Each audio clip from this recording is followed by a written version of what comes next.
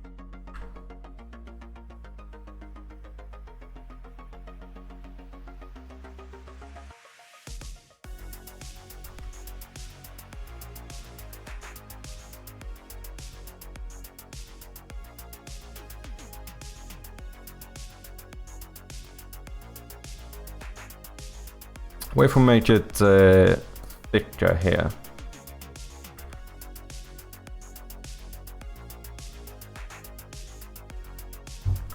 Maybe. Like the perspective seems fucked.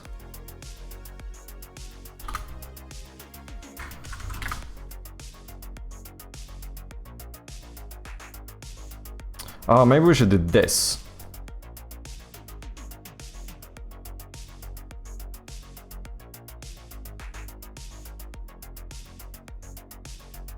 Does make it seem a bit more robust. Maybe add one of these clenchy things as well. A doggo. Yeah, I think doing these. That sounds like a good shout. Like the mid boards or whatever.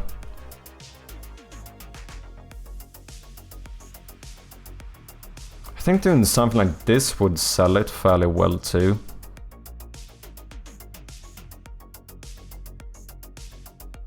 I think my main issue is the perspective though. I don't think I like the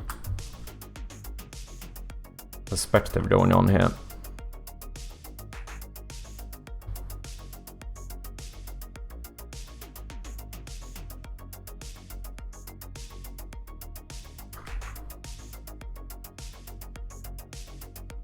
I think I might prefer that.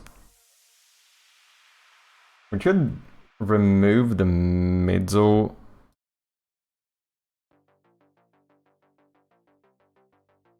legs as well if we want to.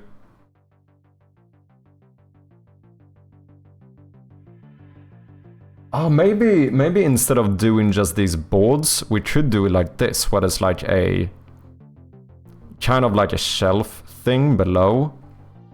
You know, like this one has. We could try something like that.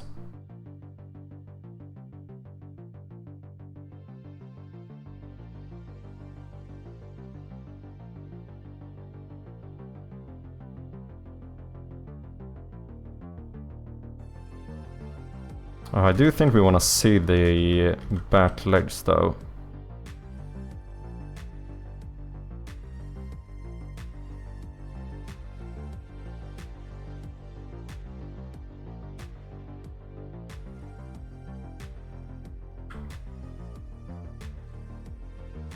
Oh, yeah.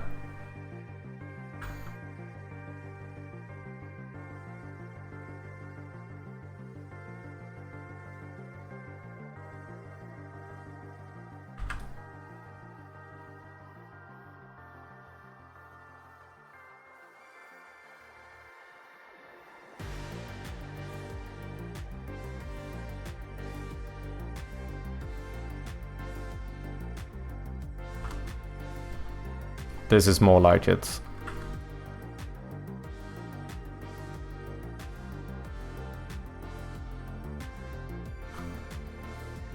Now it's starting to look more like a workbench of sorts. Could even add a little thingy here.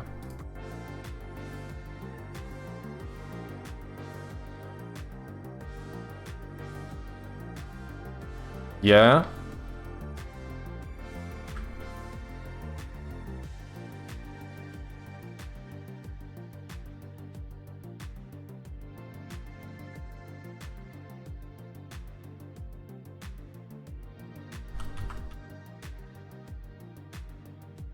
Okay. Starting to look better.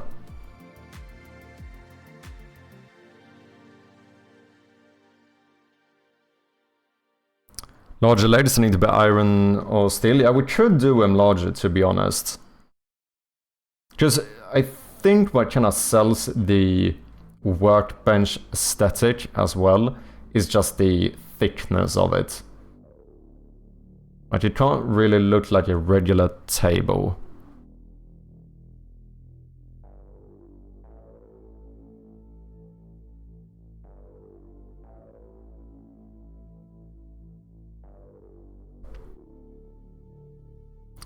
The right side of the table goes inward. The lower it goes, that should help. Wait. If the right side of the tabletop Oh, goes inwards? Do you mean having more of this angle? Is that what you mean?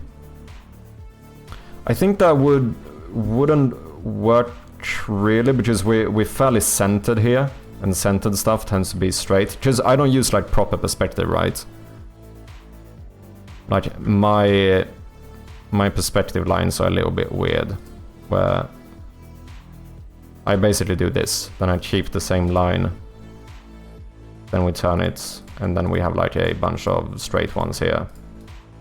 It's a little bit weird. I have like I guess you could call it like a stylized perspective.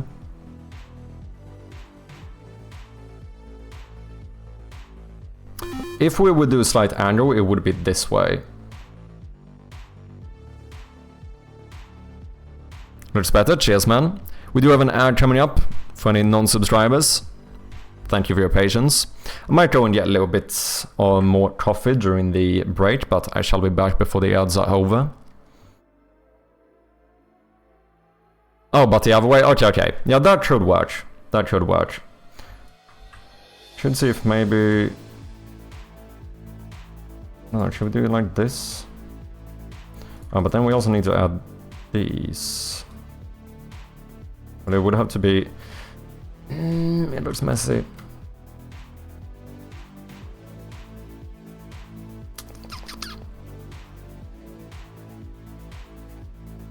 Time to stretch. Probably a good shout.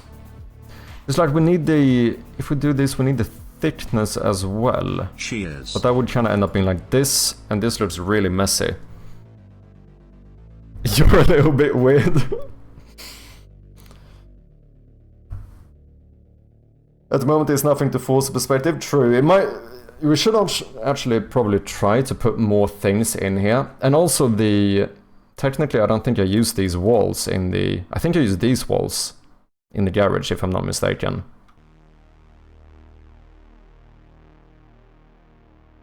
And then we're gonna have, like, some tires and shit in here. I'm a little bit scared I made the tires too big, though. They are kinda... Maybe they're just to a big car. Maybe we put, like, one of these shelves in here on the other side. Some tires in the middle. Don't know.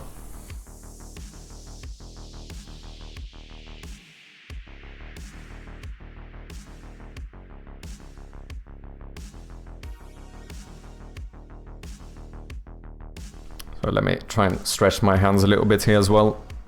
Okay, ads are running. Like I said, I'm gonna take a quick break here, but I'll be back in just like 40 seconds or something. Just gonna get a bit more tea, a bit more coffee.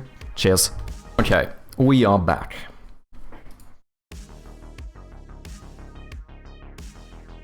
I think I used these walls in the garage. I'm fairly certain. Oh, we did have a hydrate redeem as well. Cheers, Strom, appreciate ya. Welcome back, cheers, Empos. Okay, let's see here. Where's my garage? Yeah, I do use those.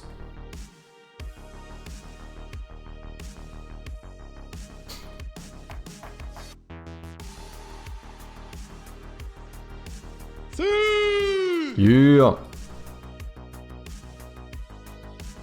Oi, oi, what's good? Am I even gonna be able to fit all this? What's up, Ameripon? How you doing? Welcome in. Okay, let me just stretch my hands fully here. We need to take care of these little paws, eh? Need to stop speedrunning carpal tunnel syndrome. I'm actually getting scared for real, man. My hands are not doing good. How are we doing this lovely night? Doing quite well. You to stand up for 10 minutes. Let's do it.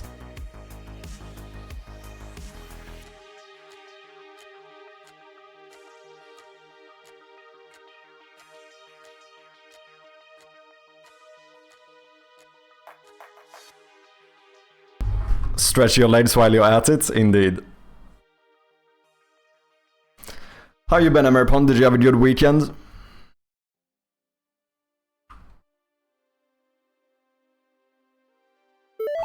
I don't know about this, man. I don't know. I do agree that this looks a little bit weird. Welcome back from the ads, guys. Holy moly, I did not notice your sleeve of Testa. Wait, is this the first time you notice? That's kind of funny. I mean, I do suppose my camera is usually high up enough. But yeah, I don't mind pretty much my entire arm. You know. Quite a bit. Never seen them, yeah. I do have one on my other arm as well. Small little one.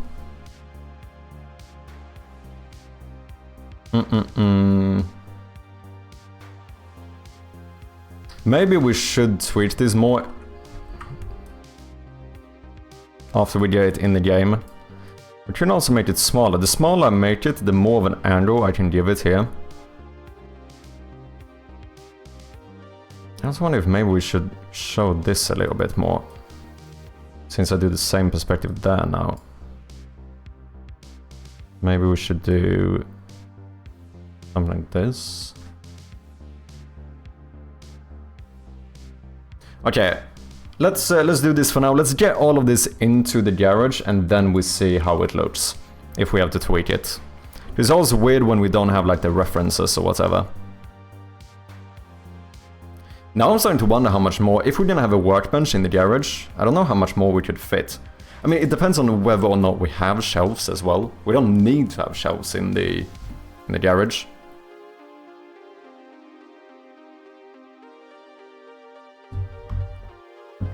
Let's try the stuff we've made so far and see how it looks.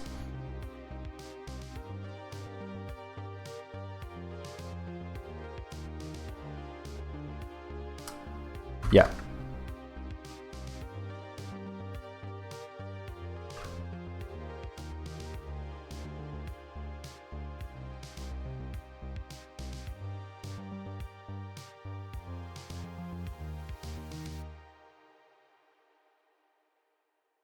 I think I'm gonna do this one separately in case I need to tweak it at some point.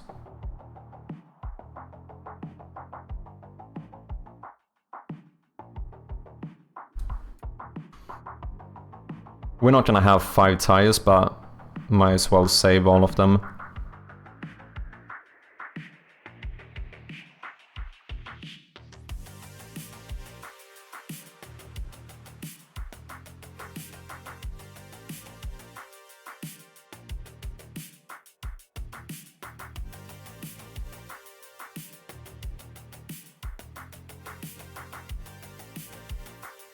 Okay, these are the double shelves.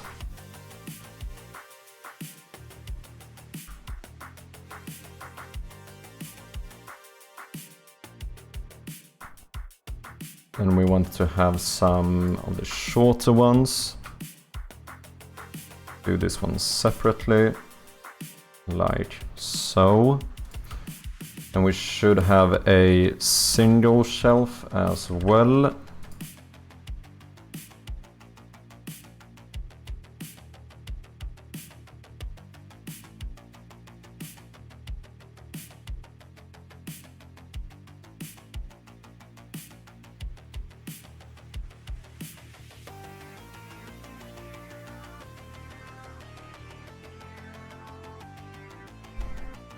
There we have some stuff. We are gonna need some like smaller objects. I feel like that's one of the... What have I done here? Whoops. One of the tricky things right now. Like a lot of my scenes have like the base furniture, but we need like a bunch of small decorations. Just random shit laying around. Like it needs to look like the place is actually lived in, you know?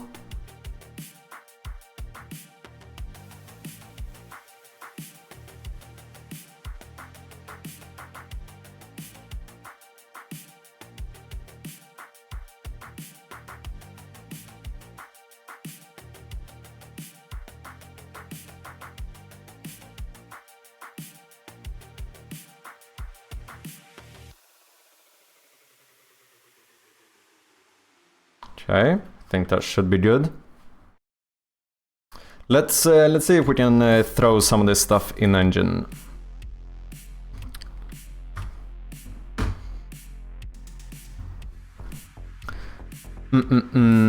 I see you implemented focus mode. I have indeed.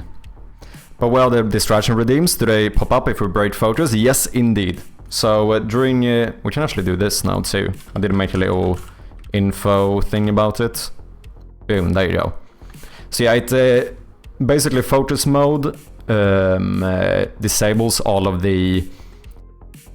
At least all of the very distracting redeems. Like, obviously the stand-up redeem is still functional, because that's like, oh yeah, 20 seconds I have to stand up.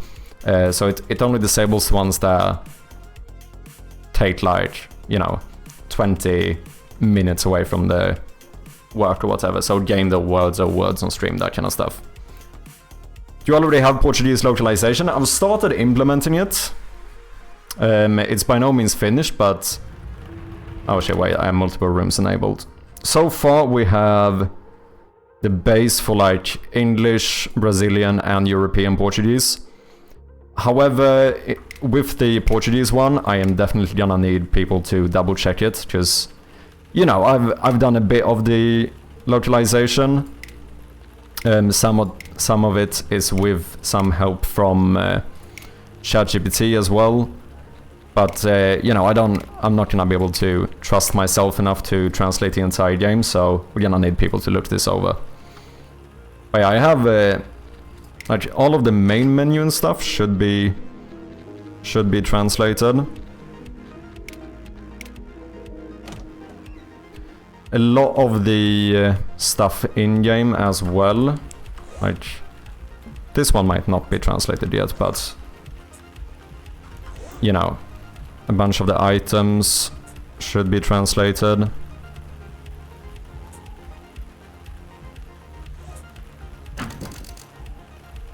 That one is apparently not translated, but like the failed ones I think are. So if I do like... what can I do? Like this. Provavelmente não. Não teve qualquer efeito. And so on.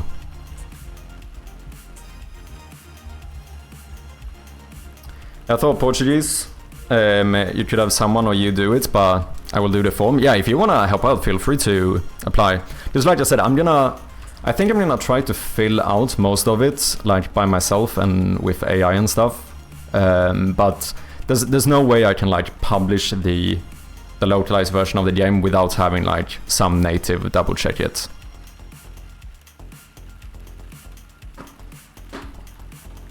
Because I'm not at the point with my Portuguese where I can confidently translate the entire game. That's just... We are not there yet.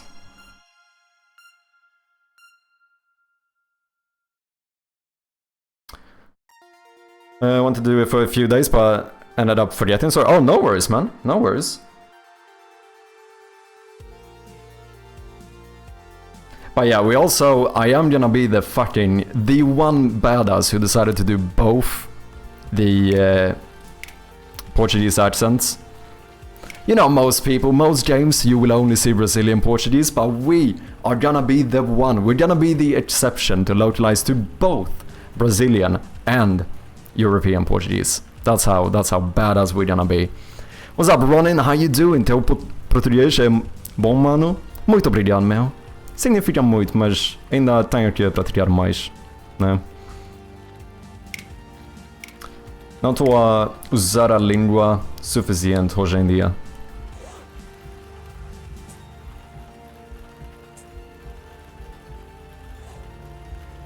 Okay, let's see if we can throw some stuff in here. We should leave the paint bucket if it fits, but we'll see. Let's start off. I'm just gonna disable this stuff for now. And then let's add... You know what we should do? We should duplicate the shovel. Why not? Unpatch. Okay. Oh, we need to cut out the art as well.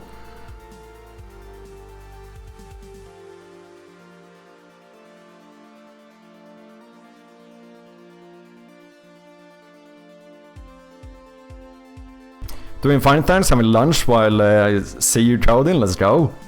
Hope you're having a good lunch. What did we say? Arts. We need some artsy stuff.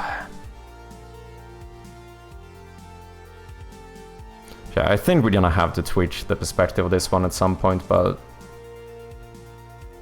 let's just grab it as is for now. Let's do prop workbench. Workbench is one word, right? I'm fairly certain that's the case. Oh, both workbench and with space are correct and commonly used. However, the mushed word is the more widely accepted and standard spelling in most contexts. Compound word, that was the one I was looking for. Yeah. Okay, props workbench. Let's do props tire.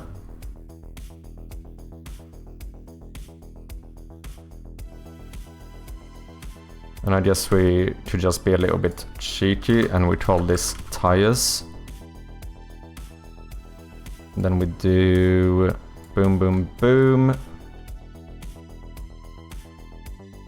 Tire leaning.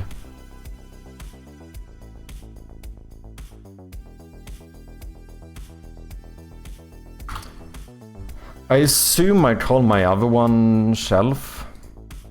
Oh, that's a cabinet base. Oh, do I not have shelf then? I do think I have wall shelf somewhere. No, not from this one.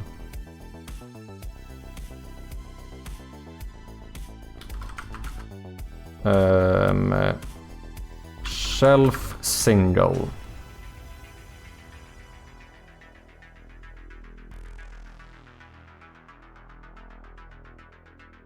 I would do shelf double. Last but not least, let's do something like shelf low or something. So this one could fit in the garage as well, but I do want to fit the tires in there, and that might be a little bit tricky.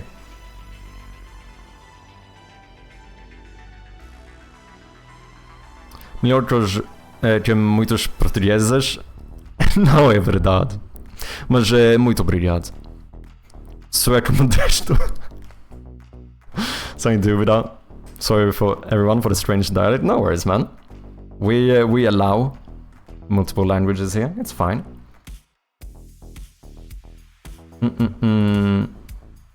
Okay, let's try the workbench.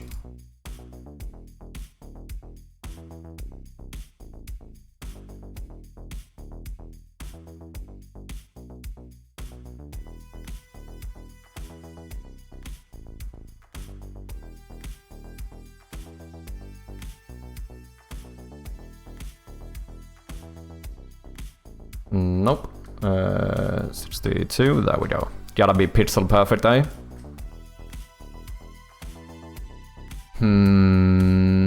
Yeah, it looks a little bit off, but oh well. Workbench.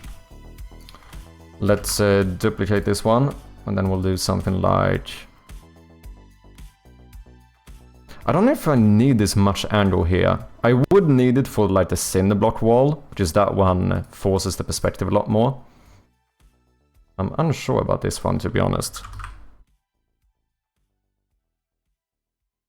These tires are fucking big though, are they not?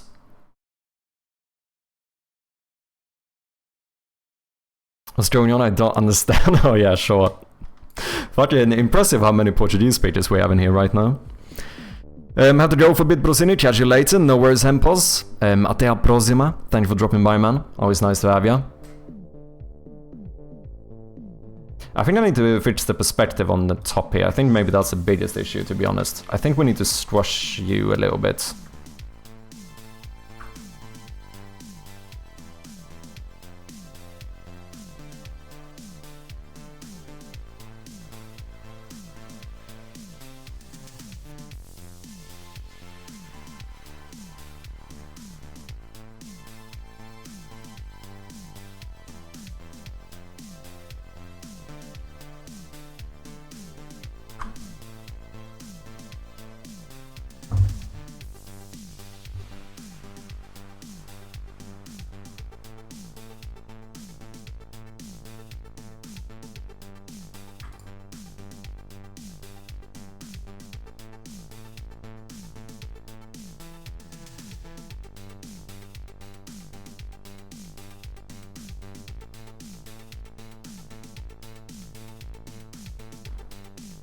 Oh.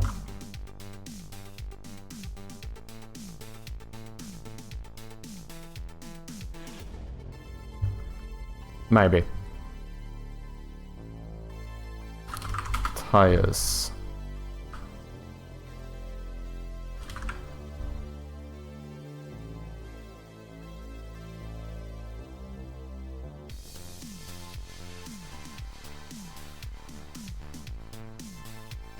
They do look like some big ass fucking tires.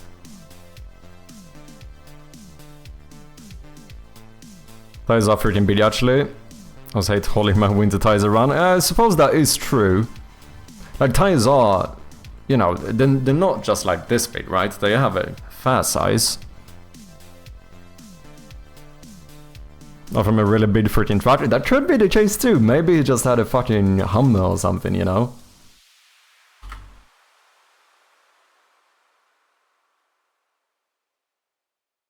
Could also flip this one. Put you here.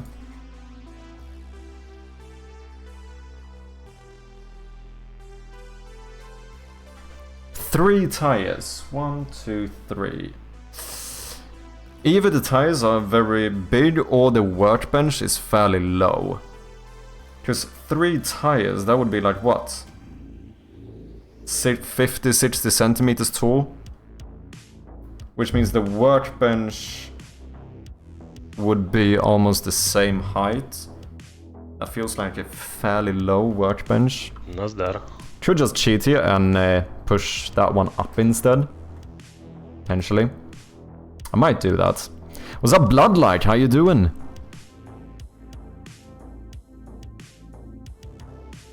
Hope you're doing well. Hope you had a good weekend. Okay, what else did we make? We had the bloody... Yeah, in case we would throw in a shelf here too. But now I'm starting to wonder, is this gonna fit? Oh damn, it just about fits.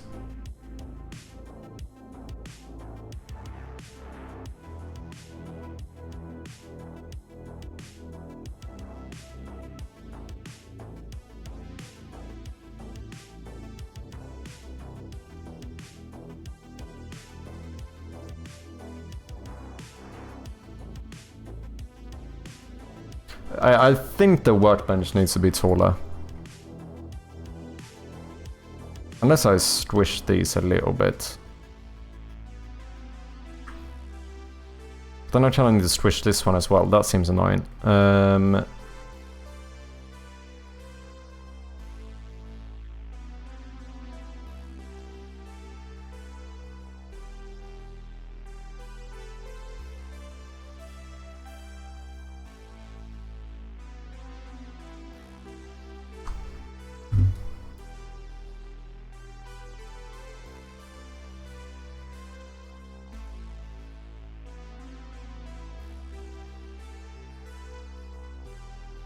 Oof, that is close. Holy shit.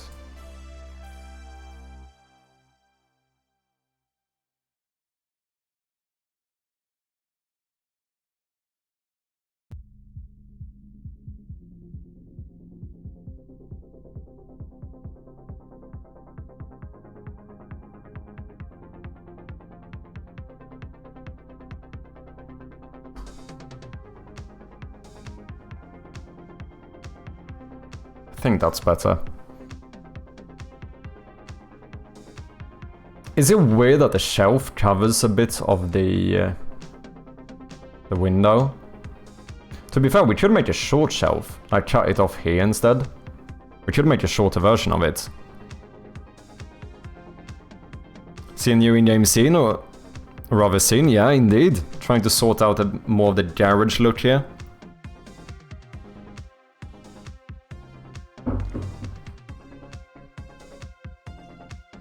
I have shelves in my window that cover...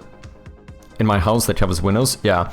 I think this is the thing that's like hard. Like it's easy to start focusing too much on like the perfect... like symmetry and stuff. But no one lives like that, right?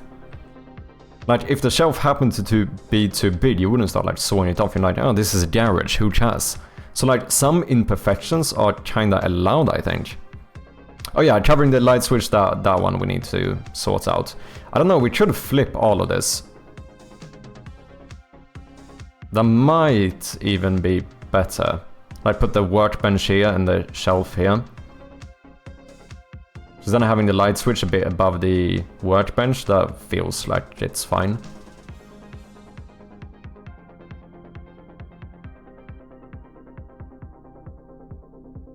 I don't know, maybe if we should switch out the lamp as well. Where's my lamp?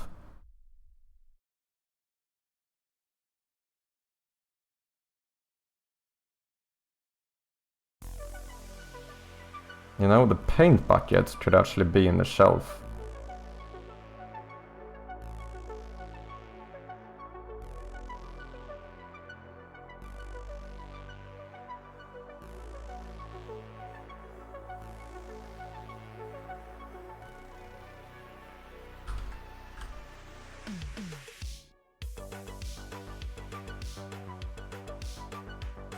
That can't be right. This is... wait, what? What is that? Oh, no, I don't think the shelf is centered correctly. Yeah, it isn't. I think we might do that. What was I saying? Lamp. Am I blind? Where's my bloody lamp? Did I accidentally put you in here? Oh, I did. Let's get rid of this lamp, and instead, I think we're gonna do a hanging light bulb.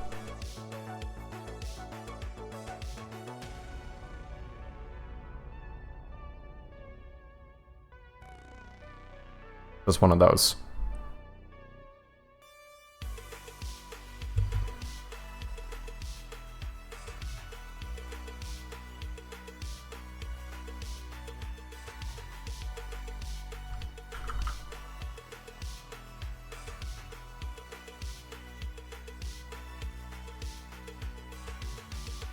Maybe throw a little box in here as well.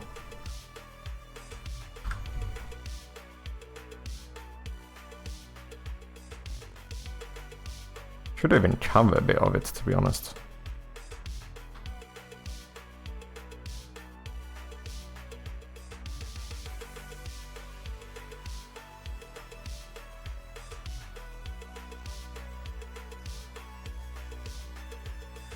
I'm feeling pretty good about this.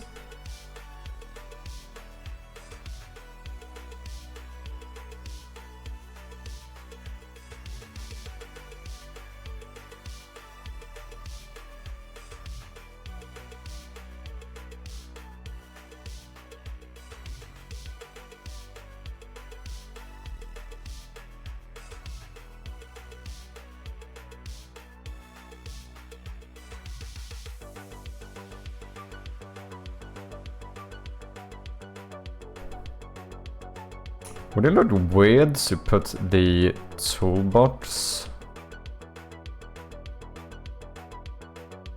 just on top of here? Kinda works.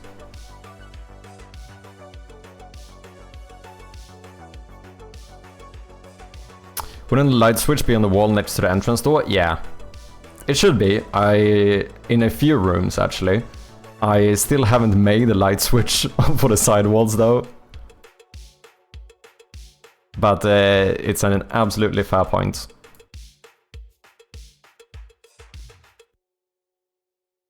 Okay, so now the question is if I want to flip all of this stuff.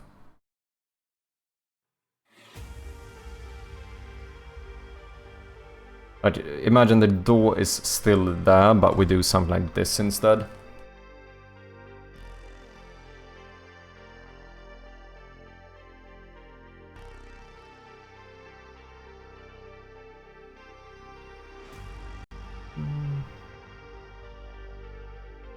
Wait, I couldn't move. Let's do this.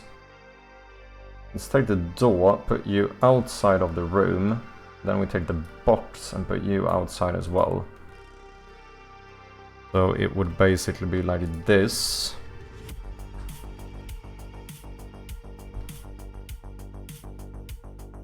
Scheisse. How about put the room base outside as well.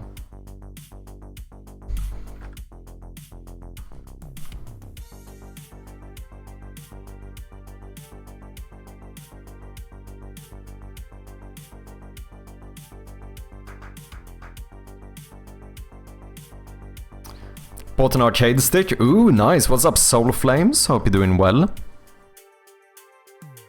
Do you mean like a joystick thing? Think that looks good. Which one do you like the most? Like, big shelf on the left or right?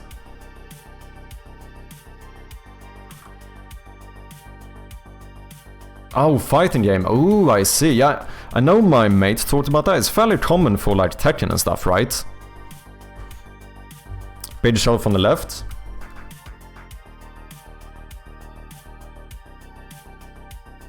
Yeah, I do suppose there is more symmetry to it here, you could argue. Because now, the door is a kind of tall thing, and there's a tall thing here. So this becomes a bit more empty. Whereas, when you flip it, we have some more symmetry going on here. Like tall door, low stuff, tall shelf. I think I might agree.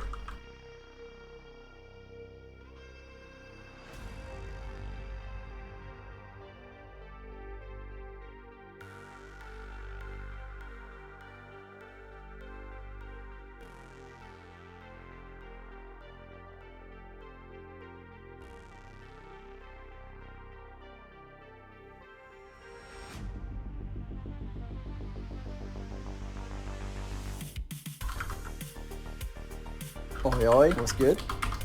What's up, Spectacular? How you doing, man? Still not getting your redeem? Hope you're doing well. Hope you had a good weekend.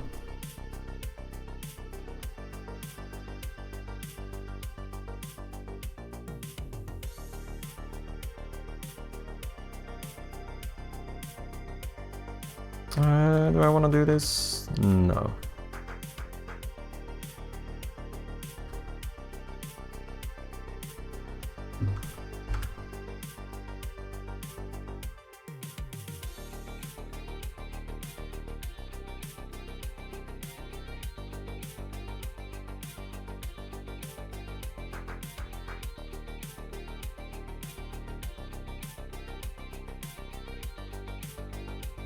Oh, paint bucket does look kind of neat on the here too. And the perspective is a bit fucked though.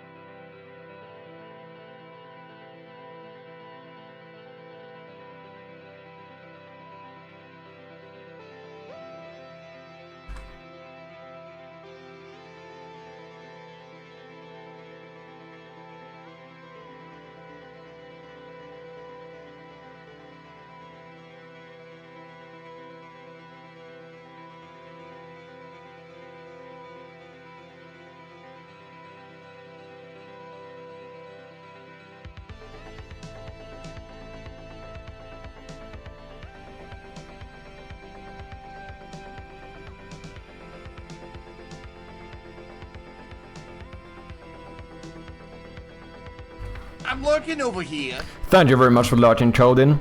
Appreciate ya. A built-in arcade stick, damn. Few more times and you will have to show me proof that my check-in is still that. No, it is, I promise you, it is. What's up, Bjarne? How you doing? Speak of the devil.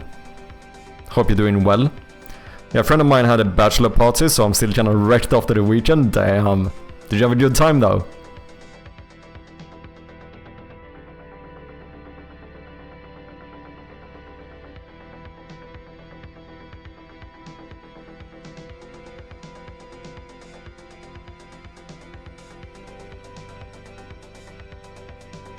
Maybe.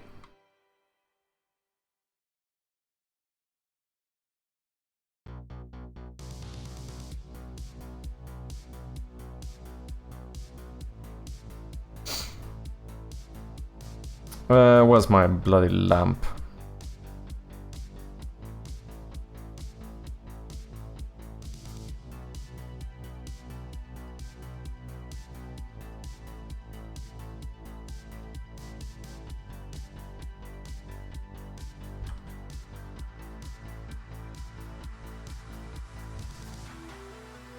Oh shit, I will need to move the... I don't necessarily need to have the toolbox in here though.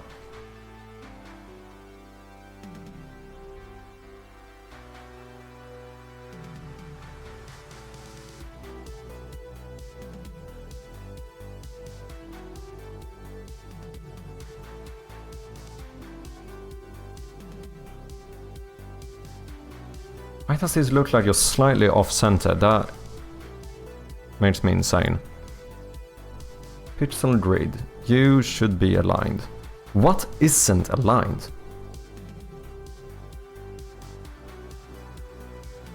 Oh.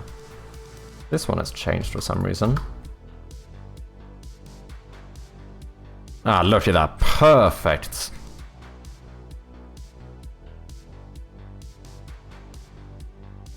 Okay. Box.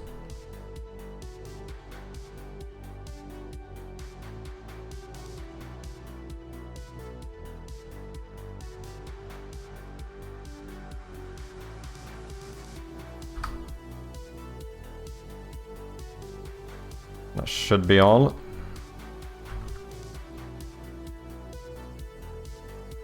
Feels a bit more like a garage, doesn't it?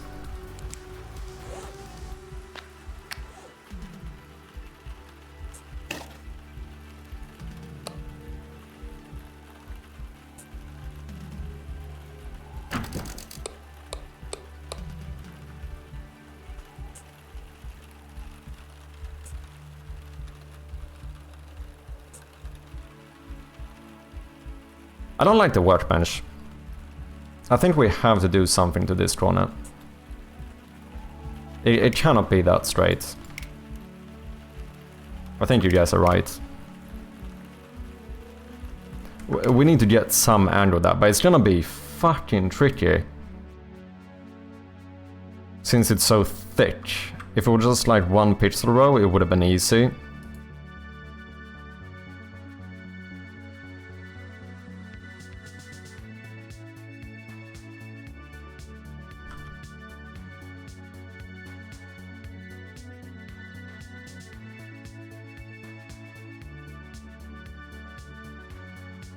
Now the issue is that you would need to see a bit of the edge here, so then I'm forced to do this. But that looks like shit!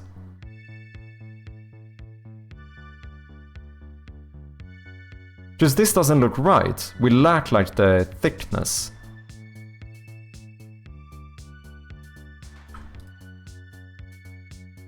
Unless maybe I can do this with a different color.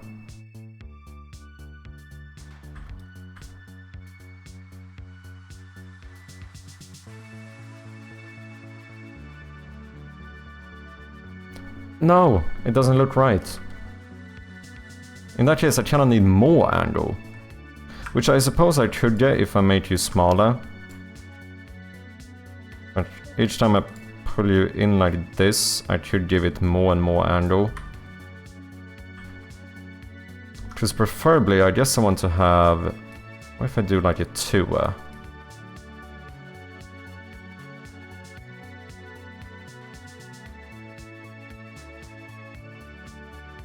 But it's still this part that ends up looking fucking weird. It looks stuffed.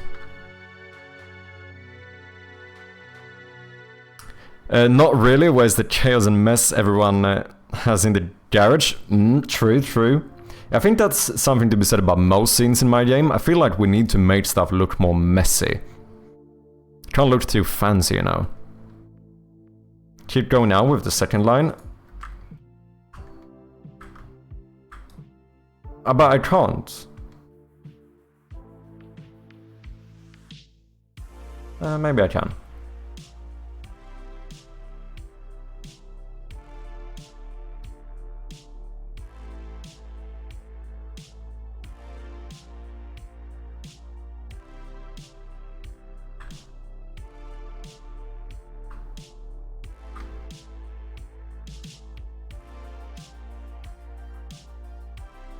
I can't have this angle. That's not gonna be enough.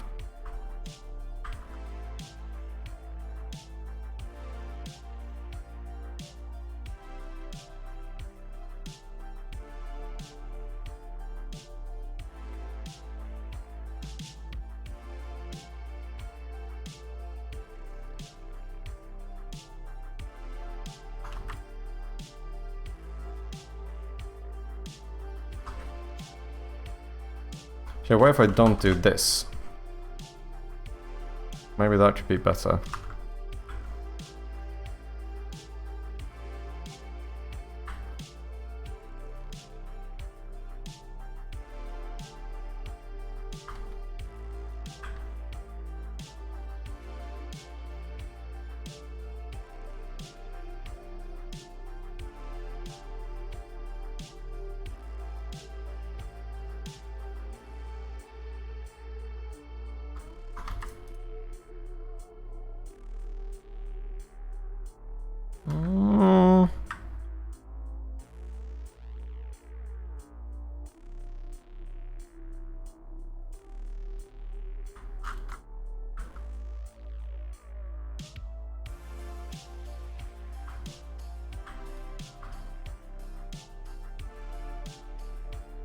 Maybe.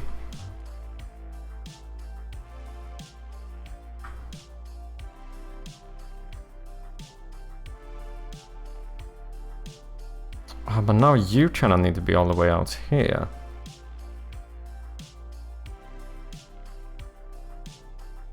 You're trying to have the same angle as this.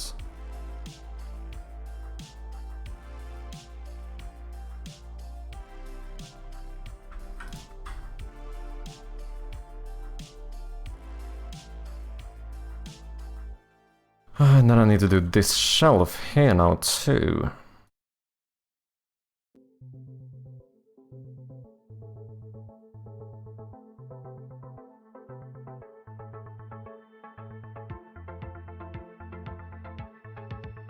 And then we need to see the fucking underside of you.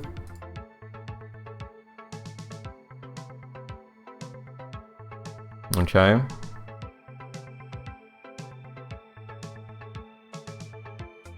But then this leg cannot possibly be here, because you need to have, at the very least, you need a bigger gap than the last one. It would be something like this.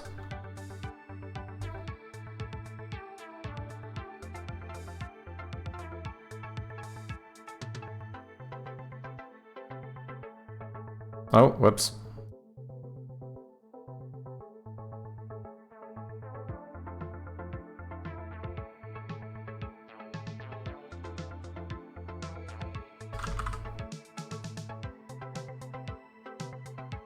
Do you have any good ideas for Mess Spectacular? Because I find it's... I do think that's a really good idea, but it's kind of tricky to nail down like what to do in terms of mess. Oh wait, this one isn't correct now though. Just realized. What are you? Oh wait, that one doesn't need to go out this far. Because we like four... You should actually go in more.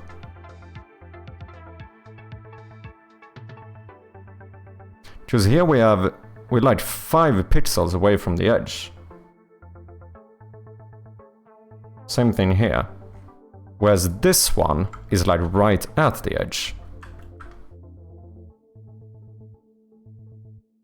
So like this one should probably be moved in even more. Do something like this. Maybe you can stay. Maybe here I could be cheeky then and do this.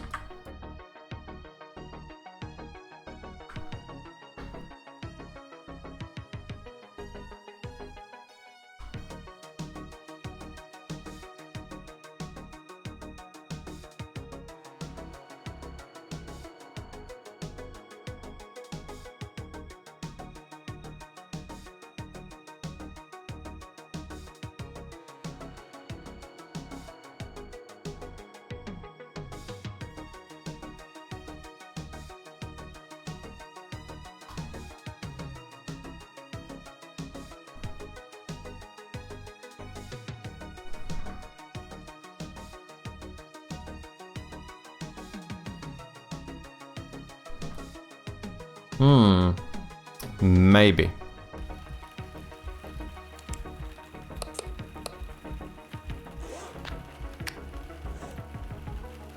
I think it's better though. For the message that leaves near the door, maybe they get tracked in when people come in, that or footprints. Oh, true. We should have a few leaves in here. Good shout, good shout.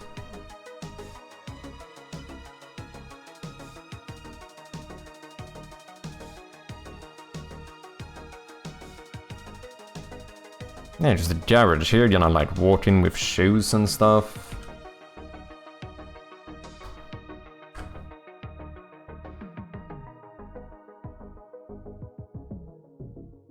You know, you roll in the old tires.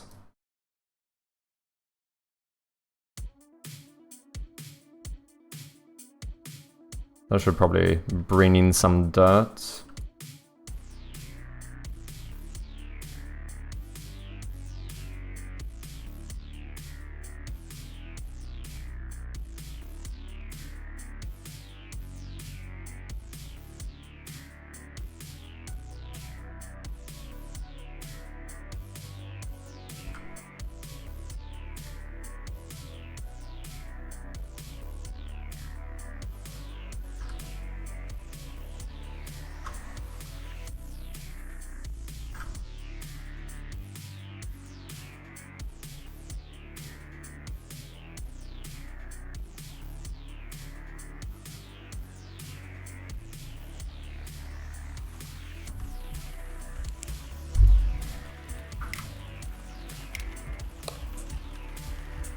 Yeah, I think that works.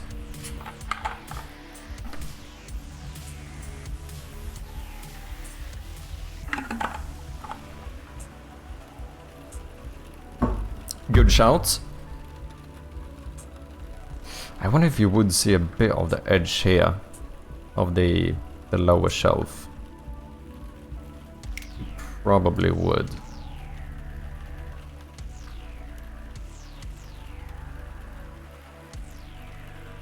Here it kind of goes even further.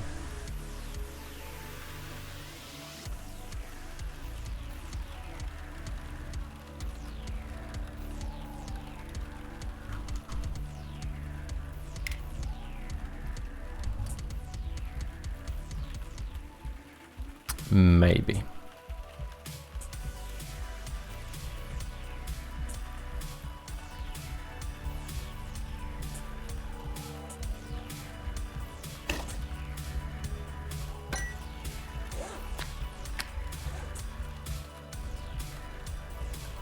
Okay, let's get in there.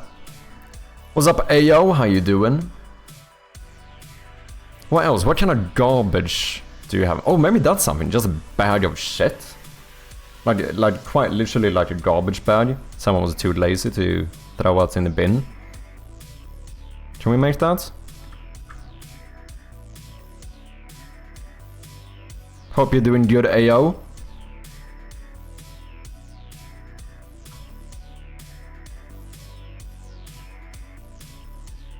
That looks like a ball sack. Okay. Right. Trash bag. Let me get a little reference here.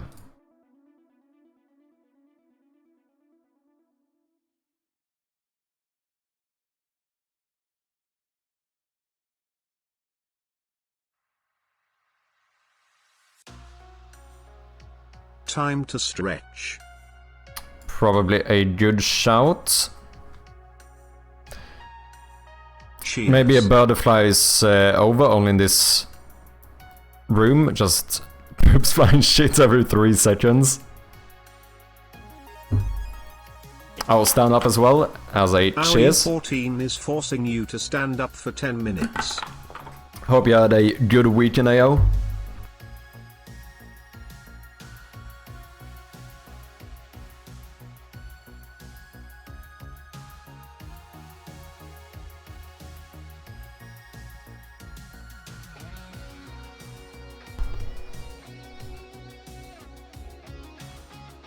It doesn't really make sense to have a bin in the garage.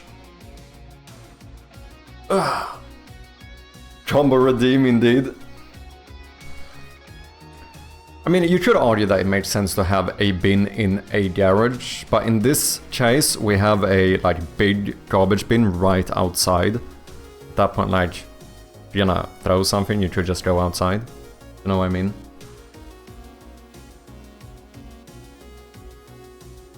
But leaving a old garbage bin in here or garbage bag works, because maybe it was raining, they got lazy and they were like, let's just put it in the garage in the meantime.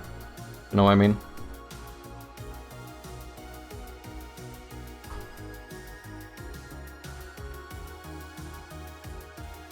Codingry wants to play words on stream. Let's do it! Ladies and gentlemen, it's time for Words on Stream. This is a game kinda similar to Wordle, but we play together and we have to guess a bunch of words from a few letters. Decided to stop being stupid and study. I did not study a word last week. Right now I'm eating breakfast. Cinnamon oatmeal. Ooh, nice. That's what I have for breakfast every day.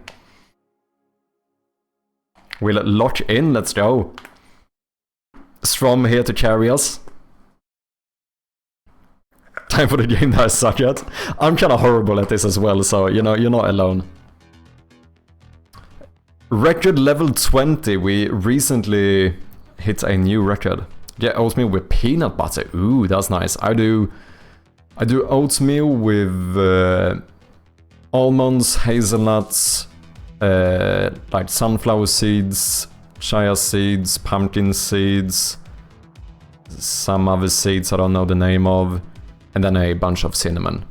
All milk as well. No water in my oatmeal. All milk. 20 wasn't even remotely fast. No, level 20 is insane. That was insane. We were 20 people something and we got 2 words. It's insanely difficult.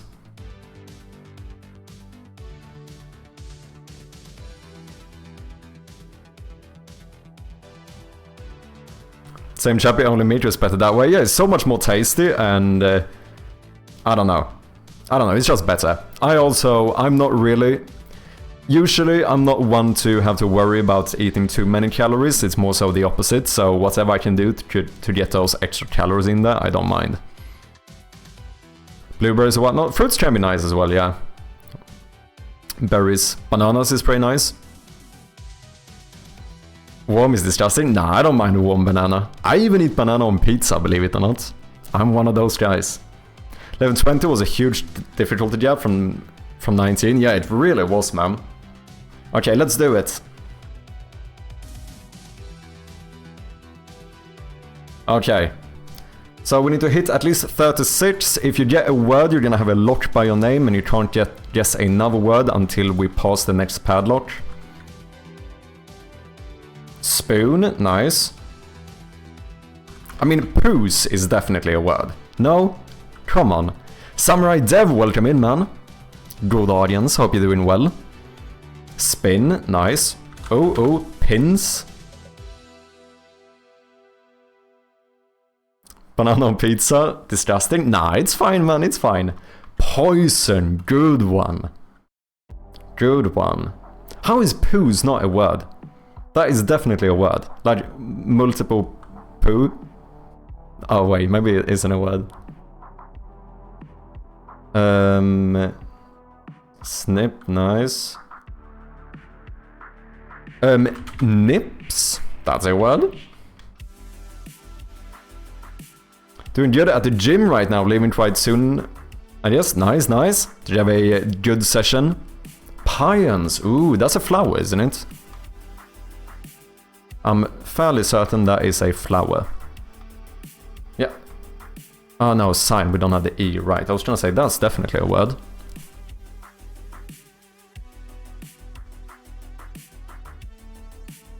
Oh, oh. Spin? Oh no, Bloodlight, you already had it. Never mind.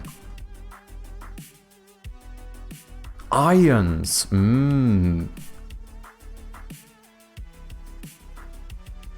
Sin, yeah, but we need a 4-letter word. Or 2, actually. What are we missing here? Did we have snip? We do have snip. Pony as a fancy spelling of pony. Oops. Okay, that's an interesting one to throw in here. GG guys, as you know, we continue until we lose. Oops is good, yeah. Definitely not the first word you think of. Strom in the lead, Code in second place, and then me and Bloodlight. Let's continue.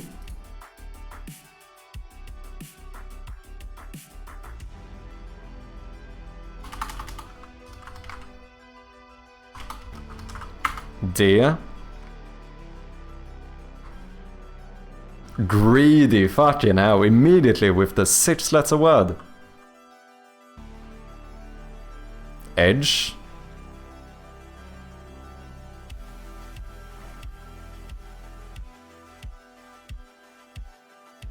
Oh wait, edgy. Craft Pits, welcome in, hope you're doing well.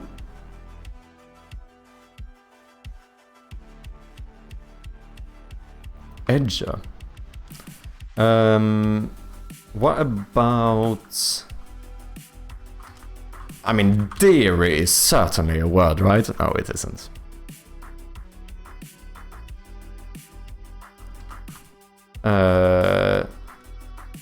Ride. No. I'm just guessing at this point, man. Dredge. No idea what that is. Or dredge, is that like... Dredge, is that like some jewelry thing or something? Sounds like it could be. I'm unsure. What about...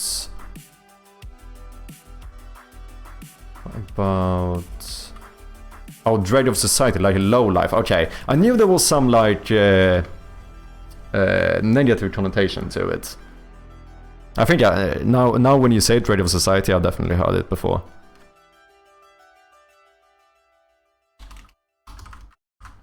So very, very close to having degree in here. Oh wait, did we do grey? Oh yeah, we did, okay. Grey, is that a word?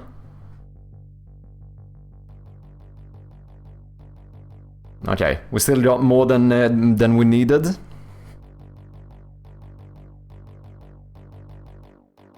Advancing 2 levels. Up next, level 6. Damn, I'm doing surprisingly good for once. I'm usually shit at this.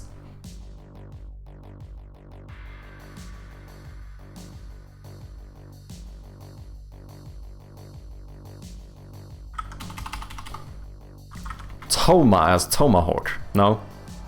Atom. Yeah, nice one. Nice one.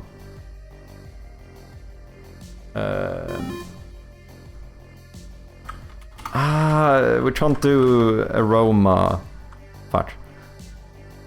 Oh, ammo. Nice, nice. Oh shit, we got some ads incoming. How long do we have left? Let me snooze this ad.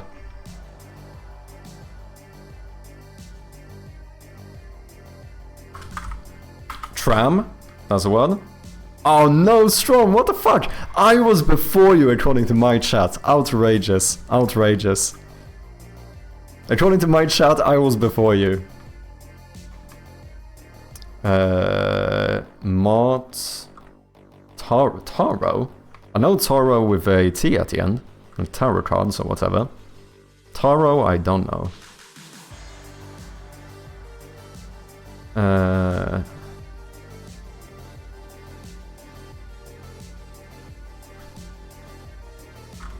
Mome. Rota. Marmot. I know like half of these words, man.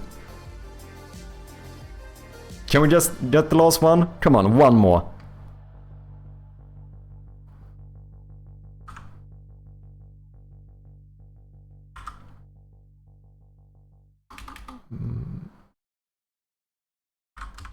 More. Moat. Nice one.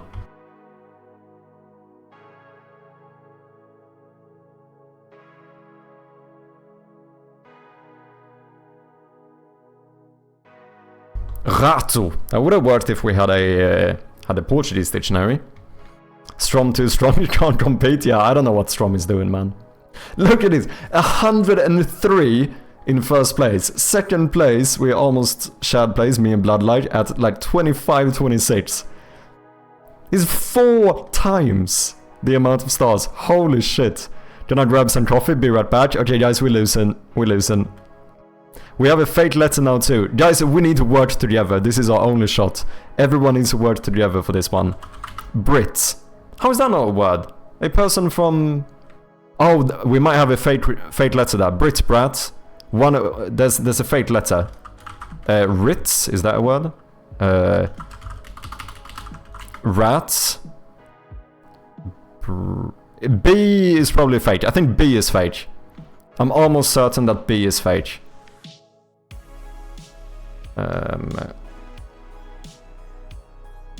As, nice. Stars.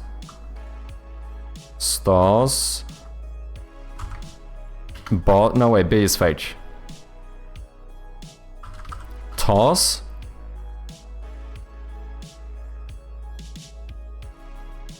Yeah, B is certainly fake. It's the only letter we haven't used. Oh, fuck. Base. What? Oh no, we don't have B. Fuck it. Fuck it.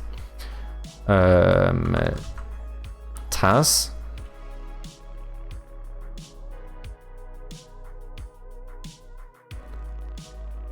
Shit, we need more letters, guys. We need more letters.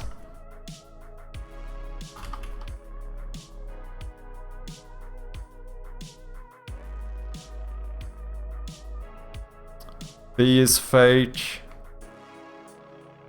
Tsar. Okay, 49 out of 57. We need a few more, just a few more. Ta, did we have that one? No, that's not a word. Okay. We had rats, star. Come on, come on, come on. Tis, is that a word? No.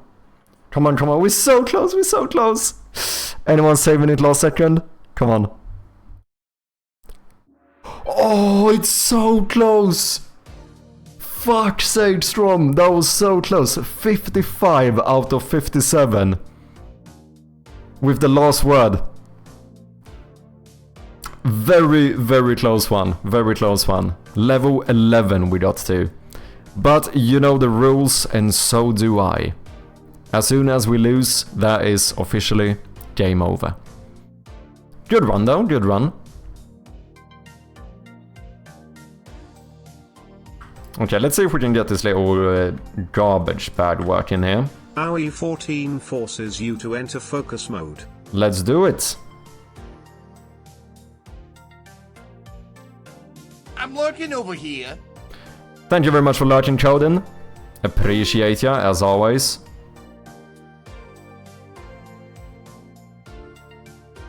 That looks fairly garbagey. Could put a little fly around it as well. And then we want like a knot here too, right? So maybe we do something like this. And we could, if we want to be real fancy, just add a few... what you call it? Like wedges or whatever.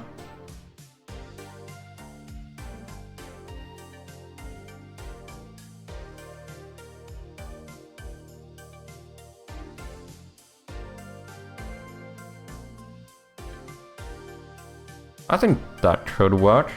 Wedges, is that correct?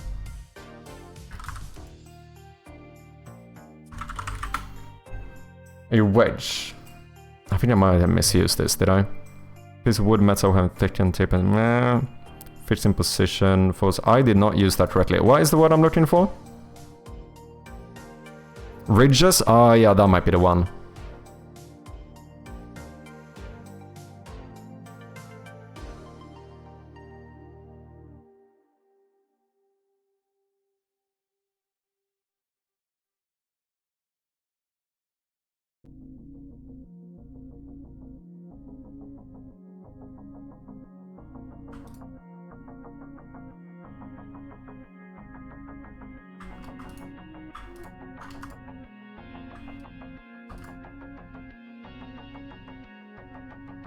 Maybe. Let's try this and see how it looks.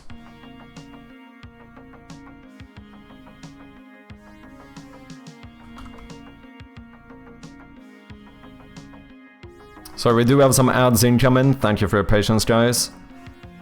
I might go and get myself a bit of tea during the break here, but we shall be back shortly.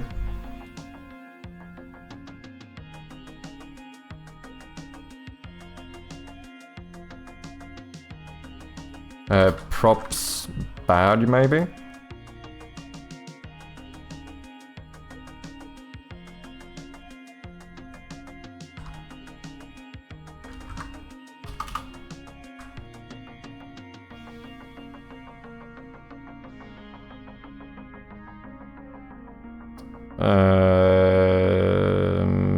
Didn't think about where to put this. Here it looks too small. Guess maybe we should place it like here or something.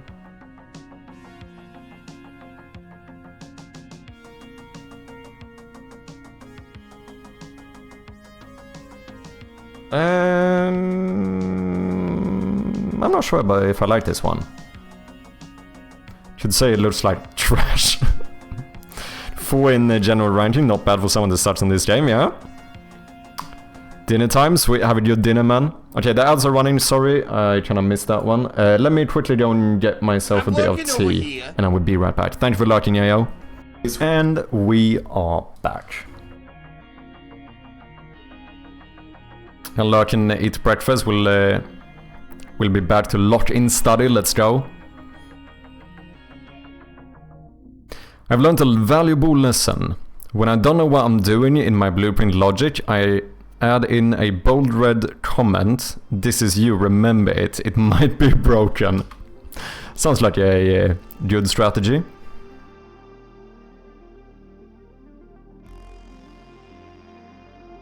I don't know about this bag. I think maybe I made it too small. Unless I could push it all the way in by the edge, but then I have to... Guess I could maybe move the tires a bit or something. Bad.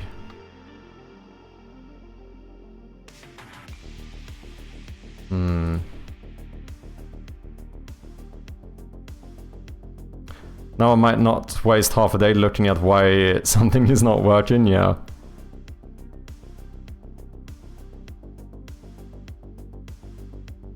I guess maybe we could kinda... Let's see, tires... Let's do a new empty parent. Let's add the props icon and let's call you... something like... tire pile. What if I move you like a few pixels over here, maybe even more? Then we push the bag behind the tires.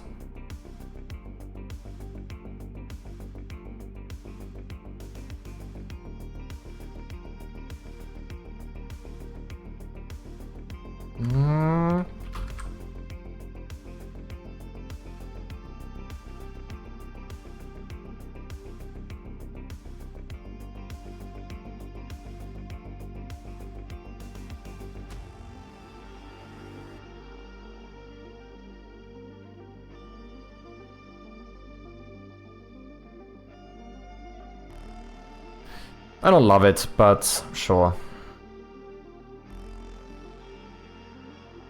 Maybe we should add a fly here as well.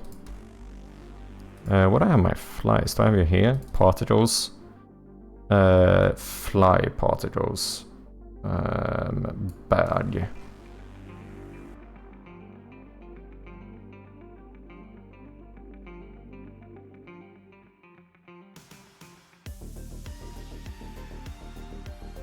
Sure.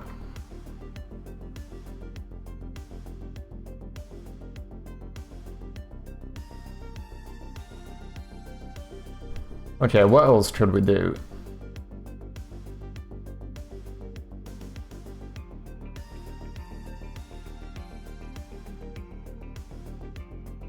Workbench. Whoops. Workbench is done. And bike lawn mover doesn't fit in here anymore. Gardening tools kinda don't fit anymore either. But it should be kinda behind stuff though. It doesn't have to perfectly fit. Like maybe we take this shovel and we just place you here. Like who cares if you can't see the entire thing?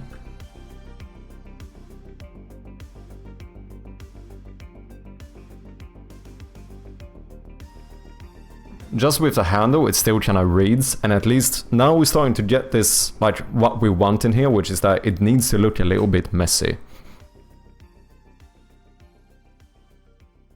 I feel like I have a tendency to make stuff look a little bit too perfect or whatever, or too clean, which we don't really want. It needs to look like someone actually lived here, you know?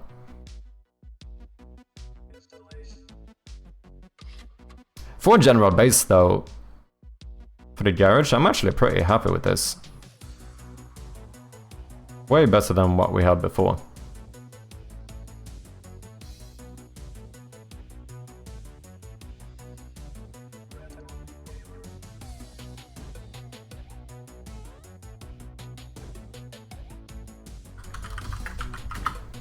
Could be fun to put some little puzzle in here as well.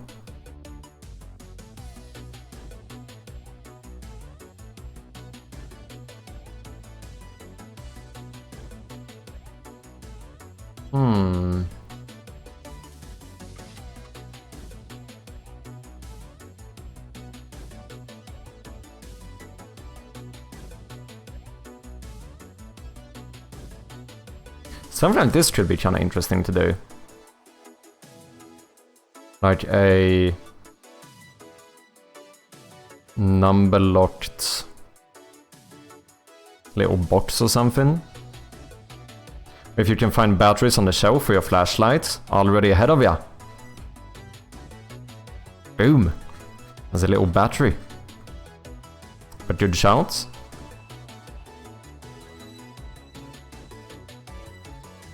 No matter what, I think having something like this somewhere in the game could be kind of fun. Either do like numbers or do like symbols.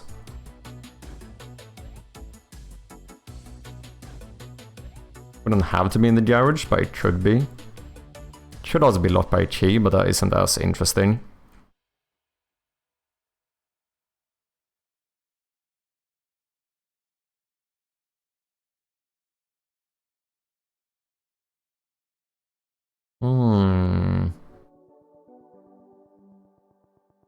I might do it.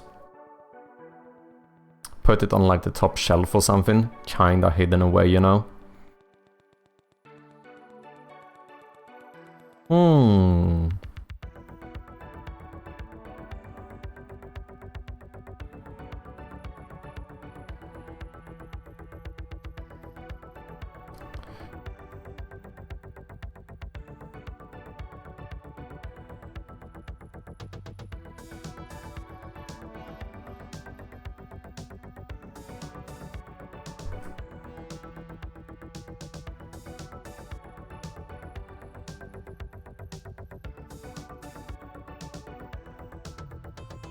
I might do it.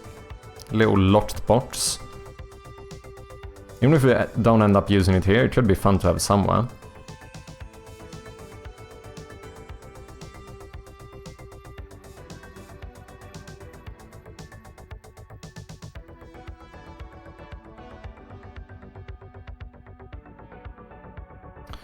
I also do have a lot of basement areas we need to fix. Like I have a lot of basement rooms currently that look like this, which is not okay. Like there needs to be more stuff in here. Oh wait, first things first, we need to make some prefabs from the garage. In case we want to reuse some of this stuff.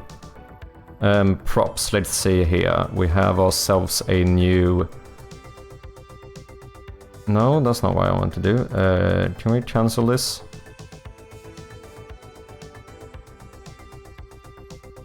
Why?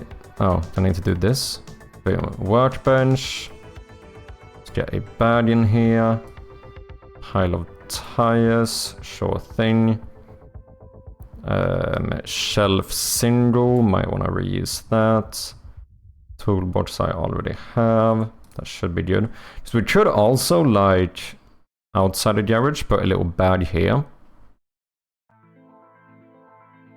Maybe.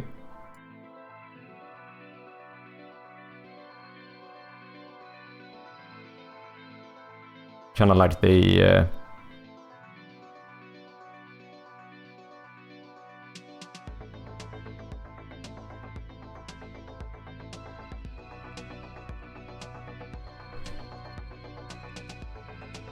The garbage bin was too full, so they just placed one here. Don't know. I'll have to think about it. Okay, either we do like a little locked box puzzle thingy. Should do something more for the outside, a little grill somewhere.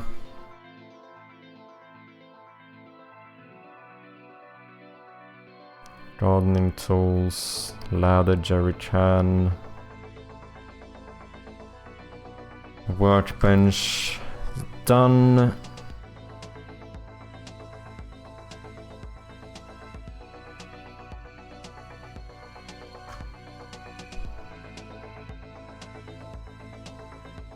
Maybe put a ladder somewhere down in the basement. Need more stuff for the office too. I think the globe could be kind of cool.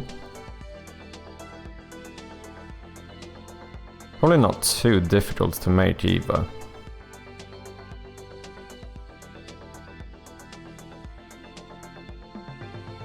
Bedroom stuff as well.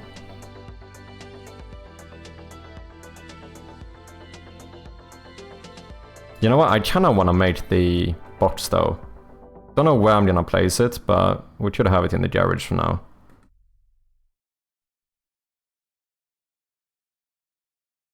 I think maybe I even have a box that works. I know I did something that I wanted to use as like a jewelry box at some point. This little bugger.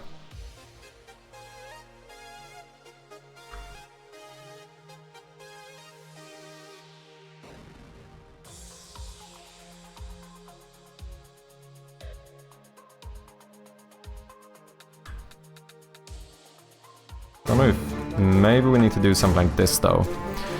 Tim Baudet, what is up man? Welcome in. Just nice to have ya. Tim, what have you been up to? And if you wanna share anything you wanna show, let me know. We've been working on some new art today, doing some new props. Working on a little basement scene here. So far so good. Mad Sharpie and Turtles, how you doing Tim? What have you been up to? Yeah, this is what we've been doing today. Sort out some tires, some more like industrial looking shelves or whatever you want to call them. Just to get a little bit more of a messy garage feeling in here. I think it turned out pretty good. Yeah, mainly been trying to sort out new props. We need to make sure that as many rooms as possible are like decently decorated, almost to the kind of chaotic point, you know. For anyone coming in though, if you don't know me, I go by Mad Sharpie and I'm working on this little point and click horror game. Point and click puzzle, horror, that type of thing. I would... Hey, Strong with the gifted sub as well, you fucking legend! Thank you so much. I appreciate ya. to Belysning. Interesting name. Shout out. Thank you so much, Strom. I appreciate that. Did I hit one of those raiders? Let's go. Tom. Tim, I said Tim. I don't know what you're talking about. I said Tim. Big shout out to Tim as well, yet another developer here on Twitch. Go and check him out if you haven't. Where have you been up to, Tim? Tim wrote a GDD. Ooh, 2 GDDs? Oh damn. Are you having some plans for a new game?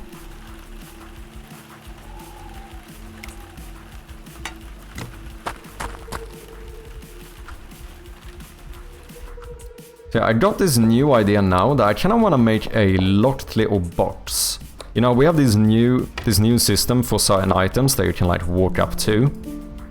So I was thinking we should have a little box that you can go up to, and then we have a little like code lock on or something on it. Could work as a little puzzle or something.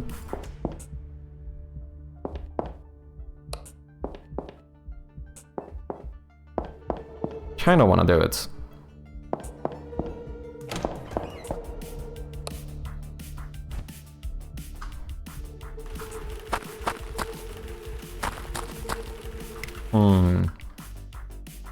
No, just put a little locked box up here or something. Also gives you a reason to return to the garage at some point. It's kind of like... You know, it's like dangling a little puzzle in front of the player. I feel like that could be good. Ooh, I don't love that this lines up. Ooh, I think I need to move either the windows or the... shelf. If I move the shelf up one... we could move the windows down as well, probably, if it doesn't look weird. What if we do 39? Maybe even 38.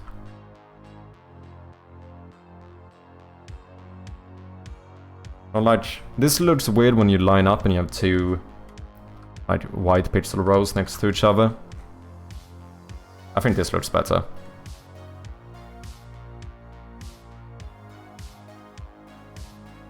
Planning out the next game to lock into? Ooh, what kind of game are you looking at the moment? I mean, you said you did 2 GDDs. Is it like 2 drafts for the same game, or are you just thinking of different games?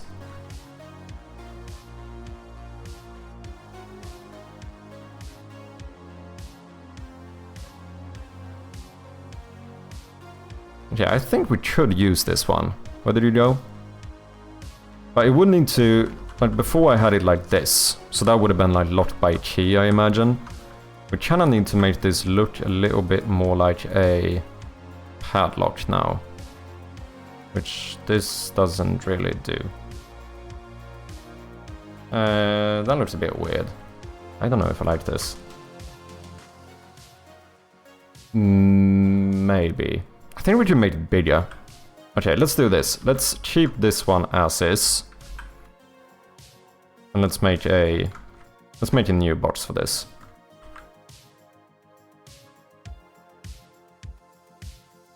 I think I want it to be slightly larger. I'm thinking that we could do pretty much this, is what I'm thinking.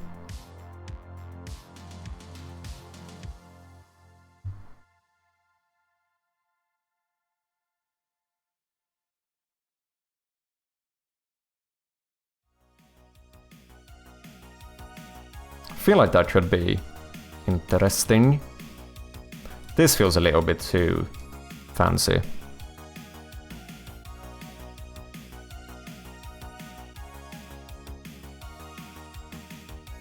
Now your question is, what are you gonna put in the box?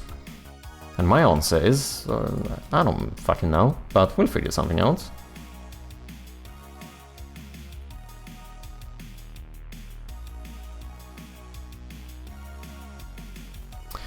We got 4 ideas all swirling about and trying to get core loops and basics down. Ooh, anything you wanna share?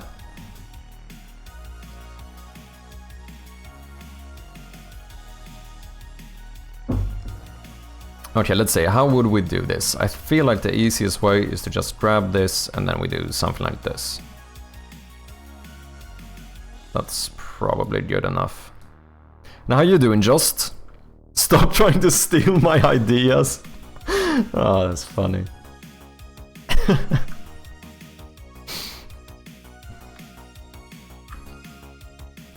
Maybe we should even make it look a little bit more wooden. This would kind of be the boards or whatever.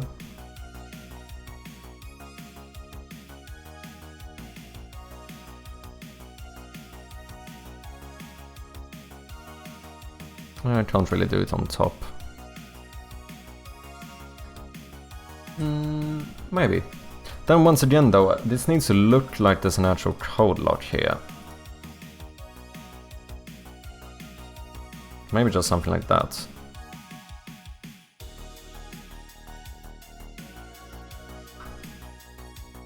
Could even push this up.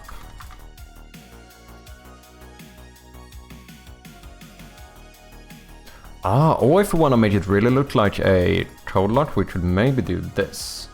No, fuck that. Okay, I think this is good. Let me actually... Do I want to grab this? No, I might keep you here. Yeah, let's keep you here. This is scope creep, but oh well. This is not what I was supposed to be working on today, but you know, sometimes you get a funny idea and then you just need to make funny idea into reality.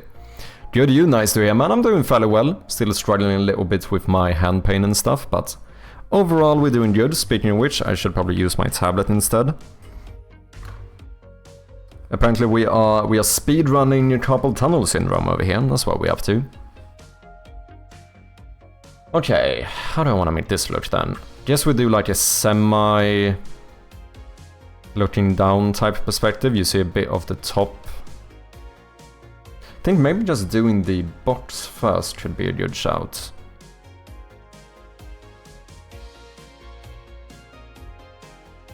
Canvas, let's make you a little bit larger.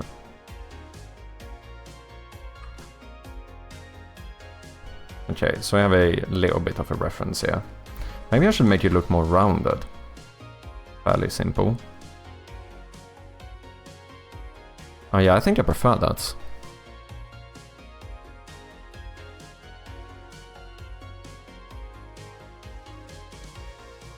I think so.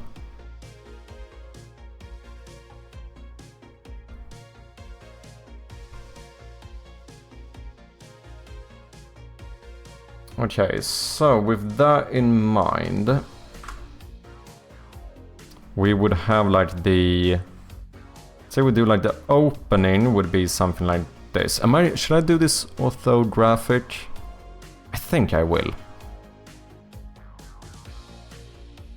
Do maybe something like that. Then we do the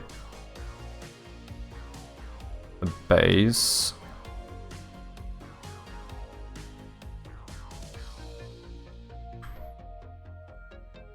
So this would be the open version of the box. Whoops. Maybe we do kind of thickish walls here. Scheisse.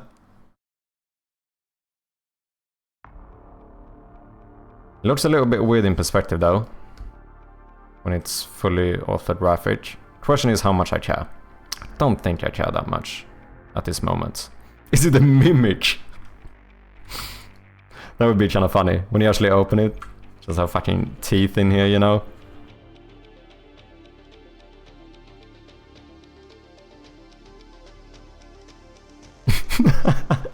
Oh god, that would actually be kind of funny to do.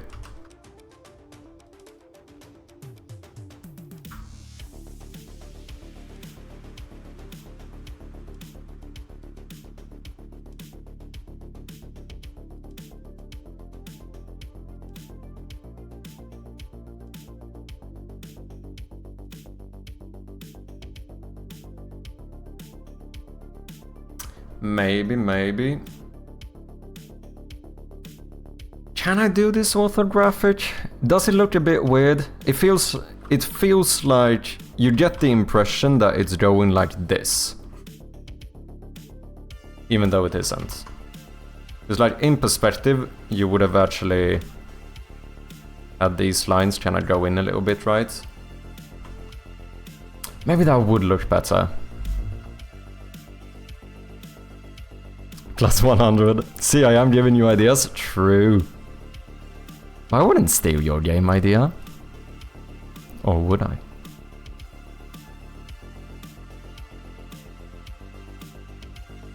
I think perspective might be nice here, actually.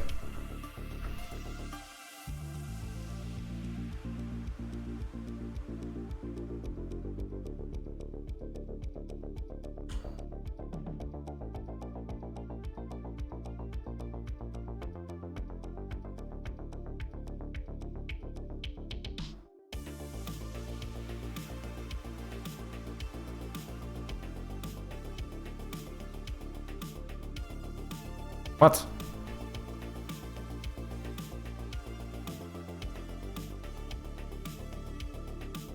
There we go.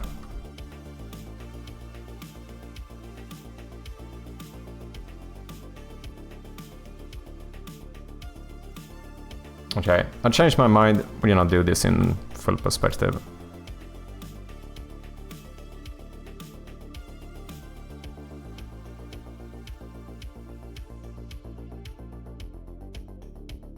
Yeah, this is gonna look better.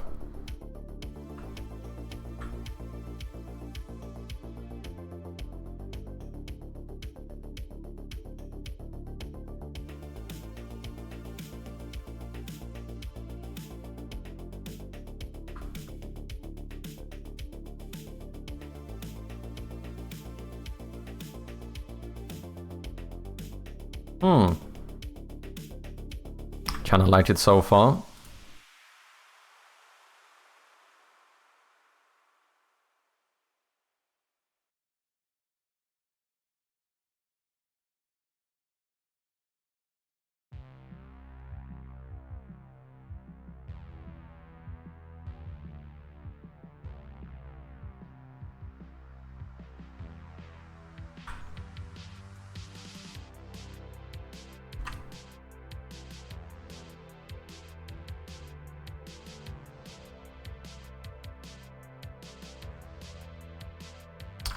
Let's remove you for now.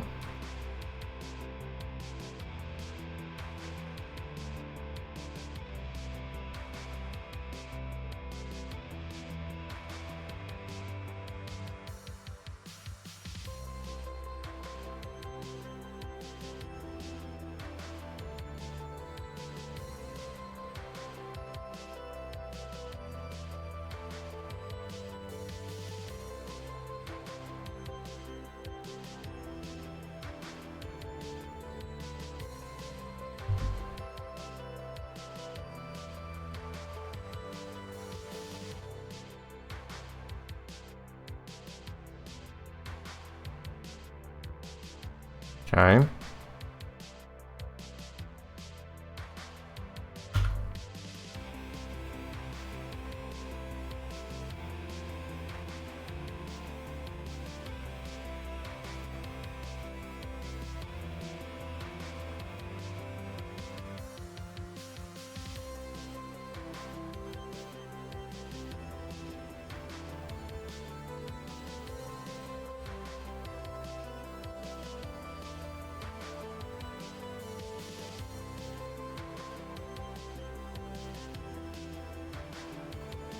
And then let's be lazy.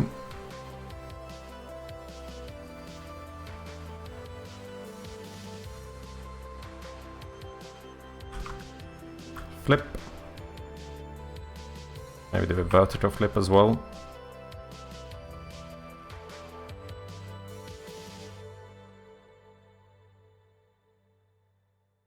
No, changed my mind.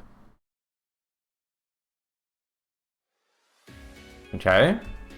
Starting to look kinda wooden, I would say. You do need to see the inside of this thing.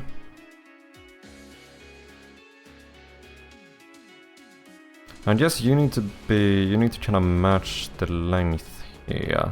But then it's perspective, so you should be slightly shorter. Let's do maybe something like this.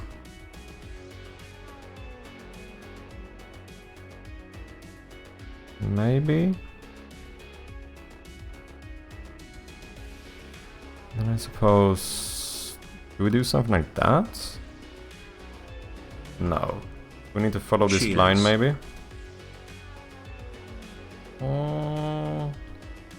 Maybe something like that. Jonas! Cheers, man. Appreciate ya.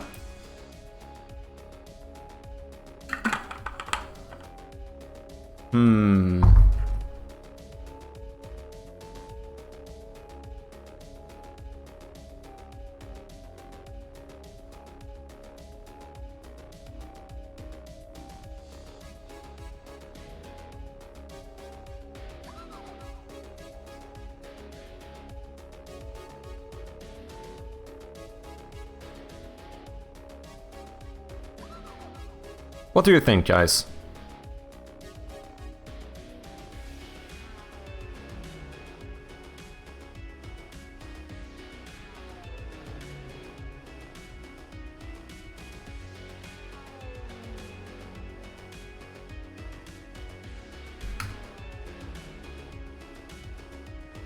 Oh, maybe we should do these as well. And then the question is here. I assume this portion of the emblem is stuck down here. This one is stuck to the lid. And then you fold this over and you lock it in between.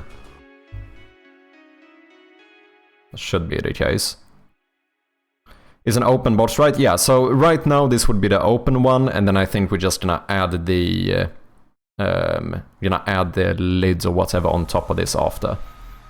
So this would be like in the open state. So basically we can imagine that the box is open like so at the moment.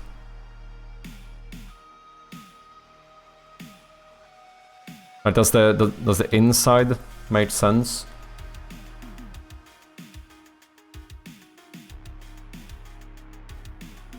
Because I don't know if we can go straight here, can we?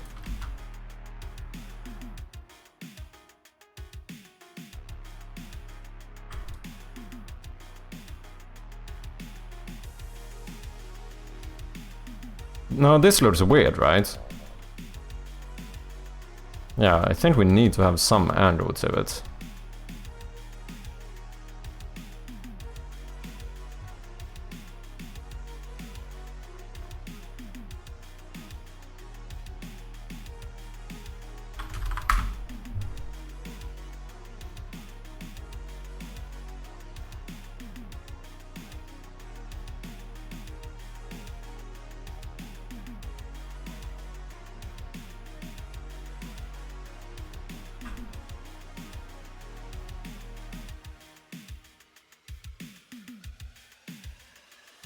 Why are you... Oh, it's because of that one? Ah.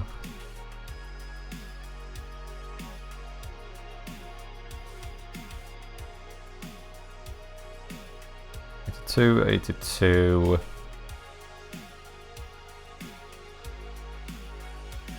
Push it up a little bit.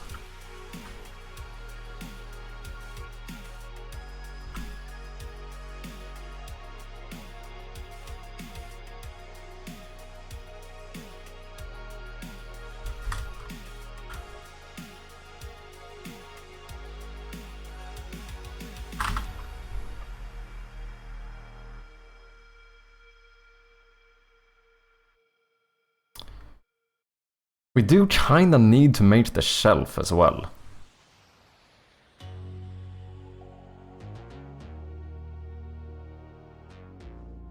Or whatever this is standing on.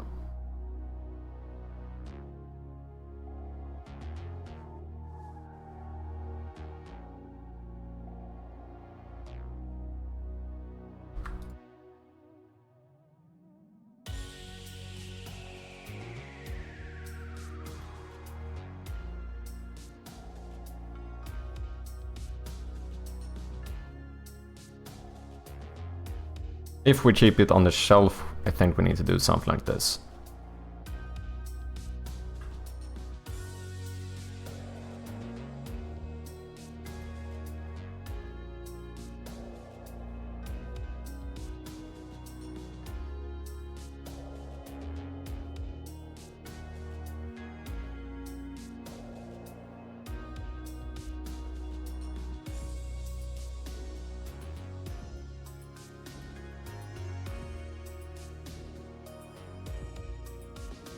Oh, scheiße.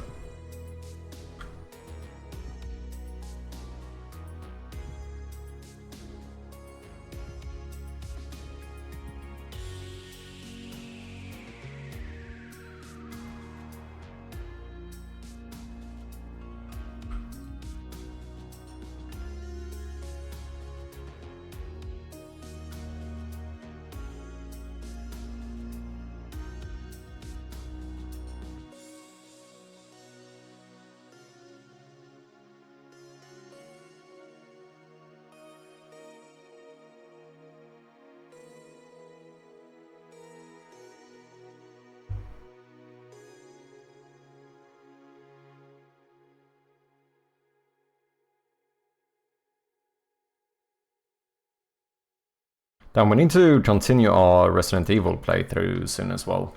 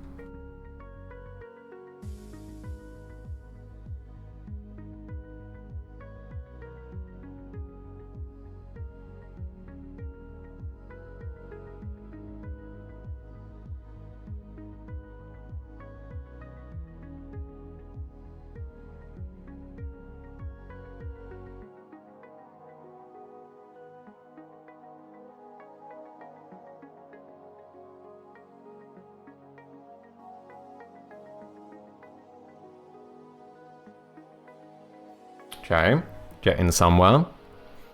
Wait, I have a question. How do you manage your language files in-game? I use the Unity localization tool or whatever. I don't have any like custom for that. And then I did set it up so that I can connect it to like Google Sheet. So, and I think Unity has a tool for that built in, which I'm using, so that I can like pull it from Google Sheets. So then when we start actually having people start localizing, I can just send them the sheet, they update it, and then I try to literally push like one button inside Unity and it downloads the entire sheet from Dodo. Oh, Unity tool, rip me. Oh shit, sorry about that one. But I imagine, what engine do you use, Layton?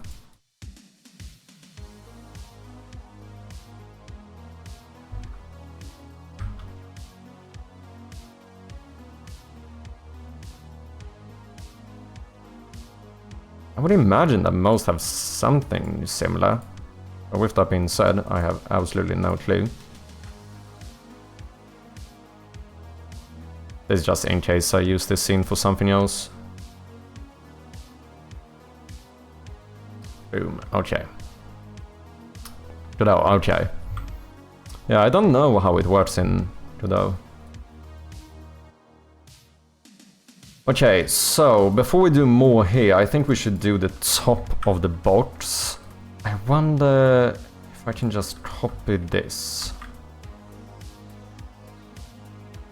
Make a new layer.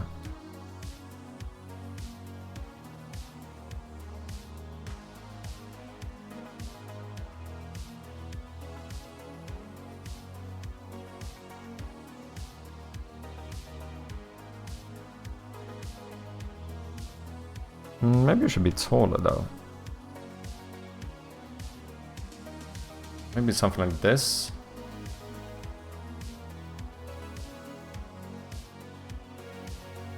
And then we would remove all of this stuff.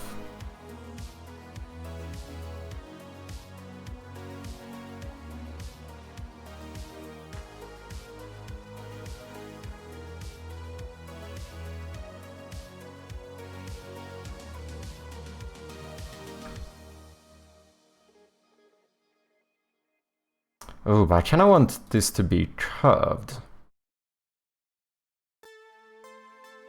That would be a tad bit tricky.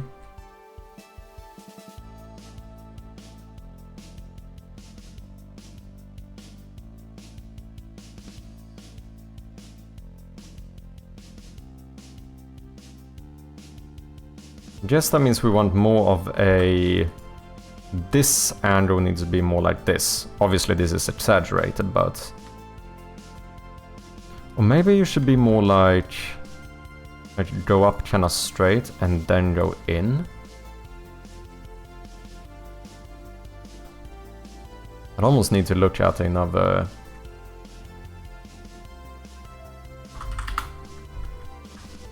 reference for that. Tommy Gaming with the Prime resub. Let's fucking go. Absolute legend. Thank you, man. Truly do appreciate it. Guess who's home from the cinema? D. Ooh, nice. What movie did you see? Hope you're doing good, Tommy. 3 months. Let's fucking go, man. New badge as well. Look at that golden shiny badge. I like your stream music, it sounds a lot like the Brotato soundtrack. Ooh, interesting. I haven't actually played Brotato, I've seen a little bit from it. Yeah, I do the stream beats by Harry Seller, but this is like someone else's. Astral X Midnight made a playlist with like all of the like synth wave songs. I quite like it.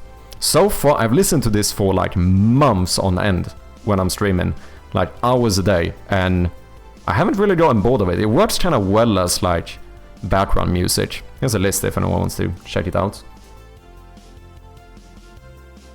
Because I did listen to lo-fi for a long while, but holy shit, I got so tired of lo-fi after a while. Like, it was like one lo-fi song and I would start getting like headaches from it. I'm like, I cannot listen to lo-fi anymore. So I was like, I need to find something else. Like, to be clear, don't get me wrong, I like lo-fi. I think lo-fi is sick. But after listening to lo-fi like 10 hours a day, every day for like 4 months or something, I was like, I cannot take another lo-fi song right now.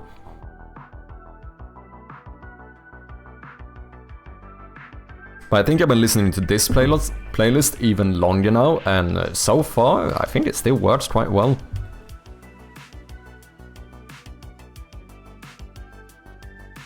Okay, so you are closed, you are open.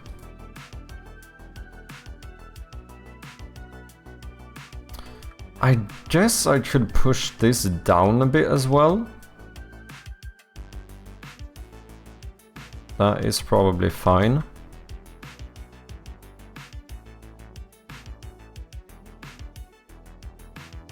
Oh shit.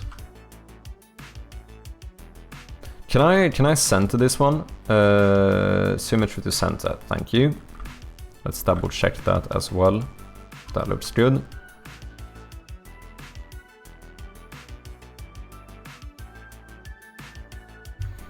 Okay. Chest. Chests usually. That's not the type of chest I mean, holy shit. Chest box. Can I find something in a similar perspective here? This is not really it, this is a little bit more forward facing. We are more from above. We're more similar to this, but this one isn't straight ahead. Need to understand how this curve would look.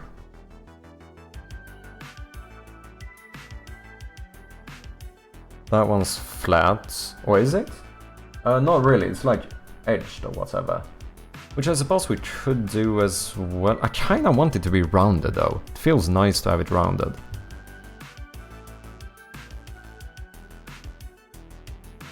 Come on. One in the same perspective.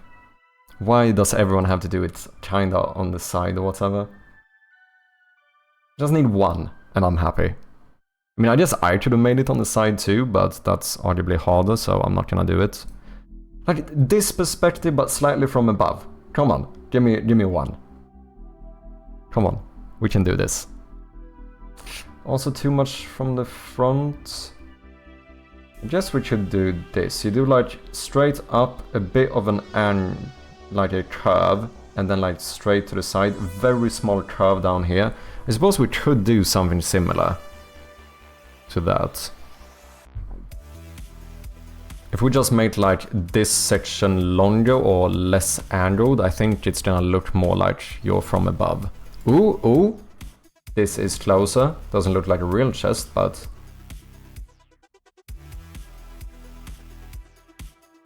This looks angled. It's basically just a slight curve that gets sharper, like the curve or whatever seems to get slightly sharper at the end. Went to see Weapons. Don't know if I know that one. I did it quite recently, go to cinema when I was in England, actually. We went to watch... what's it called? That one with the singy-songy, there's like some horror element to it.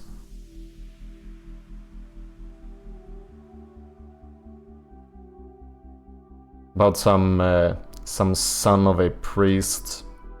Shit, what's his name? I can't remember. Gonna be lurking, by the way. Have an awesome stream. Thank you very much, Tommy. I appreciate ya. Preacher Boy movie. It's not called Preacher Boy. This one. What? Sinners. That's the movie. It was quite good, actually. I quite enjoyed it. Dope cinema too. Yeah, Sinners indeed.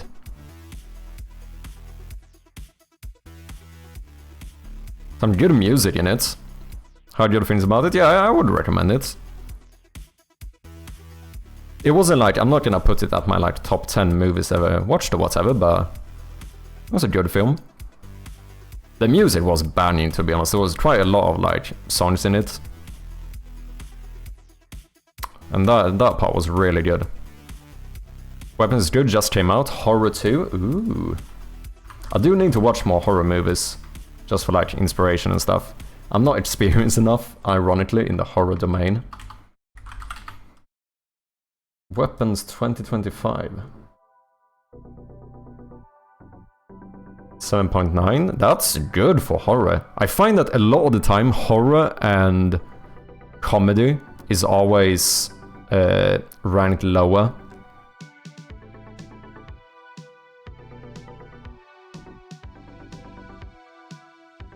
When all but one child from the same class mysteriously vanish on the same night at exactly the same time, a community is left questioning who or what is behind the disappearance. Oh, that's her, isn't it? Isn't she in... not Narcos. Ozark. Isn't she in Ozark? I'm almost sure. Julia Garner, is that her? Yeah, Ozark. Yeah, I thought I recognized her.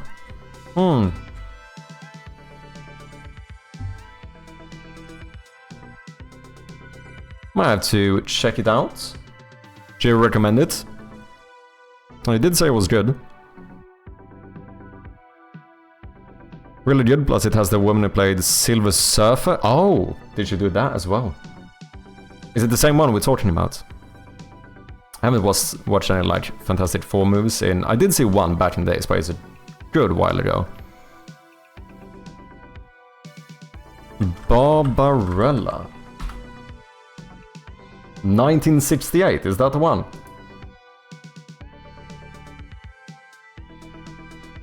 Is this the one you mean? Stop an evil scientist who threatens to unleash a powerful weapon along... Classic sci-fi movie. I can't say I recognize it. Giuliano was Silver Surfer. Oh, gotcha. He's not as scary either, so a good start to ease into it. Yeah, that's probably a good thing. Dude, I've been watching some, I mentioned this earlier, but I've been watching some Elias playthroughs of like some small indie horror games and stuff. Holy shit, even when I'm not playing, man, I am like full body fucking twitching at the jump scares. Holy shit, it's so bad. I don't know if I could play some of those games he plays, man. The fucking tension is mad.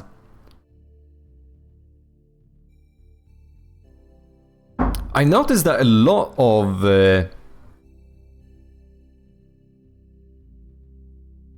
horror games actually they are less puzzle games than I would have expected. Because I'm definitely trying to do a bit like on the balance between horror and puzzle. I'm leaning quite a lot to puzzle as well.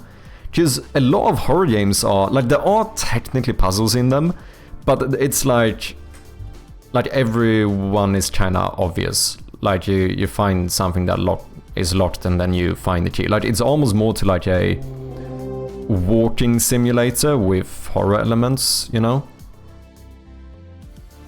Mongol Arachne, thank you very much for the follow. Welcome in, man.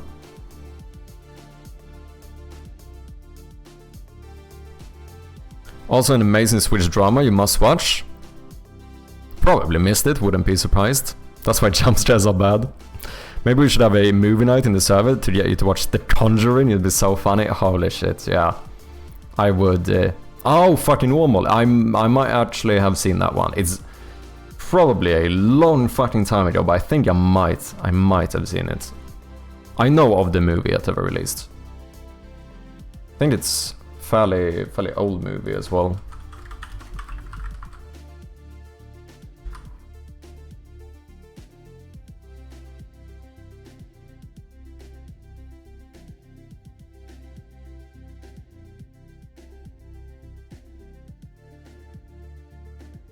Yeah, exactly this one.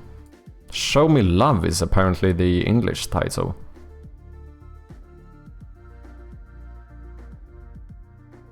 I think I've seen this. I think I've seen it.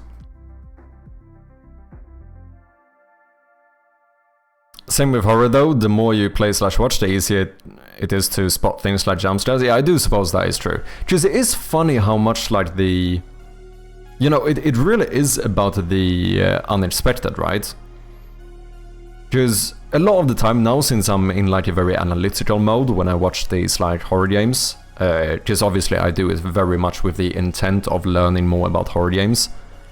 Like every time there's a jump scare or something spooky that happens, I will like completely shit my pants, and then I always go back to rewatch it just to analyze it a second time. And, you know, when you know it's coming, it's not bad at all.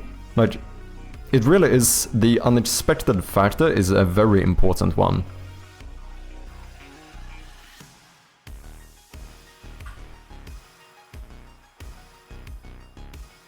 Okay, wait, I'm starting to get the sun into my room. Give me 1 second, I'm just gonna close my window.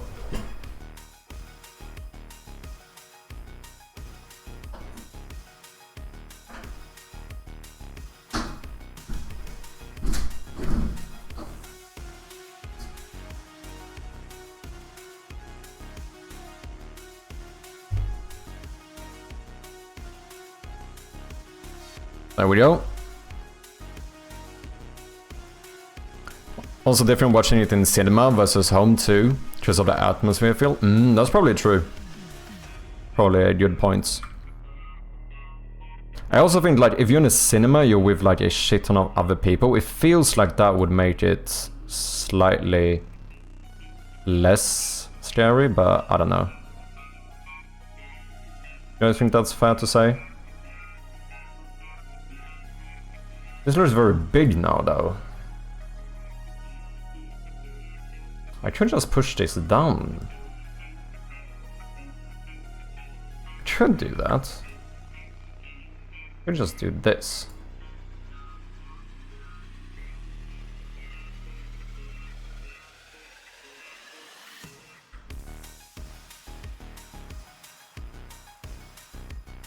I don't super mind it.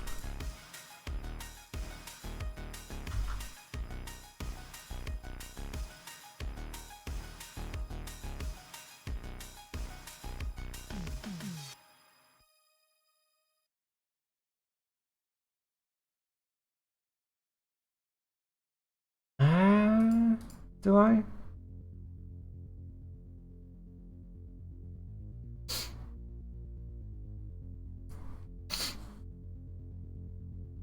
Maybe I do mind it. I don't know.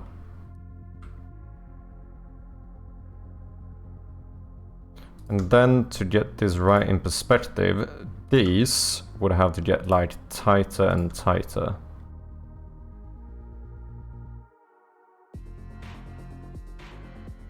Right?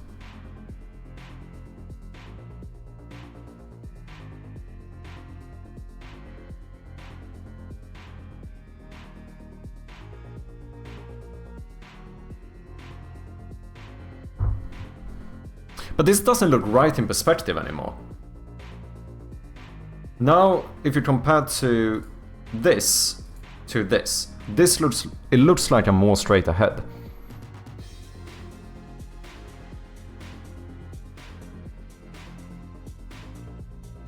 It doesn't look right. Okay, let me catch up. Sorry, I'm missing chat here. People, I'm always alone in cinema. Fair enough. Yeah, don't get me started on other people in the cinema. I had some... Wait, where did this go? There we go. I had some old people sat a few rows back eating crisps very loudly. Damn. Yeah, that's not fun. Sorry guys, we do have some ads coming up in a little bit. Thank you for your patience. What's up, Lupo? How you doing? Harios is going quite well. Trying to do some new art assets here. How you doing? Hope you've been good. Still in focus mode. I can't see game though. No, it should be out, I think. I think it should have ended.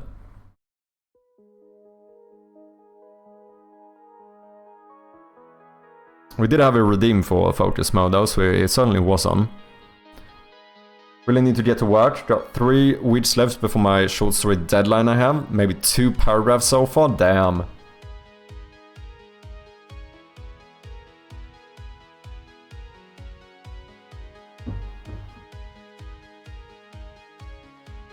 This means you have to manually enter exit focus mode? No. Oh damn, look at that timing. Yeah, it just disengaged actually. This doesn't look right. I think the curve needs to... You need to see more or something. I think the curve is wrong. It needs to start lower.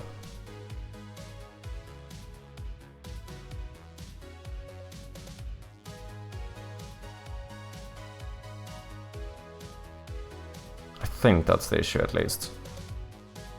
Like maybe we do... Let's have you straight up here, and then we start doing, but we start a lot more harshly. We just do maybe something like this. Yeah, I think that's better. That feels more in perspective.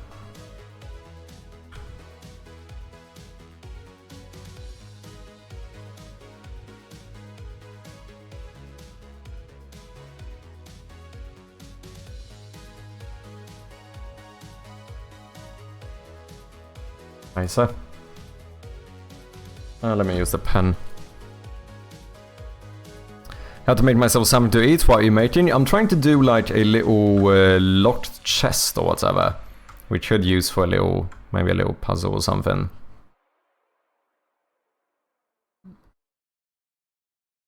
So, got something like this going. We basically finished the garage. Well, like, I feel like we have enough decorations. We could probably throw in a little bit more small props and stuff, but I think it's starting to look pretty good. So now I'm doing this little chest here, like a close-up scene.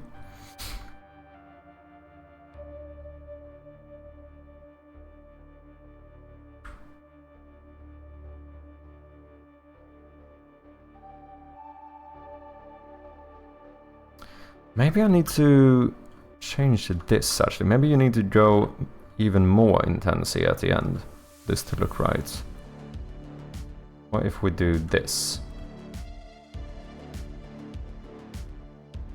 Oh, maybe that's the issue. That gives me more of the top-down perspective, doesn't it? I think it does. Maybe we do keep it like this. I don't know what the fuck I'm doing.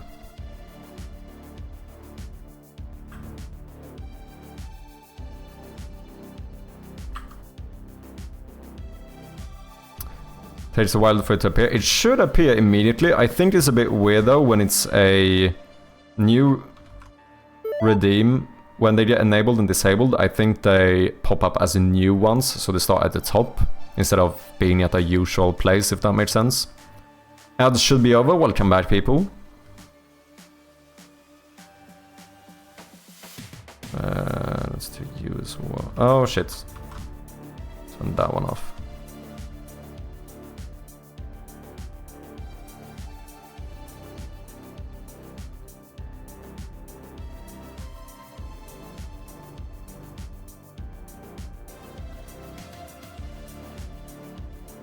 Maybe, maybe.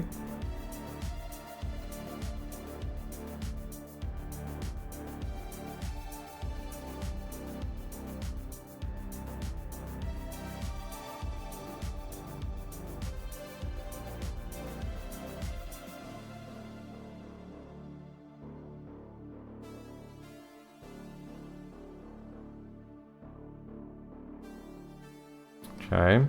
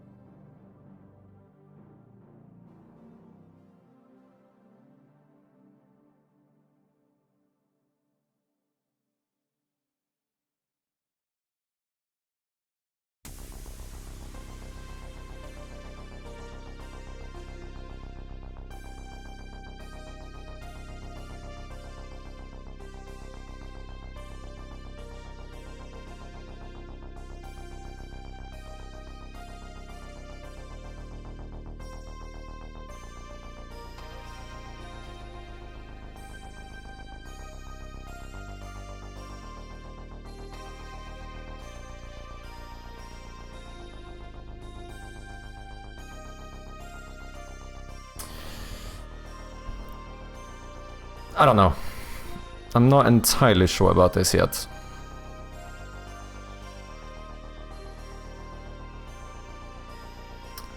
Why not just disable it rather than completely remove it? No, I am disabling it. No, it would be insane to remove it, then we'd have to like manually create a new one. It's just that when you enable something again, Twitch still treats it as like a new redeem or whatever. I would be expecting something simpler like this instead of the fancy rounded top. You could do that as well. It's certainly easier in terms of perspective. I do think in the small one though, it just looks nicer to it, like, but that should also just be the very edge that's rounded. You know, it's still being like a square shape, but like the edge is rounded. Could do that as well.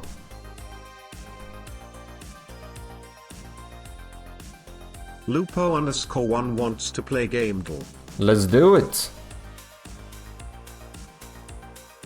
Yeah, now I can't find a reference similar to that, but it's just something where having some shape feels a bit more interesting compared to doing like a complete square. Could also do this though. Add some boards at the very top. Could do that too. Otherwise, if we don't do the curved thing, I was thinking we could do something like... I don't know if I'm gonna find this. But you get what I'm saying, right? Like, rather than doing it round, you, like, do, like, a... I mean, this has kind of a bevel, but you could have, like, a more 45-degree edge around it. But that's gonna probably be even trickier to do than a round one. Kinda like this. But, you know, still simple wood. But this shape or whatever. Another example, let me see. Yeah, this one has the wood finish. That could probably look pretty nice. We might try it. We might try it. Let me save this one.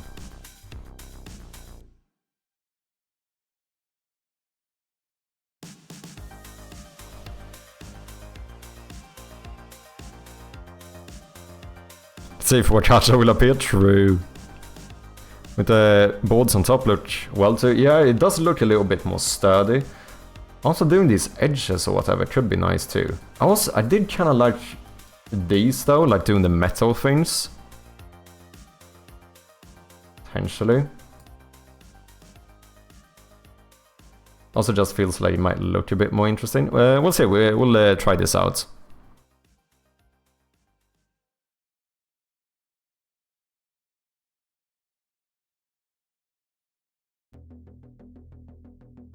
Would you ever consider narrated game menus? What do you mean by narrated? More vintage chest, you say? Yeah, kinda. I mean, I think the other one would work too. Because this one is both vintage and modern. This one perhaps is more objectively vintage, you could probably argue. Because this is just a simple chest. But that doesn't really have a timeline. Because I do prefer to do kinda like old style-ish.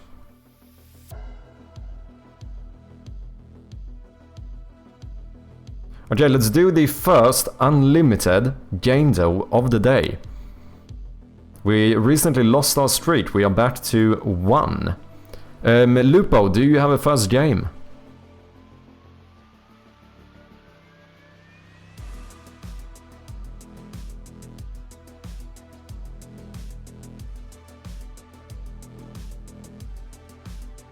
Do you want to do us the honor of guessing the first game?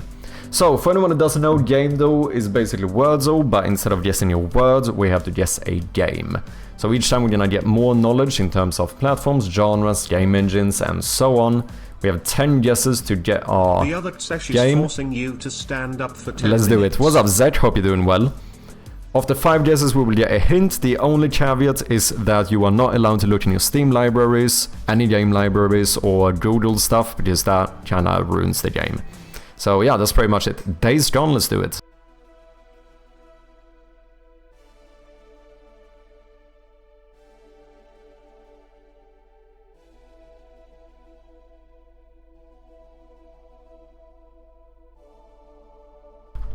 Skyrim is always a good starter.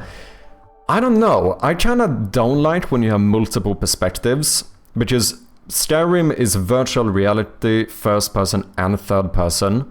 So there's a very good chance of getting yellow, which does give you good information. It means that, you know, one is correct, but you don't know which one, so you still have to keep guessing those perspectives once again.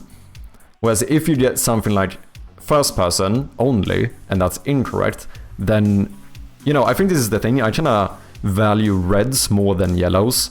Like, if I get a red that like first person is incorrect, that is like concrete knowledge we can use. Okay. It's not third person, not made in Unreal Engine, not published by Sony. These ones are good though. Yellow with only one I think is good, because this is concrete knowledge. We know single player is correct, but we are missing something. So might be split screen, co-op, or multiplayer. It could be MMO. No, single player and MMO, that's kind of weird, I guess.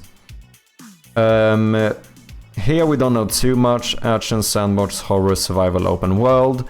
Statistically, action is the most likely to be correct. We don't know, since this is yellow, we can only assume. Adventure and shooter. Adventure is one of the most common genres, so most likely action adventure, but you never know, it could be a horror shooter. But that would be action as well, and probably adventure. Was released on, at the very least, either PlayStation 4 or PC.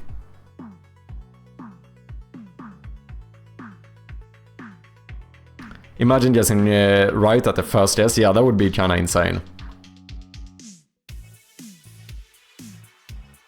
Pre-2019, indeed. FIFA, we could probably do a FIFA. That would give us very different genres and themes, which I think could be fairly good. It's though probably fairly limited instead, because the genres would be like sports simulator, I imagine.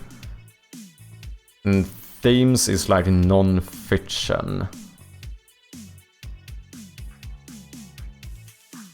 It would give us the top-down perspective. No, wait, I think those are technically top-down and third-person, so I don't think it can be that. CSGO we could run, so a first-person shooter instead, get rid of the horror, get the multiplayer. Resident Evil 5? That's third-person though, isn't it? Oh yeah, it is. FIFA is definitely a shooter. Which has been summoned indeed. Yeah, I think we should run a Counter-Strike here. Wait, when did Go release? It should be quite a while ago. Okay, 2013 to 2018. Okay, so this is good. We know shoot and tactical is incorrect, which means adventure must be correct. If it's not a shooter, it's fairly unlikely to be a warfare. So we can be pretty sure that action is incorrect. And we do have multiplayer, which means we're probably looking for a single and multiplayer. We could also have co-op, you never know, but not published by Valve, not made in Source, I guess that's kind of the same thing. Not first persons, we want isometric or side view. Probably some action adventure in side view or bird's eye view. Maybe something like Hollow Knight? Does that fit? That would be like Unity, side view. It doesn't have multiplayer though, does it?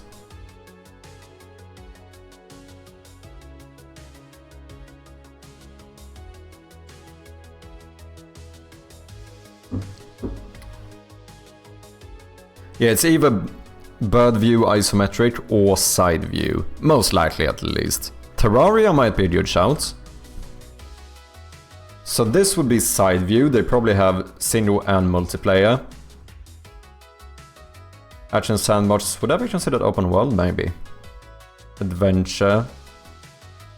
Feels like this could fit. Don't know the game engine, but I assume it's not Unreal Engine. I think we can run this. Ooh, nice one. Okay, we are indeed looking for a side view game. It is single, multiplayer and co-op. Okay, it was slightly too old, but still fine. We did learn a lot of stuff here. 2 more guesses and then we can get a hint. Let's see, we still have adventure here, so we don't know whether these are correct. And we have action here, so we can't really say if any of these are correct. We don't know too much about genres and themes. But we have the game mode and perspective pretty much nailed down. Would be good to get closer to the year before we get a clue. Tekken 7, let's go. Is it considered adventure though? Otherwise, it feels like it probably would fit. Yeah, I don't know if I would consider it adventure. Since shoot was incorrect, adventure must be correct. It feels like adventure kinda kills Tekken.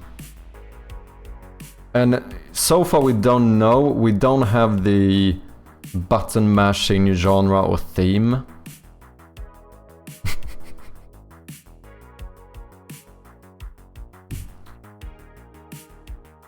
Child of Light, I don't know the game, but maybe.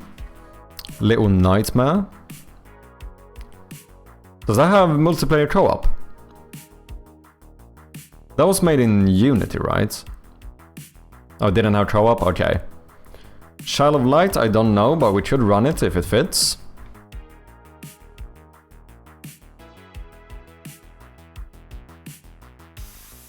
We guessed that game here, Child of Light. Wait, what you mean? We guessed that game here. Child of Light. I don't know what you mean, Lupo. Starbound? Don't know. Does it fit? Okay, let's run this, and then we'll see if Starbound still fits. We can run that one as well. Then we should be able to get a clue as well. Oh, this didn't have multiplayer. It was not published by Ubisoft. Still have adventure and action, so we don't really learn anything new there. But we do nail down the year a little bit. 2015 to 2018. Does that still seem good for Starbound? It's mainly the year that changed, I suppose. If it still fits, we can run it. 2016, let's do it. Oh, and it is indeed 2016. Perfect in time for the clue as well, which I think we should run. That should give us game engine, developer, theme, or genres, or platforms. But all of that would be useful. Because we still have action and adventure here, so we're not learning anything in terms of genres and themes. So I would kind of hope to get one of these. Is the fucking adventure and action like kills off any clues you can get here? Because we know this is correct, which means all the others could be incorrect. And we can be fairly certain that action is correct. Which means that we can't guarantee any others. I think we should run a clue and see what happens. What's up, Brunin? How you doing, man? Hope you're doing well. Which game is this? We are playing gamedev, which is basically Wordle, but instead of guessing a word, you have to guess a game. So each time we guess, we get a bit more knowledge of the game we're looking for. The only caveat is that you are not allowed to look in Steam libraries or Google and so on, because that kinda ruins the game. But otherwise, everyone can feel free to guess along in the chat. Okay, after 5 hearts you can get a clue, and I think we should get it. Hopefully get genres or themes here. Fuck, okay, that's kinda good though. But doesn't help me, that's for sure. Clever Endeavor Games, both published and developed this game. I don't think I've ever heard of this before. So maybe not the most helpful one. Unless I'm just a Dumbo, but doesn't tell me anything.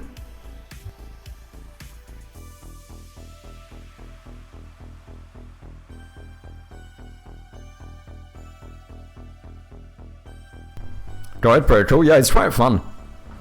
We are deep in indie games. Yeah, seems like that might be the case. Was Clever Endeavor like Shovel Knight or something? Ooh, maybe. Action adventure, side view. Co-op multiplayer though?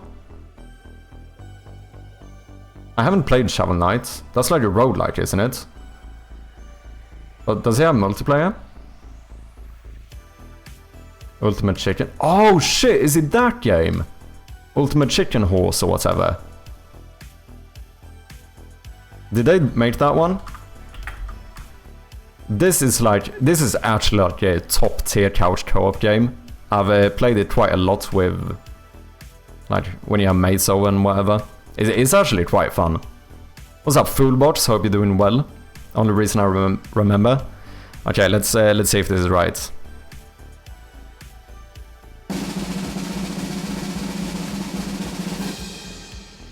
Easy fucking peasy. Up in that streak again. Still far behind, but you know, we'll get there eventually. GG, it was indeed Ultimate Chicken Horse. Actually a game I've played, and I still think I would have failed if I did this by myself.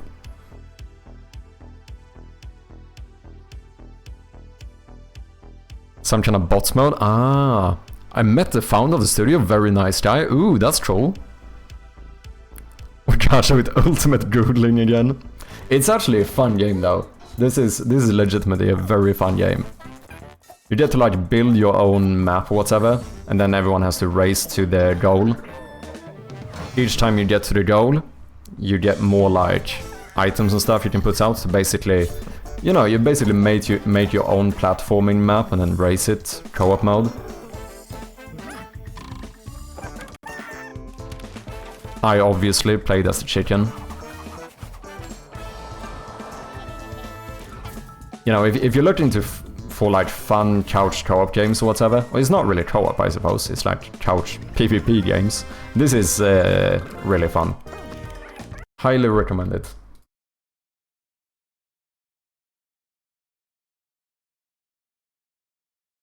They just announced their next game. It's the same game but you're on a bike. Oh, interesting.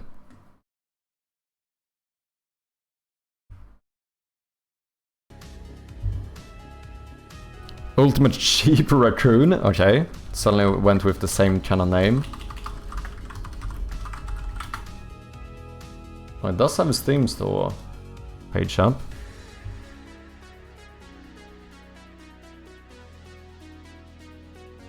Oh, interesting. Oh, this seems a lot more difficult. Yeah, Clever Endeavor Games.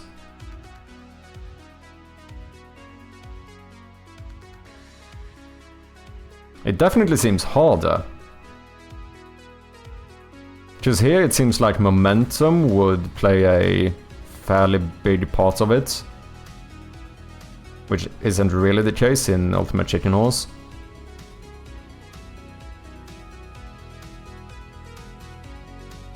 Interesting.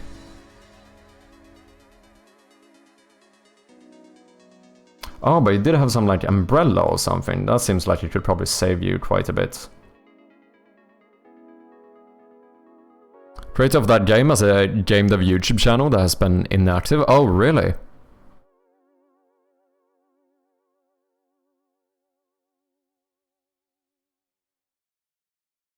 If you want to hate your friends, this is really fun. Kinda true as well. Trials with live map editor. Yeah, basically. Release date 2025. Interesting. Yeah, definitely give it a go.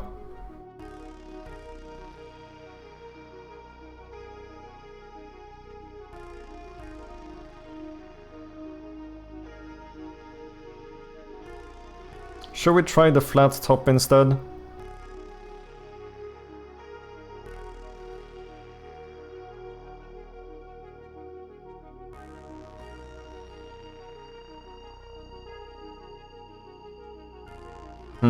Let me do this. Let's duplicate this layer.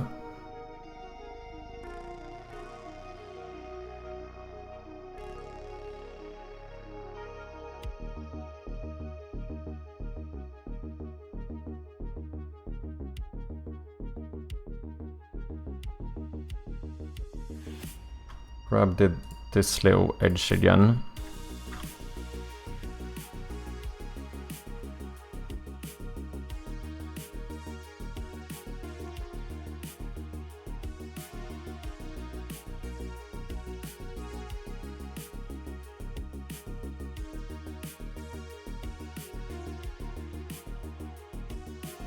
What? Oh, I see.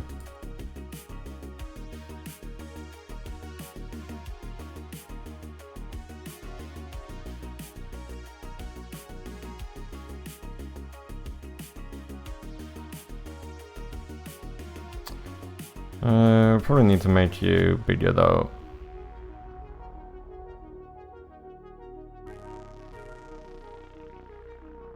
That might not be a bad thing. Because I think I want, you know, we still want to have like the edge here or whatever.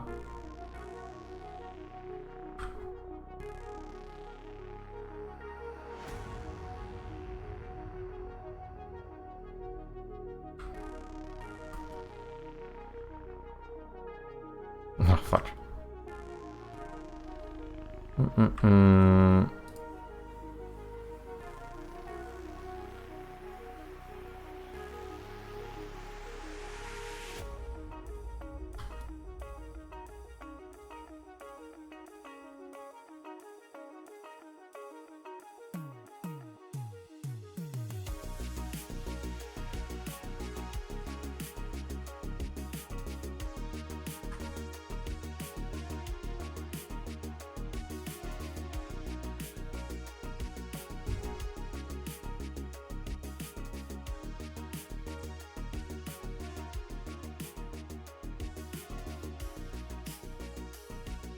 Could probably push that down a little bit though.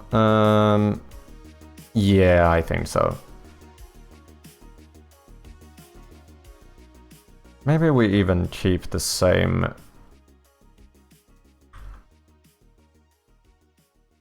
top layer there.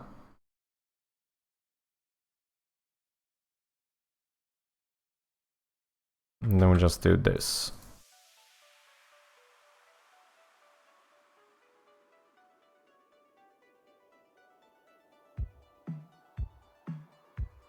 Yeah, I think so.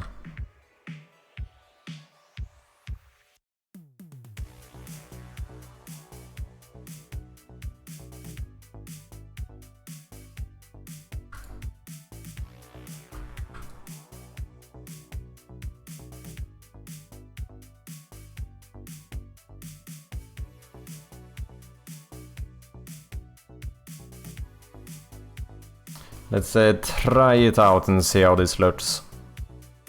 Trying to do a little chest here. What happened here though? I'm fairly sure this is what we need.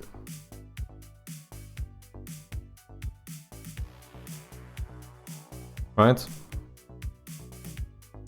That looks fine. Okay. So we should do these like boards on the top, which doesn't necessarily mean that we can't do this either. No, you would kind of use one or the other, I suppose.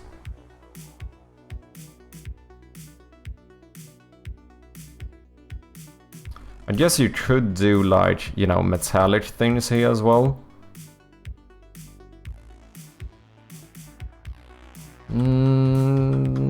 Not sure about that. Jewelry box, kinda similar thing, but I don't think it's gonna be like a proper jewelry box. Do you ever get the itch to just make music? Dude, I had a FL Studio beat off with Bjarne. And I clearly won that one as well. I made like I guess it's technically not my first ever song in FL Studio. I did try FL Studio like years ago.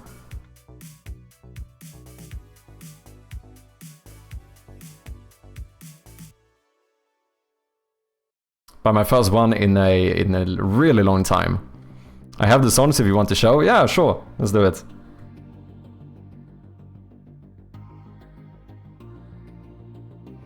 I don't know, can you send them on Discord or something, maybe? Give us the receipts, yeah. We'll do a vote here and see which one you think won.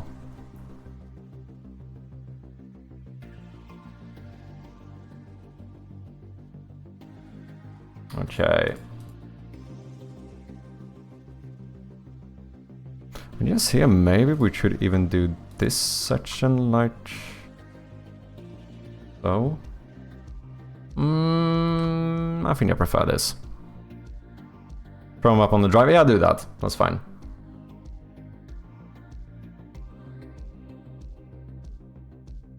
Yeah, I think this is better. It does nail down the perspective more. This looks too front view, even though it isn't. Just I don't understand the fucking curve here.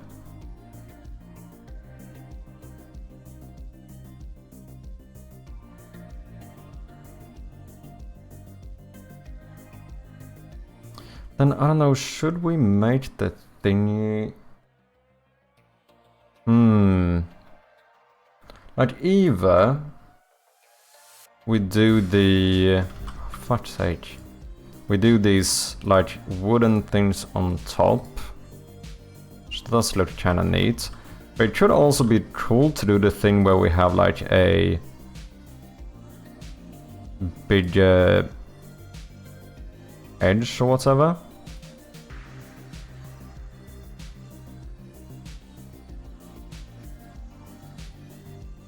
Kind of in a similar vein, I suppose. I guess we could do a mix of both, So we do that, and then we also add a extra one of these at the very middle.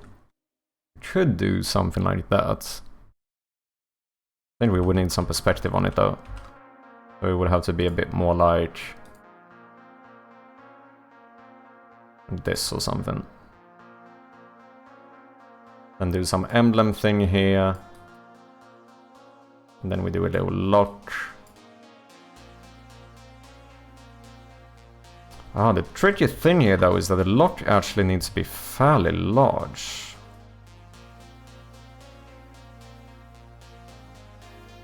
That's probably big enough.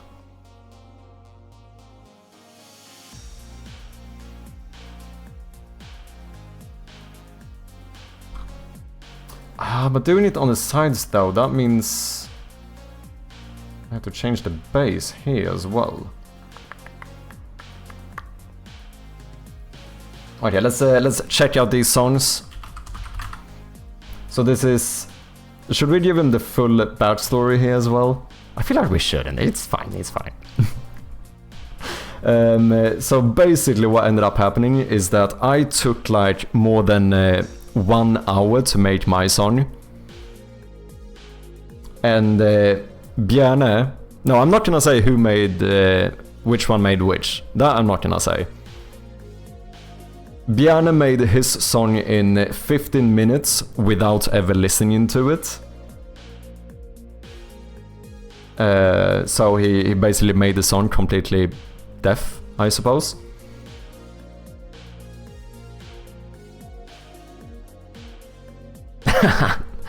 Oh, that's funny. Wait, I only see one though. Oh, did you... Oh no, did you export both of them? It's the same song or same file, I suppose. We did do it in the same project, so... it's in the same, okay.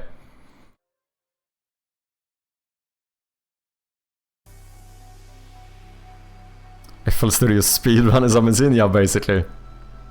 Okay, are you ready, guys? So we're gonna listen to... Me and Bjarne had a competition to make the best song in FL Studio. I made a song in like 1 hour. Bjarne made it in like 15 minutes without ever listening to it.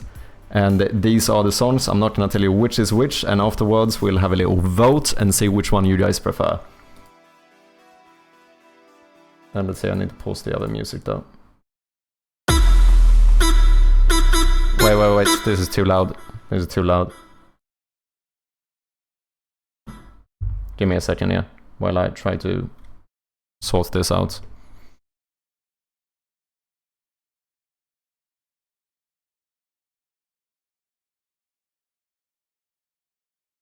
Okay, here we go. Are you guys ready? Are you ready? I don't think then. Sorry man, I didn't know it was gonna be that loud. What am I playing?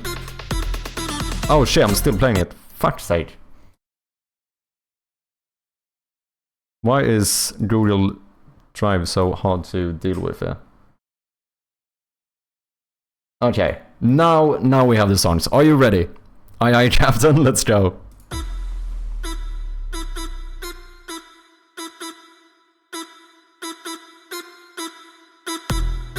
So this is the song, first song.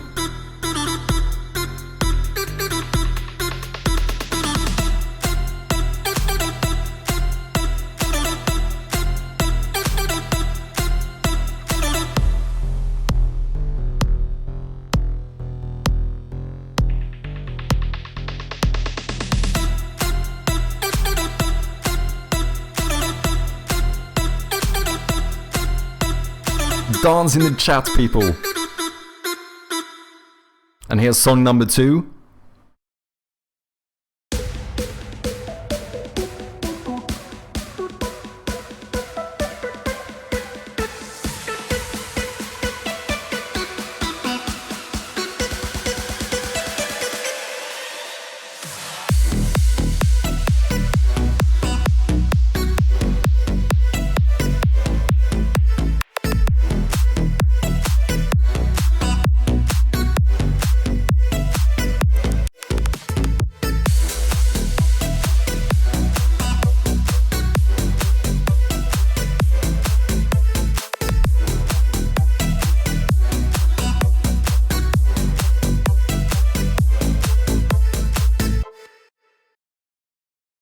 Okay. And now let's run a quick poll here and see what you guys think.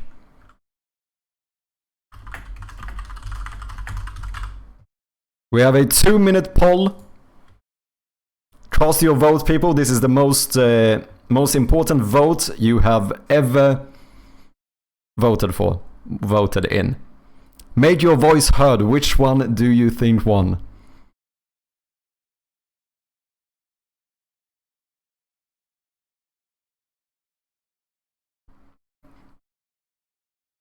Interesting choices. I don't know what you mean.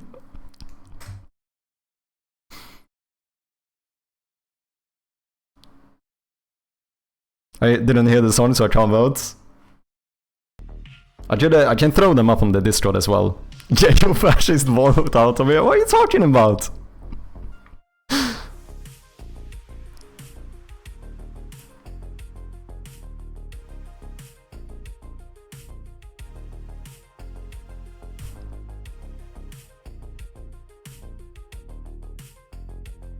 I bet it's Bjarne's song. Don't know. No way of knowing. Should we listen to him again? Replay? I can run him again.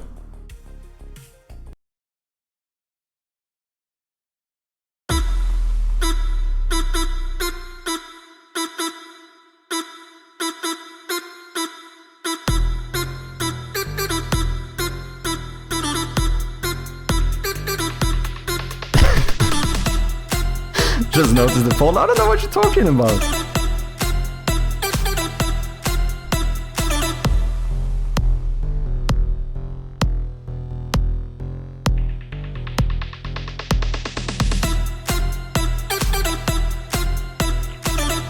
Voting didn't pay attention to manipulating the vote with the name. I know.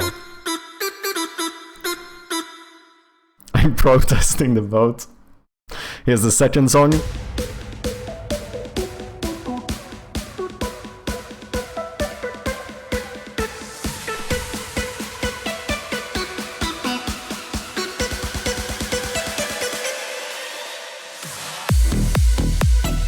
Actually kind of a banger, not gonna lie. So yeah, obviously, for anyone who didn't get it, I very much made the first song, and this is Bjarne's, which he made in 15 minutes without ever listening to the song. But according to you guys, it actually seems like which song won, you guys voted the one before the second, which means that technically I am the master beatmaker. Let's fucking go. A good match though, Bjarne. Good match though. You know, it was a good competition. We'll see, I can throw him up on the Discord later as well. Sharp is the master beater, exactly. Respect the vote. Well, is there much of a point in actually running your vote? Should we do a clear vote? Okay. Now, obviously I've kind of said which is which, but who cares? Let's do a real vote.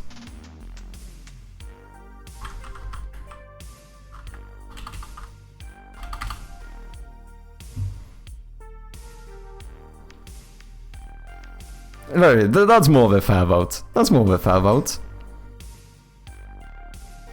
Master cheater votes, that's for your shame on you, Sharp. I don't know what you guys are talking about. Okay, we have a new vote running. Feel free to vote. Not that I think anyone is gonna be surprised about the fucking... I think though it's something about like the pure creativity with my song, you know. There's like talent and soul in it, you know. Might not be the best master, but it's like there's some. It has that X factor though, doesn't it? With the poll option of pizza that gives you half a point. I deserve half a point. Come on, I deserve half a point. It's like my first ever song. I deserve half a point. Come on, half a point. That's like nothing. Minimalism is not my style in music. Fair enough.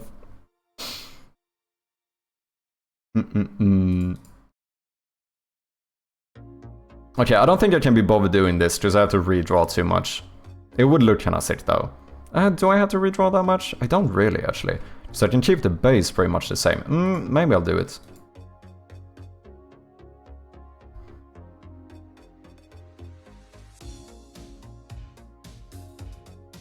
Minimalism, the lead was way too loud. I don't know what you're talking. I think it was a perfect master. You're just jelly, Whale.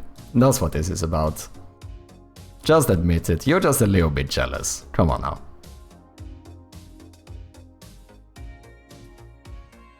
So what I'm thinking is that we could have done something like this.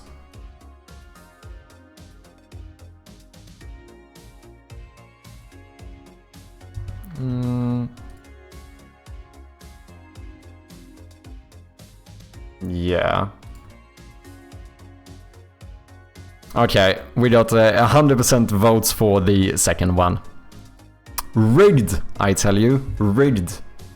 Clearly, this has been a rigged competition.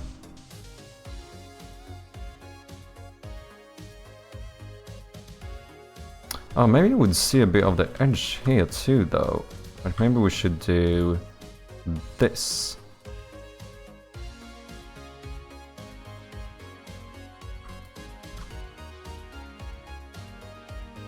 What? Oh, I see.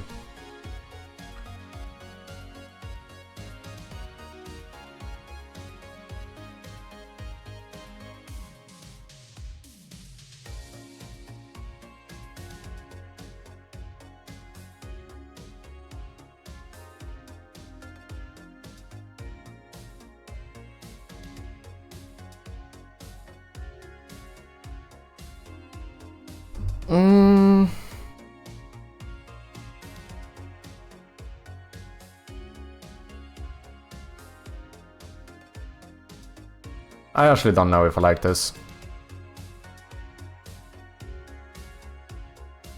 I think it could have looked cool if you didn't do it across like the whole thing.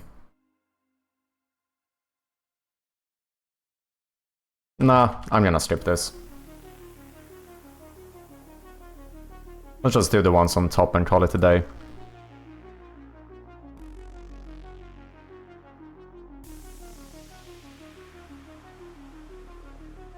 I guess those could go all the way down though. Just as long as we cut them.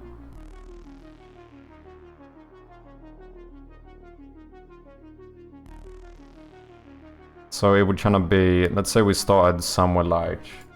I don't think we need to do a middle one, this one is so short. I don't know if I want to do them all the way at the edge either. I think I might be more inclined to do something like this.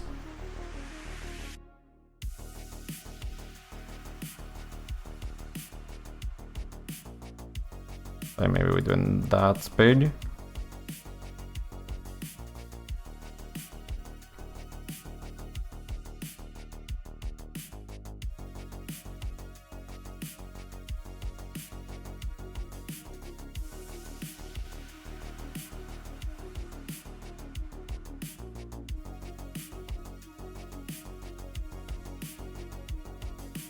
Yeah, I think this could be nice. Then we'd still have an edge, but I do suppose we could push that one down a little bit, because this needs to look like it's bigger. Probably the same thing here, so we do something like that.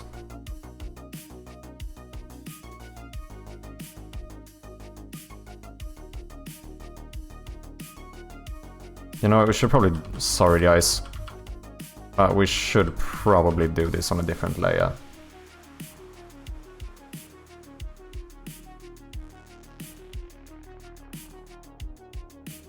The first one reminded me of Hotel Transylvania 3 song at the end.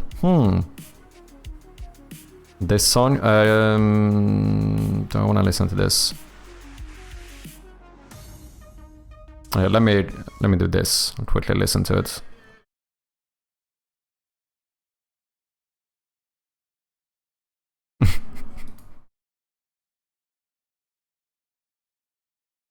Fair enough, fair enough. So I don't want to listen to it on stream just because my VODs get copyrights, right?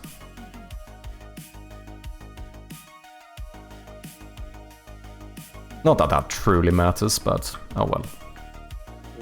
Hey Slade, thank you very much for the follow. Welcome in, man. Okay, what did I say? We want to do a new layer. Let's... can I do this? Yep. So let's make this into the top boards or something, maybe. And then I just realized now we want them to go up more here as well. I guess depending on the perspective, the edge might actually still be in the same place. But we probably want to see a little bit of the side of it as well. And then we want to go like, let's do this one first. We keep almost the same angle here, but go up a little bit more. Maybe. Let's try this and see what happens. I mean, we can't do that. Nope. Do need a bit of an angle here as well. Maybe do something like this. That doesn't look right. Am I overthinking this? Do I want even more angle? Should do. This would be the same one, but that's not gonna look right. What if we go in... What about 1 pixel? Nope. 2. That looks kind of okay, I think. So it would be something like so. It would be kind of neat if you could see the... like edge of this one.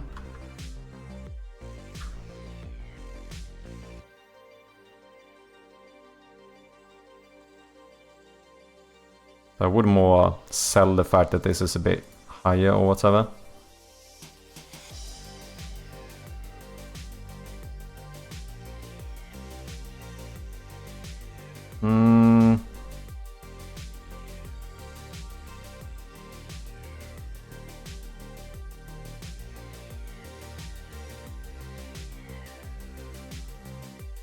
Then we would go down here.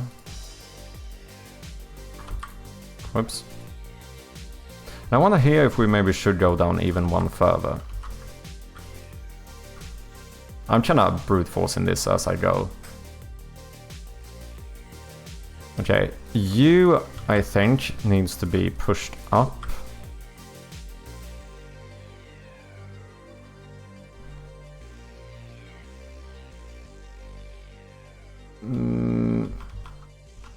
Maybe just 1 pixel.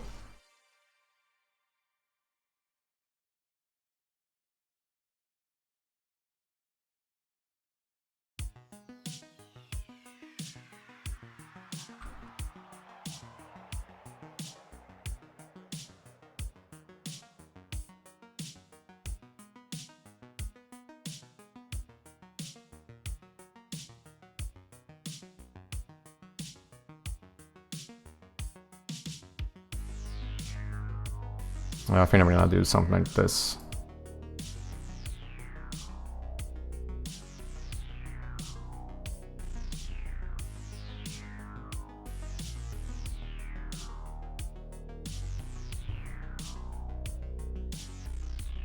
Okay.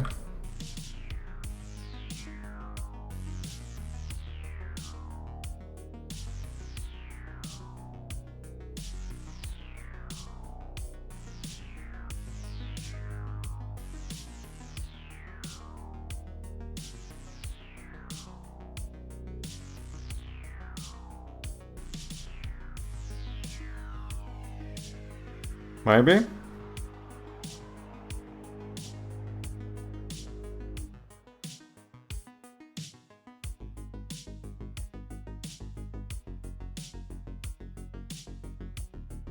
So that would be for the top. And then we need something down here as well, so we do like bottom boards or something. We just continue from this one, we go down a little bit further. Then we also do the edge, maybe like so. Then we need to disable this and check how should this look. Well, I think we do... Scheisse. I think we do this. But then we also cut you out here. Which means we should probably do this.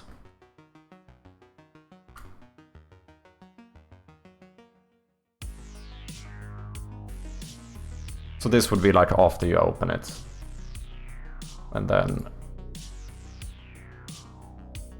closed.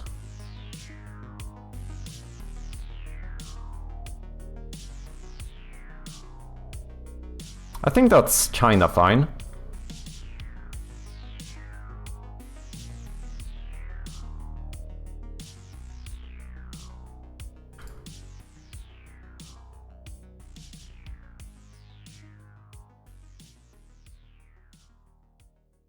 Ah, but now you line up like so. Don't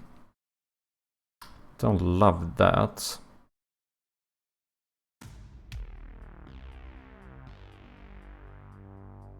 Can't really push you up one, can I? That's gonna look weird. Like, it's gonna look weird if I do this.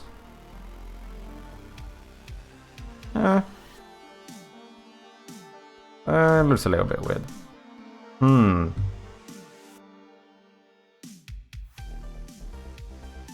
I guess I should maybe push these ones down more. Yeah, I think that's what I have to do.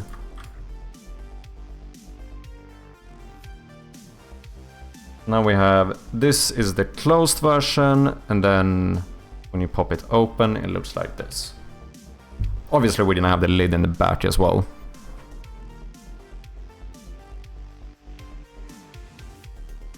Snack and forgot everything I was doing.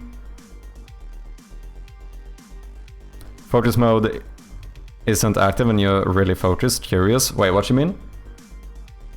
Of course I'm focused.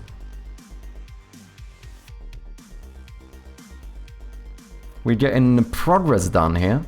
Oh, you know what I just realized? These should probably be pushed in as well.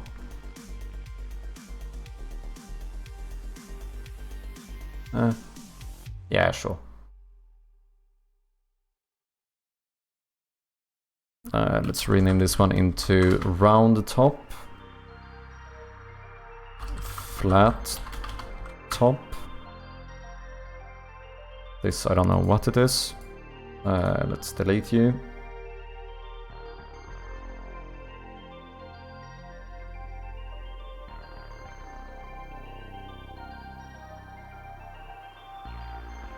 I do need to add some fucking details to it as well, though.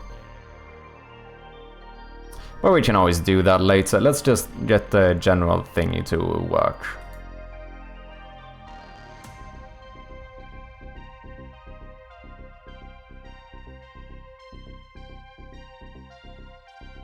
I don't even know what would be in this one. Should argue that this is like risky work, but oh well. We do need ourselves a bit of a open top or whatever. Which I wonder if maybe should I even do this? Nah, I think I'll connect you directly to this one. Let's do something like this. And then I guess you would have a similar width here as well as here. Maybe this one we can do grey though. Maybe not.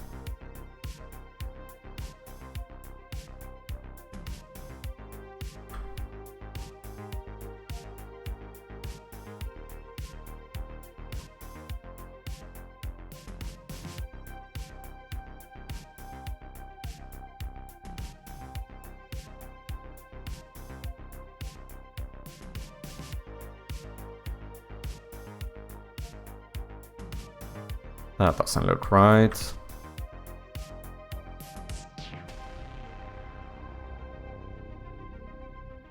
looks better.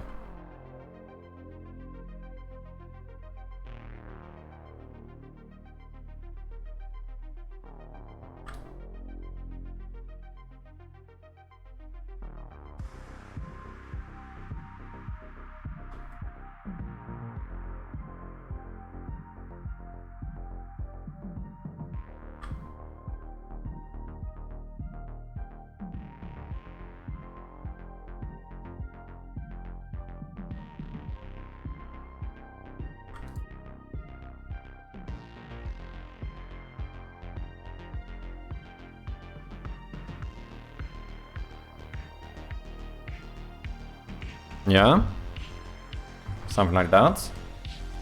That's when you pop the lid open. And then we close it. Okay, so to the interesting part. Shit, did I close the window? Scheiße. Oh no, this is the one. I'm thinking we do something similar to this. So guys, we have some ads coming up. Appreciate your patience. Let's do a new thingy here. Let's call you... I kind of do need to separate this though.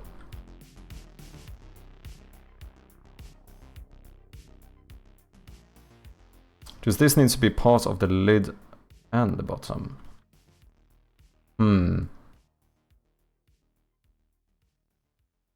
Let's do a new layer first and then we separate this after. So let's do the very base, which I imagine we do. I think maybe we just do like a circle here. Right, we just do something like this. And then you would have some flappy thingy here.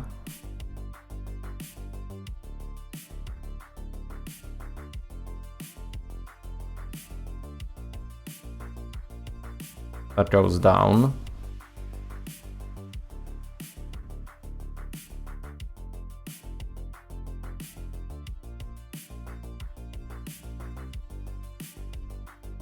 My 5G is super fast or something. Stream is showing 500 megabytes per second download speed. Just over a year ago I had 2 megabytes per second. I know how that feels.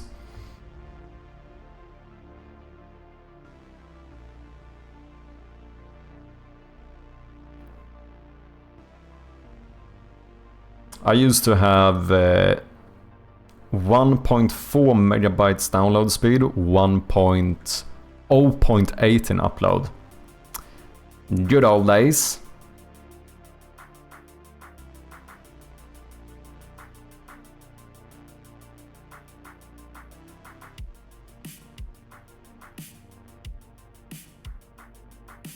You kind of need to be white though. Maybe this as well.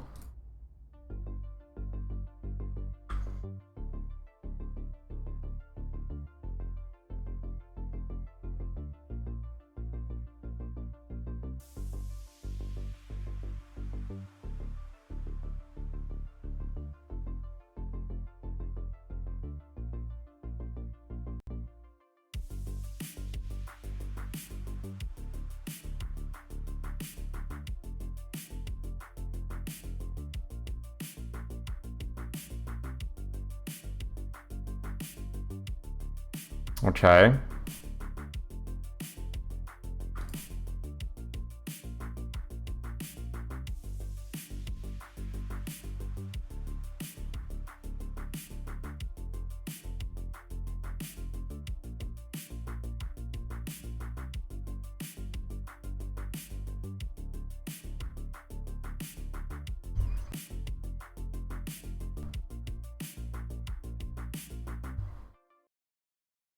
Okay, so this is the flap over the thingy, so from the side this would look like so, and then through here we can push a little lock.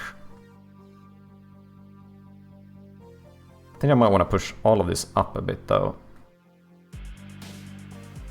Now I kind of center the box, but I feel like the...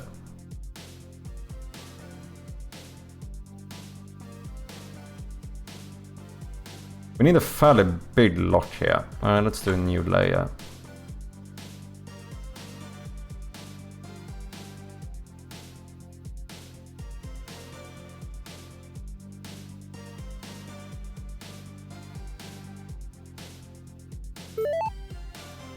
Ads should be over. Welcome back, people.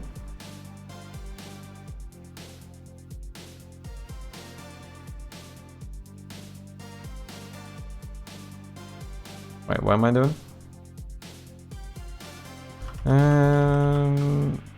Let's see here.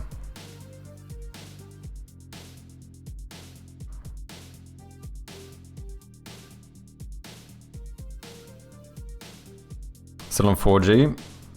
Am I? I don't even know.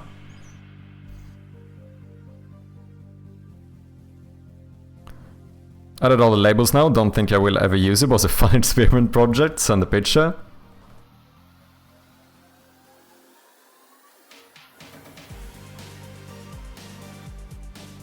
Damn, look at that.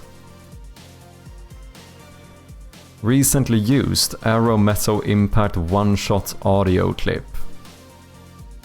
Ambience, music, voice, UI, categories, descriptor. Damn, look at this shit. Man made a whole fucking system to rename sound effects. That's how you know how annoyed Adrian was looking at me rename my sound effects. I don't know, Bjarno, are you still here? I don't know if you've seen this. I took like fucking hours and renamed every single sound effect we ever recorded.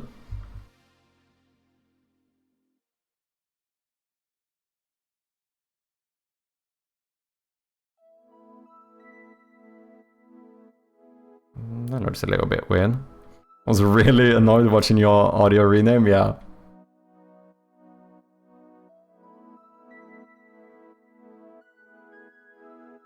Wait, how do I do this?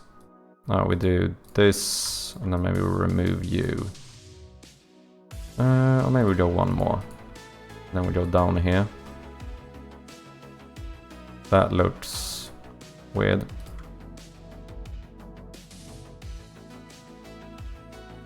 That's slightly better.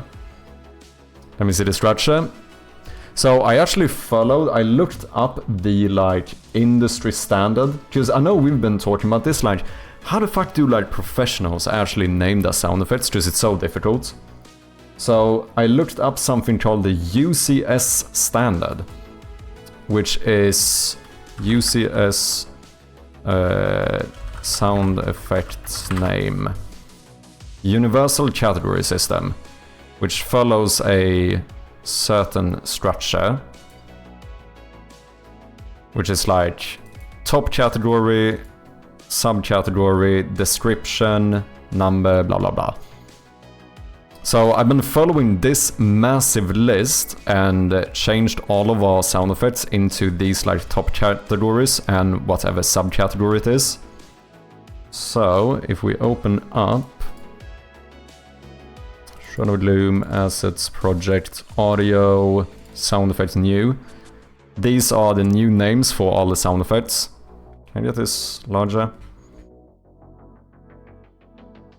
Doesn't do that much, but...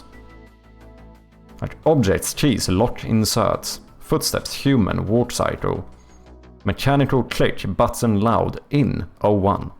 Metal friction, low pitched creak, 01. I've like done this to every single sound effect that we have. Which, not gonna lie, was quite a bit of work, but I feel long term that this is gonna be really nice to have, because now you can kind of... like, if we just follow this, there's no reason to ever wonder what to name something. You can quite literally just look at the categories and see where does this fit. Do you know what I mean? Like vehicle door, small car, open. Communications, static, television. General beeps. Glass handle. It's quite useful. And it's fairly easy as well, since you can just like...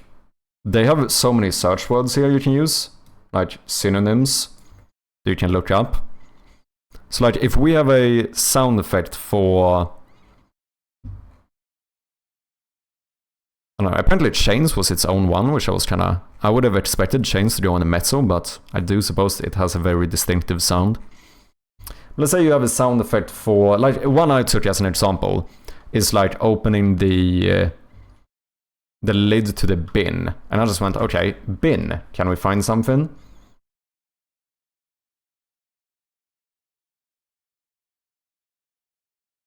Maybe I went garbage. Cabinet doors, because here we have like appliances, but that's not what we're looking for. I think they call it a bin. Drawers, but that's a different type of bin. Drawers are apparently separated from doors. Let me try this. Trash. What do we have here? Household. Trash bin. Garbage. Fuck. Just as I wanted to show this, I know it's in garden, because apparently there's a, here, objects garden, flower pots, bird feeders. So they even describe what goes into this one. And here we can see bin as one of the examples. Because I was first putting it into like plastic doors, just that kind of made sense, like it's kind of a door, it's kind of plastic. But apparently doors made of plastic, not very common, but maybe a door to a child's playhouse. So like it's fairly easy, like I don't really have to, you know, think about this much myself. I can just like go through the list and see where it fits in. And I feel like long term using something like this is fairly good. But even here for like the loop we made when you're driving the car, there's like a specific like vehicles interior. Interior recording ambiances for car, truck or van variations. Vehicles door. Vehicles brake. We have one of those sound effects as well. Fairly useful. In case anyone wants to check it out, here's the list.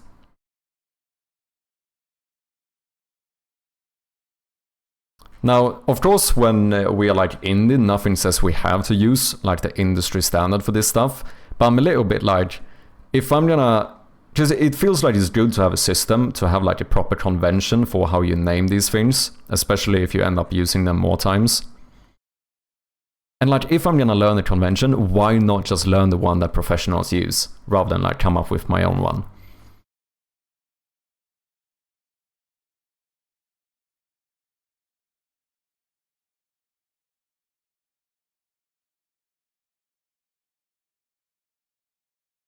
MoveLab's ontology for media creation is also great if you want to think a bunch about naming stuff. I don't think I've heard about that one. What's up, Amisis? How you doing, man? Finland is invading the stream, you know it. For anyone that doesn't know, the great Amisis is yet another developer on Twitch. Don't check him out if you haven't. Wait, so untitled audio file 32.web is a bad idea? Yeah, pretty much. Task participant asset context relationship. Can I find out an example of the improved communications?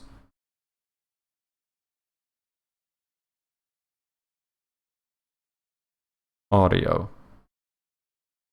Oh, never mind. That did not work. Did my music stop?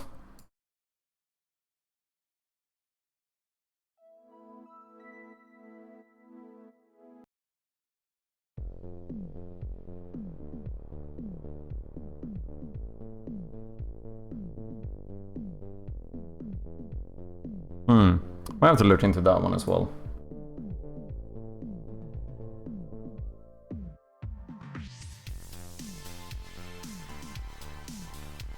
Yeah, I don't know, it feels like it's a good idea to just be structured about this stuff. It's always annoying to do it at first, but it's kinda fucking neat when you have it done.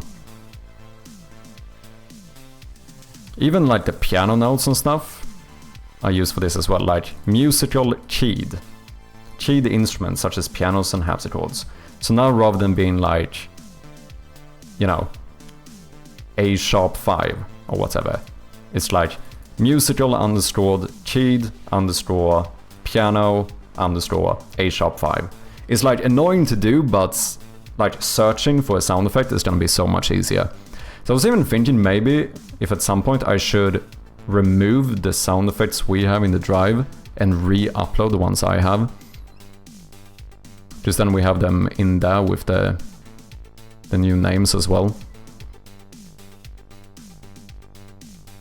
We'll see, we'll see.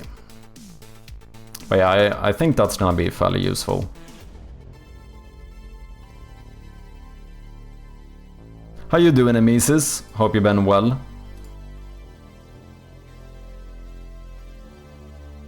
Okay, I think I want to, rather than do numbers, I think we should do some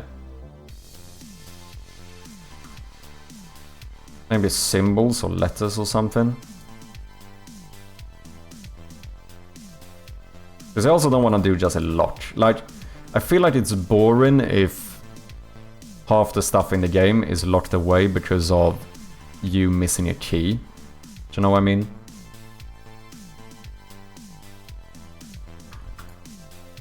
Like, there needs to be more variety to how we lock stuff. But obviously, as the type of game this is, it will inevitably be a lot of locked stuff, right?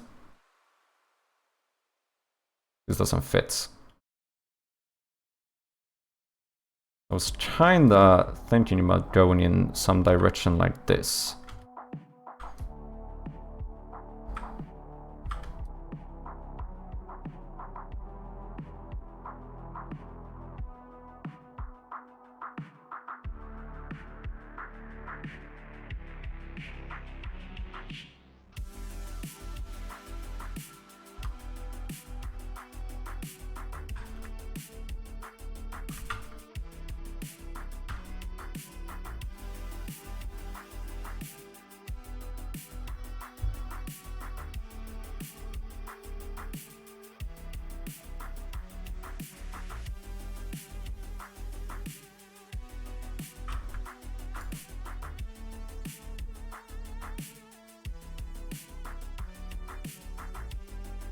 You know?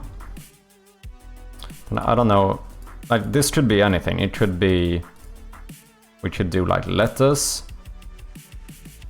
or perhaps you could even do symbols. Like you could have a square, you could kinda have a circle, could probably not really do a triangle. Or other symbols like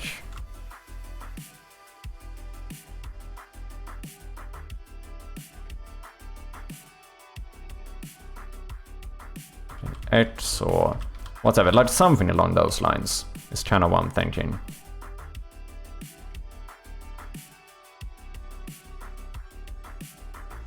I'd argue that as a starting developer, systems and conventions like this can suck the joy out of everything. Just figure it out for your own brain. If the project starts to grow and other people get involved, then focus more on this stuff. I think that's probably a fair point.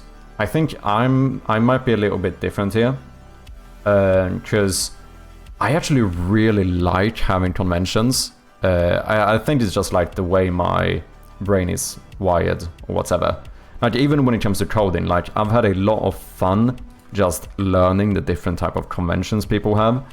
And I think it's like for your own sake, getting like conventions is like from an organization perspective, I think it's like almost objectively good.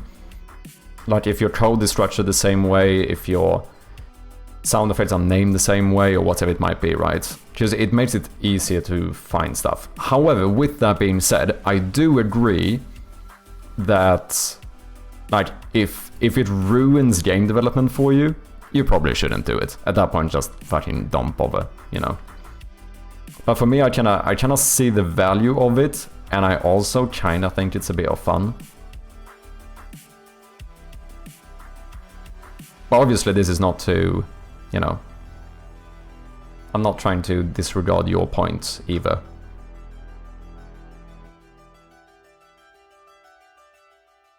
I'm a fan of enforcing naming conventions via a various Slack bots that verbally abuses anyone who breaks them. I would be too lazy to learn things like this, even in an official place. I would just force others to learn my messy way.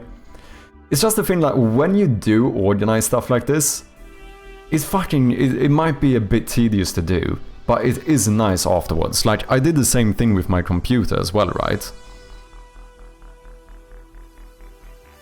Like, at one point, I decided to just organize my entire PC into different, like, main folders with, like, subcategories inside of each one. This took me fucking weeks to do. It was not fun to do. But now when it's done, do you know how fucking nice it is to instantly know where everything in my PC is? Like I can, and even if I download something new or whatever it might be, if I get some new files, I no longer worry like, where am I gonna put this? No, because I have a perfectly structured way of where to put stuff. Are you a psychopath? Maybe, but it's also kinda nice. It's also kinda nice. Like I said, I don't think it's not fun to make, but when it's done, it's fucking sweet. It makes life easier. Yeah, that's where figure it out for your own brain comes. So your brain likes this kind of stuff, go for it. Yeah, exactly.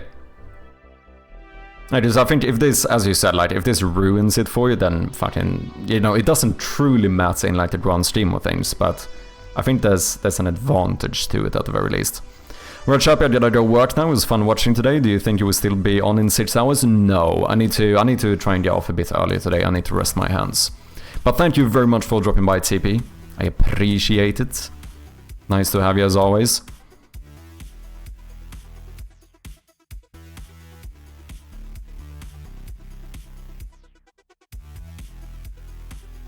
Normal people are 10 different new folders, yeah.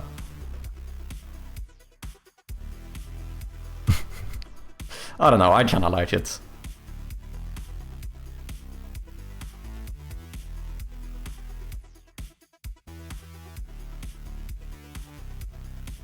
I don't know if I like this though. Oh, maybe because I want to do something like this as well. I'm also on the wrong layer. This is the lock, then we can pop that one open. Then if you click here, you open the lid, but this one needs to be separated. Let's actually, how do I do this? Let's duplicate you.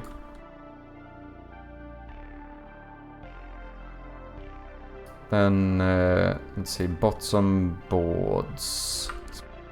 No. New layer, paste. That work? Yeah.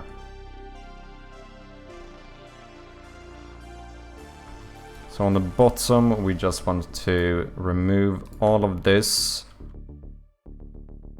And I suppose that we want to remove this as well, because that's like the flap or whatever. That one should stay, and then you should go straight.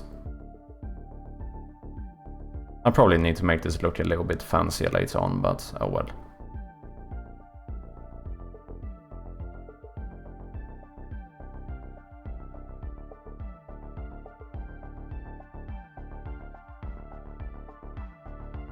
And then for the top one,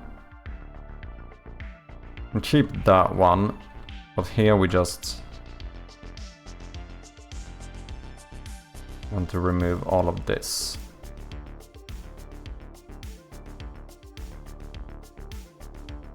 Boom. So that's part of the top.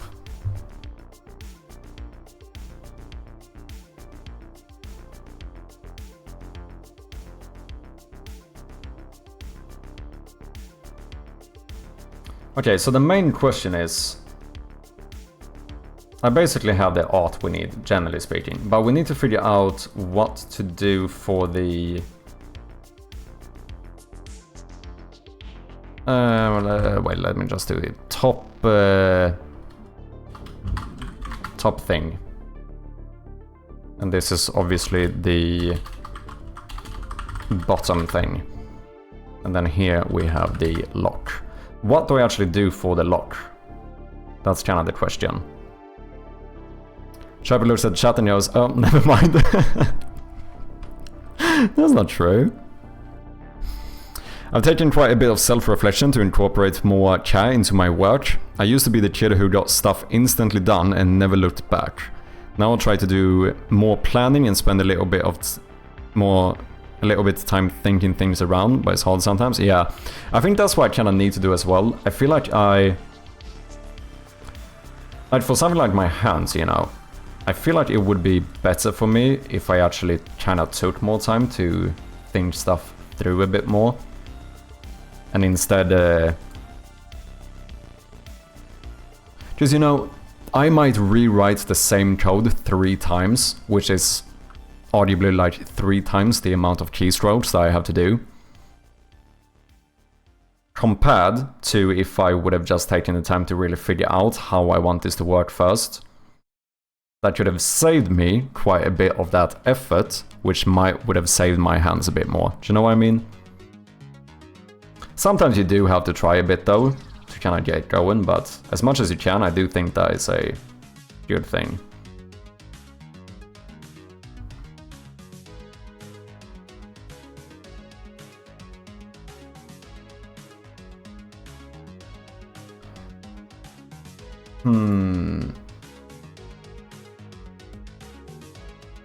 So here, what do we want to do? We could do stuff like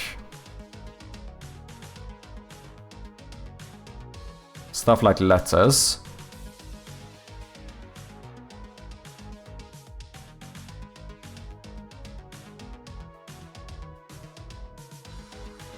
We could do numbers too. It feels like numbers, for some reason, it feels more conventional, but it feels maybe more boring. Or we could even do random symbols.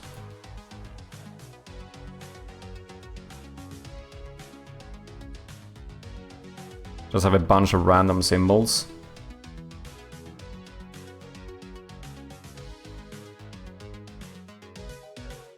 Or non-random symbols, like squares, circles, but it's kind of difficult to get all of those. I mean, you could do like stars.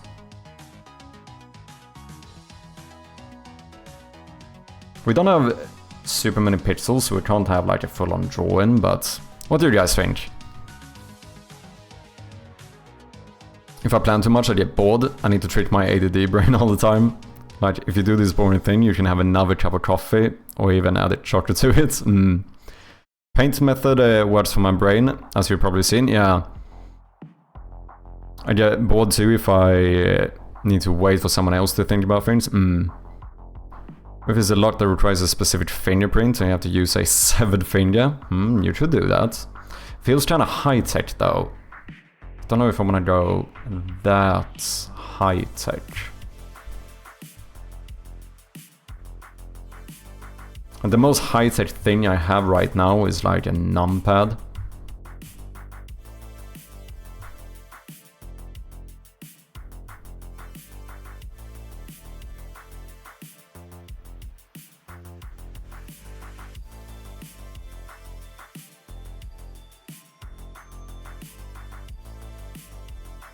Yeah, I think painting does help out a lot. So I've started doing it quite a bit more recently as well. Just like get your thoughts visually out or whatever. Also, I think it's very good for streaming as well. It's more engaging. Like, it wouldn't be as engaging to watch you think something through, Amisis, if you didn't draw it. Like, it does make it more engaging as well. Compared to if you were just sitting there with like a still, like just the engine open, sitting there. Even thinking out loud, you know? Just now it's something for my little zoomer brain to watch as well, right?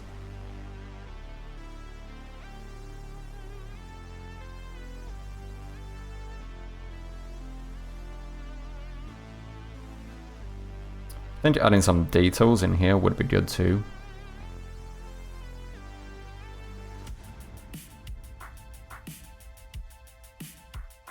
Also annoying with how either you give the entire solution immediately, because the issue is always if you give them one by one, then you only need 2. As soon as you have 2, you can brute force it.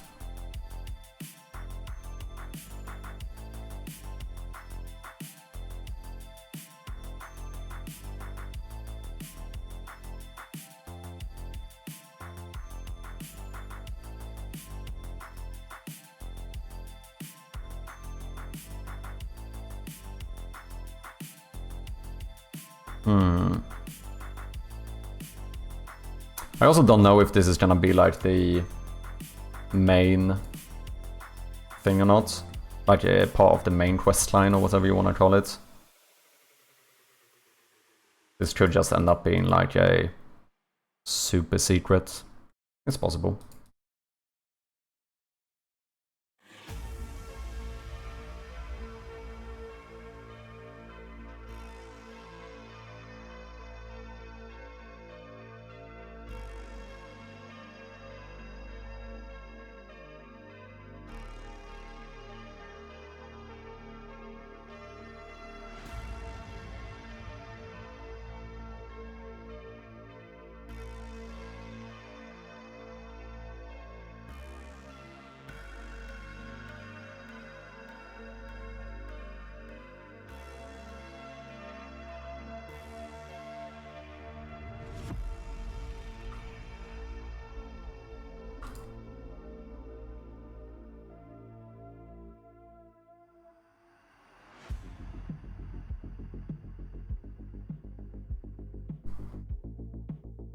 These would need to be separate objects as well, because they would be interactable. Let me do this for now. Okay, let's see if we can kinda throw this into engine, make something out of it. Let's see, how lazy do I want to be? Well, the background and the base are not really gonna be interactable, so you can kind of stay like this. That should be the background. I guess the bottom boards and the bottom thing as well. And then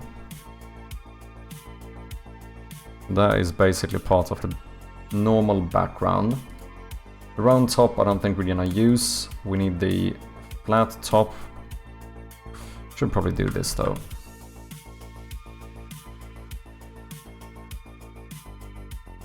Why? Oh, it's locked.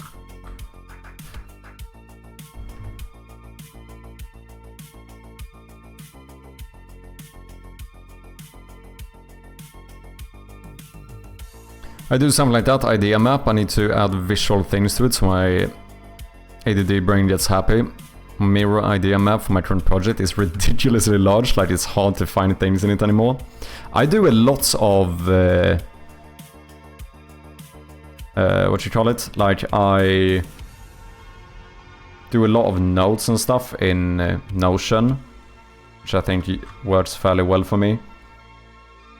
Just like having everything in the same place. Like I have like my GDD or whatever you want to call it. All my tasks I need to do.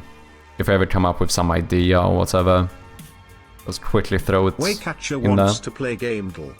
Let's do it!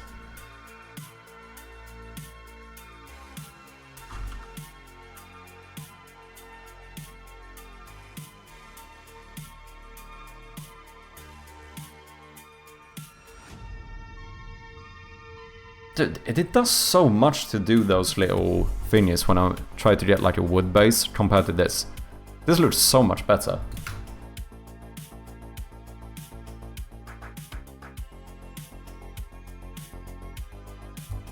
Okay, ladies and gentlemen, let's do a quick game though here.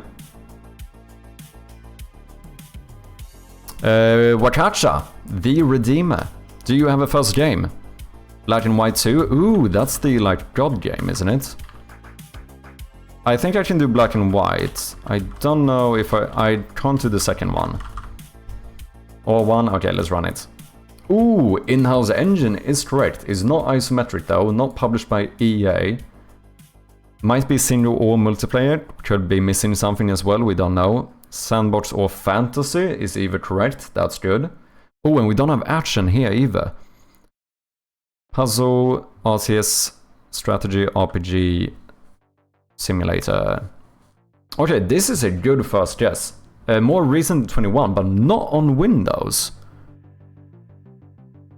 That's kind of interesting. What does the in-house engine mean? Basically, I think it's like a proprietary engine or whatever, like the company has its own. So, quickly before we get into this, for anyone who doesn't know, gamedev is like Wordle, but we need to guess a game instead of a word.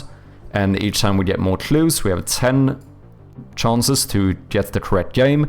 Only caveat is that you're not allowed to look in your Steam libraries, look at any physical games you have in your room, or Google, because it kinda ruins the fun of the game. Nintendo game, very likely. I mean, it could be like exclusive PlayStation as well.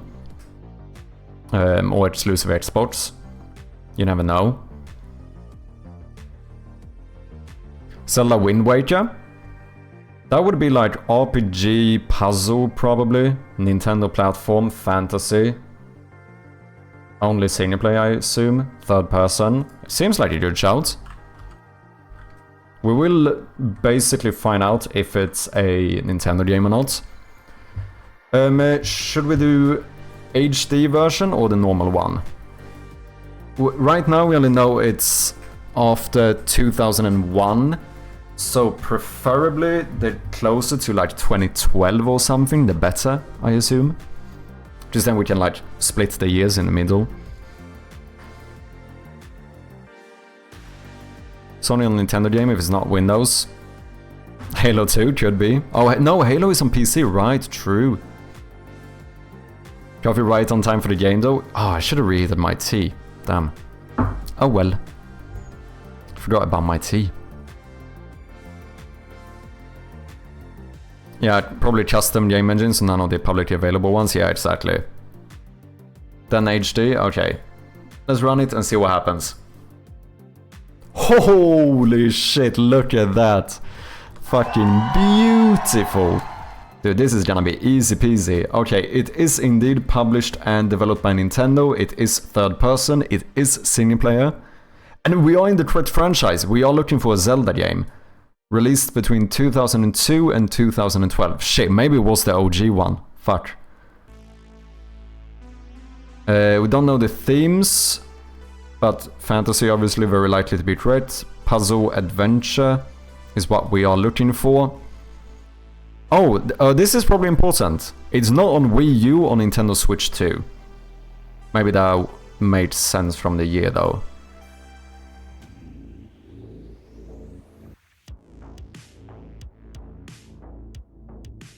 Twilight Princess, OG. Wait, actually not Twilight Princess, right? Wait, what you mean?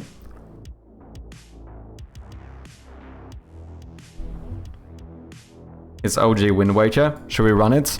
Damn, I should have guessed it, man. Second, that would have been the best one so far, I think. I should have just gone for it, man.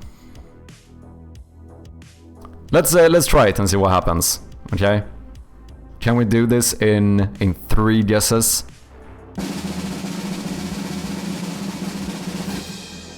Easy fucking peasy, dude. It is indeed Zelda Wind Waker. Damn, I should have gone for it, man. I should have just gone for it. But I started trying to min-match the year here. I mean, long term, this should have been a better strategy. Because if this was incorrect, we barely would have moved the year. So like, as a long term, this is just me trying to cope, man. Just me trying to cope. But GG, people. Upping that streak yet again.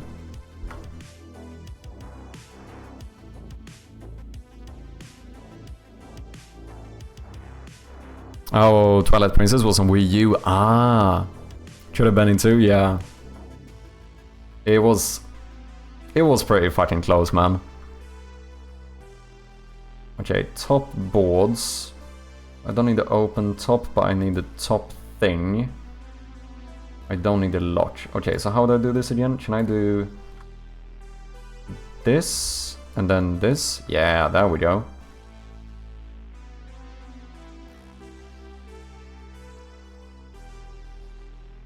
Let's separate this stuff like so. That's the closed top. Then we need the open top.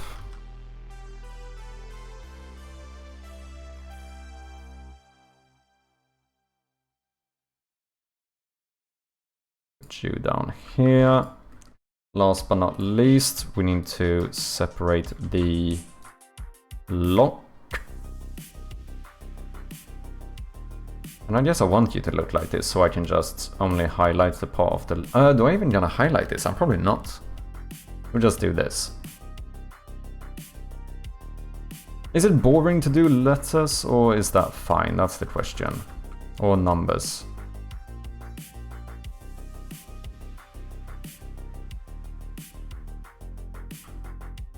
I kind of want the center one if we're gonna do numbers, though.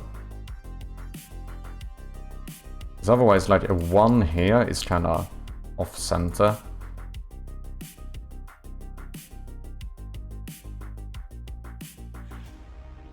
And something large, like a 2, would probably be fine. So we can just do something like this.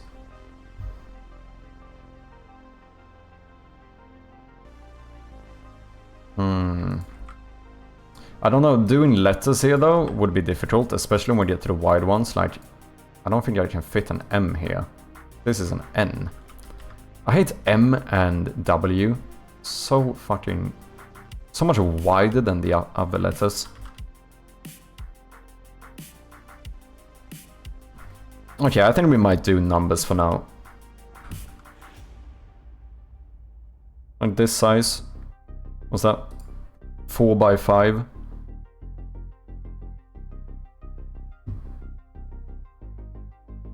Am I gonna do these by hand? Am I gonna be that insane? Yeah, of course we are. Of course we are. Who do you think I am? Oh wait, I need this as well. You need to be able to click on... Oh, nope, that's not what I meant.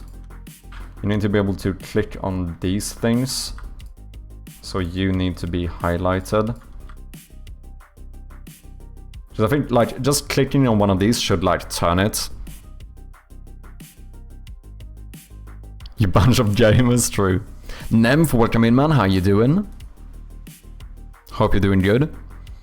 Funny how the theme is not matching between the two. Oh wait, were they not? Shit, I think I can still see it. Wait, let me check that. I didn't click next, did I? Yeah, interesting. Oh wait, this is the old one. Where can I see... Oh, did a new one disappear? Ah, shit. We fucked up.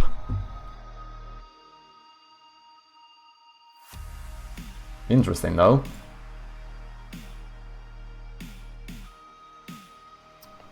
Twilight Princess was actually GameCube, Wii, and Wii U. I'm ashamed to say I have actually not played that much Zelda games, to be honest. I played a bit of...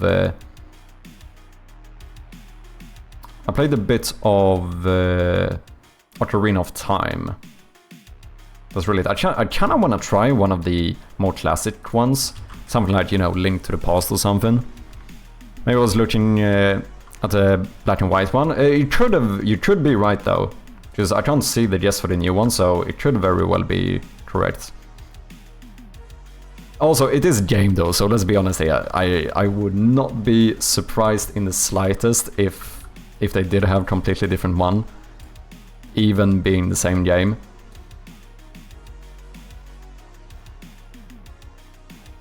Um, 4 by 5. 4 by 5. Right? Yeah.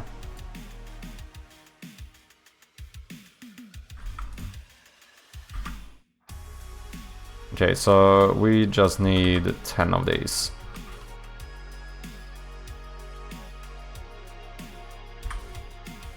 New layer. Wait, this is the entire number should fit in here. So we're gonna do like 1,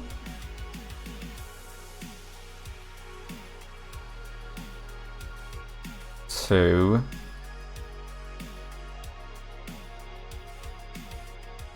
3.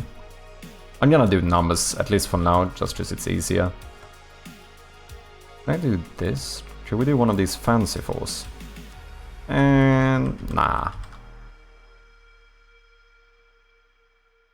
4. 5.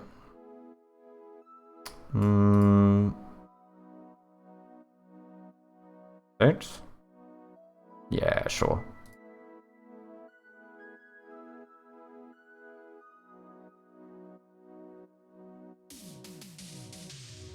That looks fancier. How you doing, Nymph? Did you have a good weekend? You have to play Wind Waker. Pretty much all 3D Zelda games are must play. And that's the funny thing, because out of those, I think I've only ever played the Ocarina of Time. At some point we should do like a few streams where we just go through old classic games that I have missed out on. Wait, what am I missing? Oh, we need a 0 as well. Maybe after we release Shroud of Gloom, we take a bit of a game dev break and we just go ahead and play through like a shit ton of games.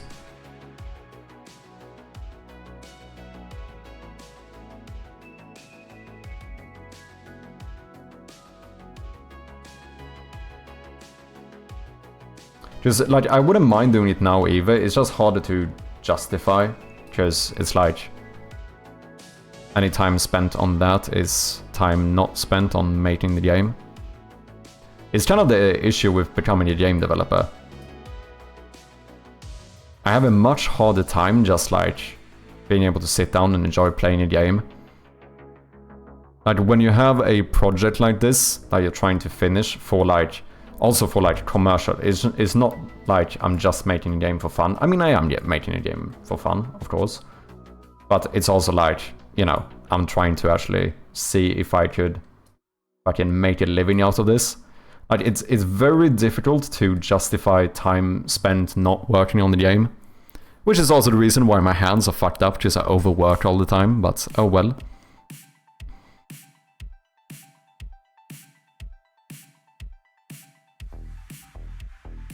Hey Nemth, thank you very much for the follow. Appreciate ya. Nice to have ya. Don't like the 6 and the 9.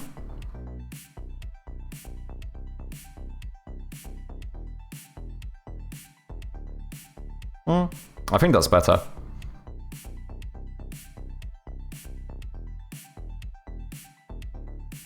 Not gonna lie, I kinda don't like the 4, just because it's the only one that's like incredibly clean. The only way I would fix that would be this. Which I don't know. It does kind of fit better with the other ones though, to be honest.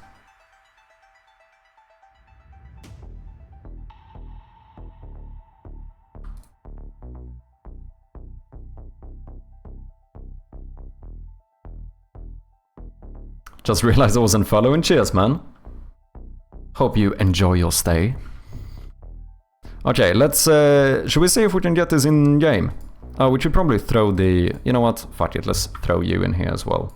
Do I want to throw you in here? I should use this as its own object as well.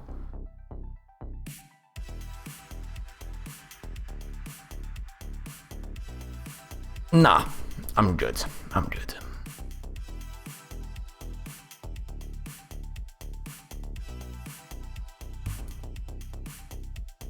So are you a fellow game developer, Nymph?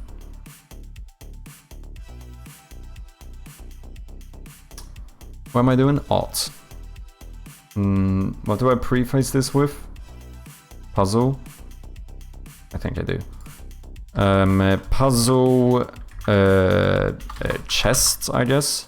Hey, Chappie, focus. This is kind of chest. I'm mad focused, man. How you doing, Strom? Thank you for hanging out, as always. Yeah, sure. Sure thing.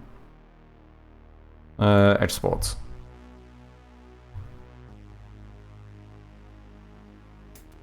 Okay.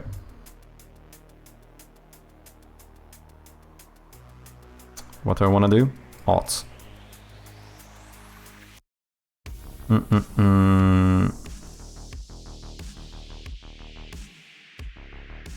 Oh, wait, we need to fix this. Multiple, point no filter, no compression, advanced, read write, apply. And let's get this part, 32180, that should be correct. Puzzle, chest, base, or something, sure. Sure thing. We need this little section.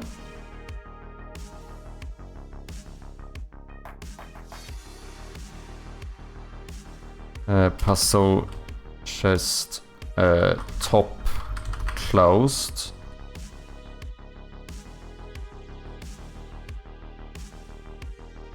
Puzzle, chest, top, open. What you call these?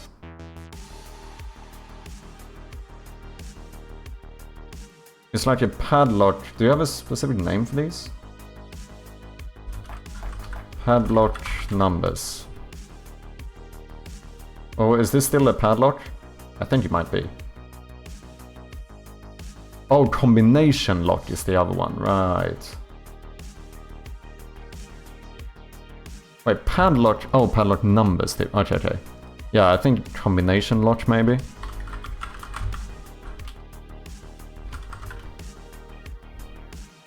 Sure. Let's keep it like this. Lock. What do you call it? The thingy. Dial. Lock dial, I think. Yeah, combination lock, I think that was the word I was looking for. Oh, chest 0, perfect. Then we just duplicate you. You are chest 1. This is amazing. Could not be better. You're gonna automatically name this the correct way. And 9. That should be all of the art we need. Oh shit, I have to make all of this semi-lit as well. I think I fucked up with the semi-lit system.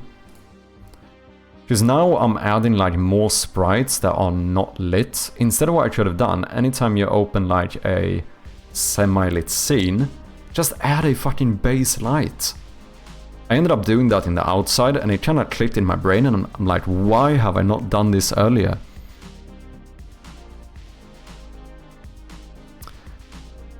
Laid off a year ago, just learning things while looking for work now. Ooh, gotcha. So you work like professionally as a game developer?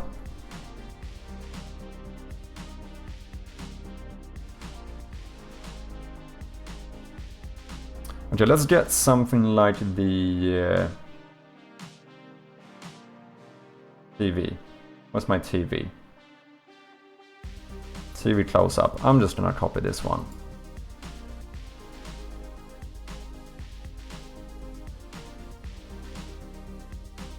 Then we're gonna remove this as well as this.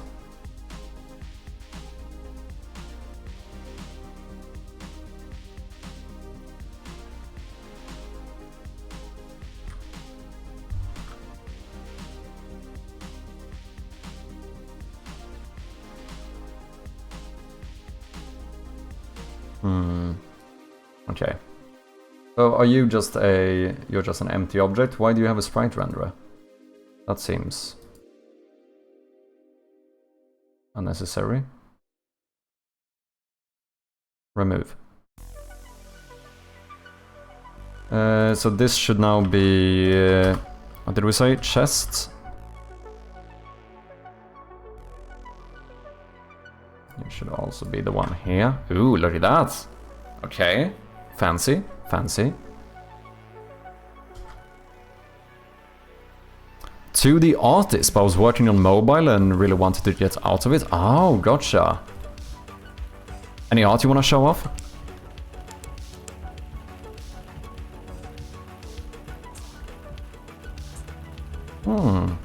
Okay. Okay. You know what? You know what? I kind of like the look of this so far. Chest close up. Let's call this the chest. Maybe be more specific. Let's call it the chest base. I think we're gonna make our own script for this. Am I? Yeah, I am. Let's do a locked chest puzzle.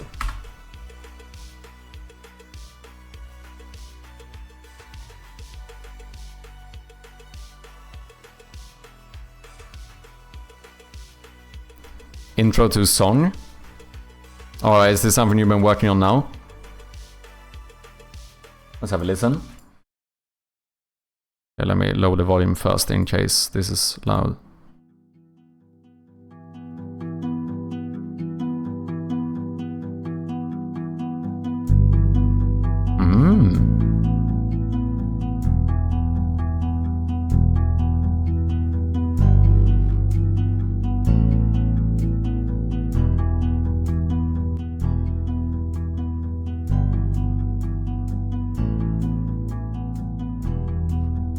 It sounds good, man.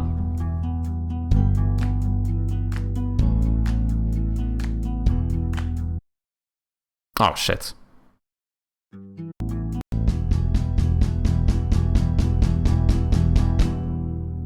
Nice, good shit, Whale. I like it.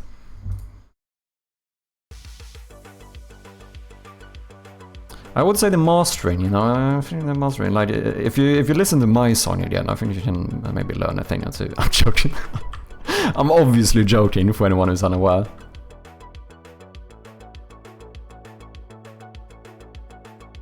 Ah, that's funny. Not really all environment art things for mobile games. So is it mainly you enjoy like the art side of things and game development? It's mainly just working on mobile games you want to get out of? Learning too many things about coding, Unity and others to be satisfied with a 2D art job. Okay, so it's even the art itself. But difficult to find a guy for everything, and I'm not quite there for technical artists. Yeah, I see what you mean. I do think like I mean it's better for like indie stuff, right? Like if you would go for like a really small studio, or if you wanna make something yourself, it's probably better to be that type of a bit of everything type of guy. But I do suppose that in like the big professional industry and stuff, that people are most often looking for very specific roles, which is, you know, kind of unfortunate. It's the same thing for me. Like, if I end up, you know, not making it with this stuff, one of my plans is potentially to see if I could get a job in like the proper professional industry or whatever. But it's kind of difficult because I've been practicing everything and I haven't specialized in anything, you know? Like I've gotten a lot better at art, I've gotten a lot better at coding, and at design and whatnot, but I'm not really a specialist in anything. So I think like a person like me, generally speaking, isn't as like hireable. Yes. Do you know what I mean?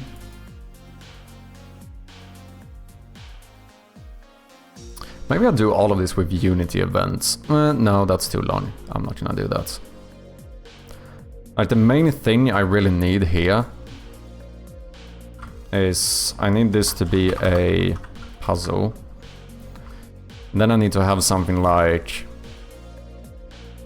Oh, that's not what I meant to do. Okay, let's get rid of the drawing tablet for now.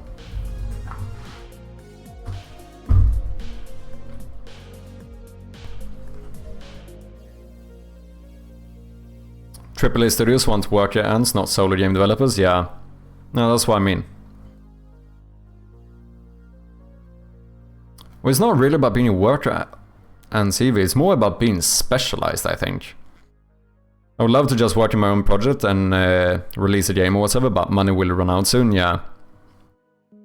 Yeah, it's fucking expensive. I'm losing like fucking... Well, I'm losing like more than 1,000 quid a month or something. So it's, you know, it's a little bit more stressful in that regard. Like there's very little safety involved in it. It's really fun though. I mean, I'm definitely enjoying myself, but... you know, I think there should be a string actually.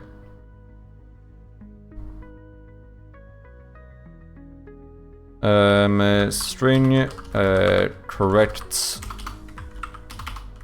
combination is equal to 1, 2, 3. And we need something like a public void.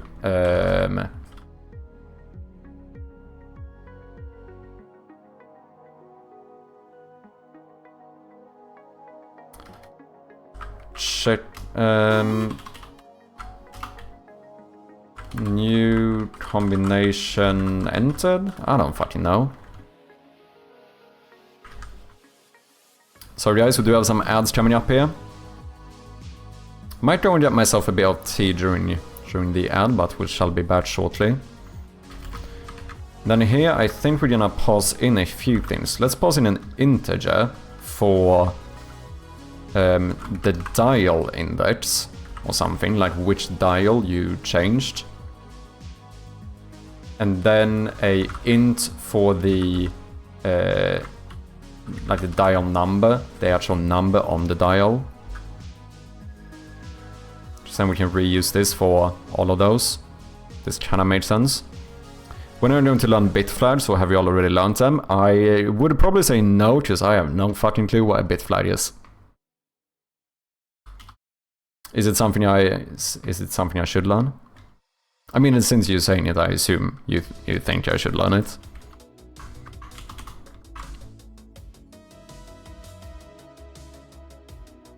You should learn them. Okay, advert is running. Let me quickly run and get a bit of tea, and I will be right back. This is your moment to get some water, stretch your legs a little bit, and yeah, appreciate if you stick around. Cheers. And we are back, pretty much just in time for the ads to be over.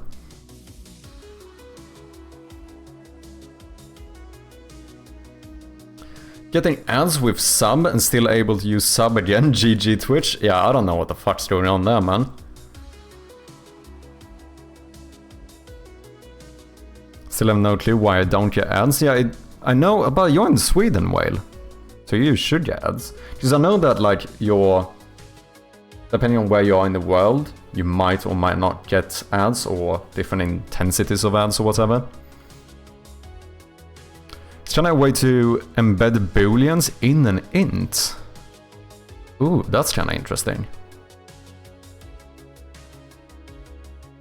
Oh yeah, Strom with the fucking resub. I just realized. Cheers, man.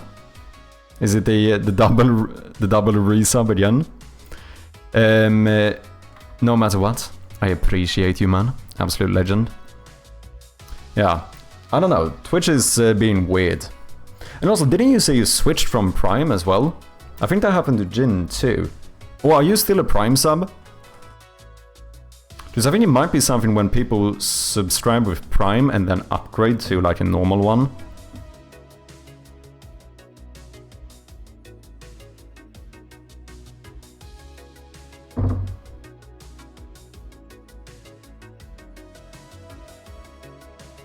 Bitflags are a perfect place to learn some simple bitwise operations.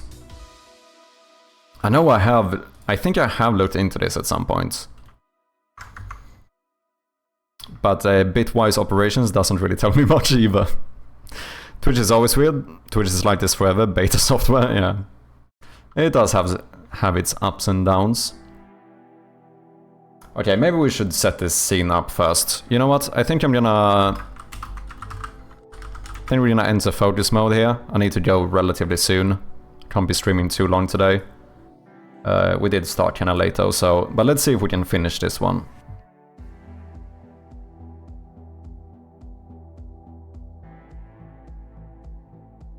So what else do we need? We can just duplicate this actually. Then we can do the...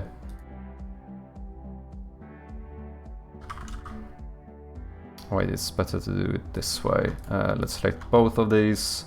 Sprites should switch to... doesn't really matter. Let's do like the closed one. Set native size. And we just need to move you up a little bit.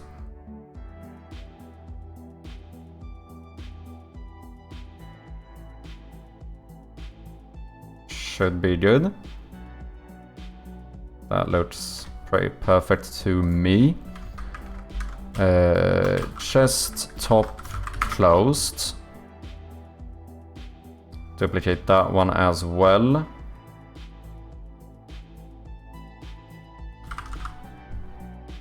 Do the open one. I think I aligned you here, didn't I? Yeah, that should be good.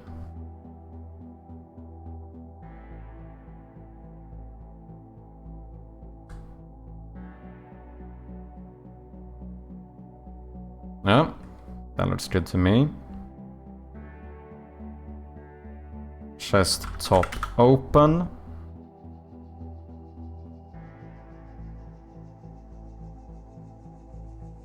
You know what? We need 2 of the closed one. I'm gonna have another one called closed and locked, which is going to be uninteractable. And then we should actually... no, let's just duplicate you. Combination lock. This should be the last one we need. Oh no, shit, we need to set up all the numbers as well. No, we only need to set up the images and then we just swap the sprites.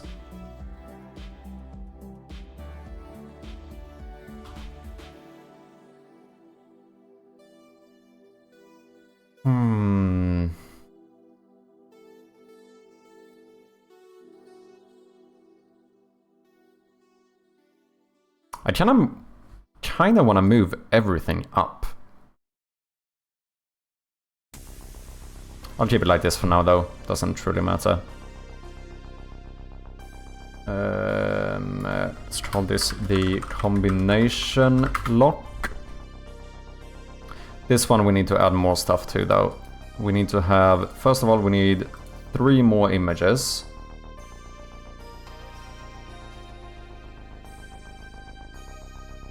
Which... I need to do these semi-lit as well. You know what, never mind, let's duplicate this entire thing. Combination... chest... lock dial. I need you as well. I'll put you here.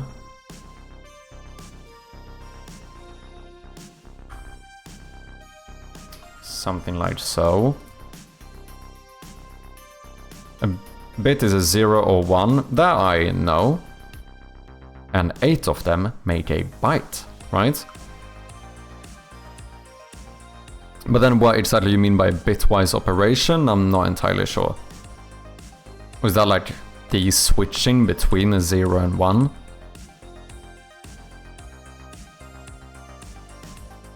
Let's call this dial 0.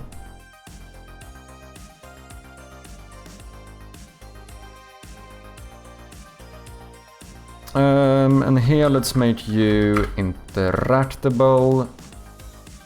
Sure, raycast alpha pixels, set default color, deselect item, highlight object. This all seems good.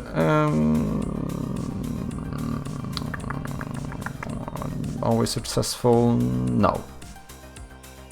Then I want to, let's be lazy and just publish a Unity event on click. This one we could already set up, because you should call the public void. Oh no, I cannot enter 2.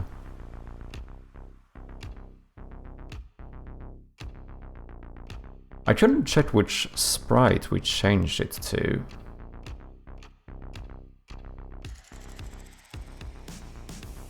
Maybe I don't need to pass in the number you're on. Maybe this one keeps a track of the number. We just pass in the index. Slightly more risky.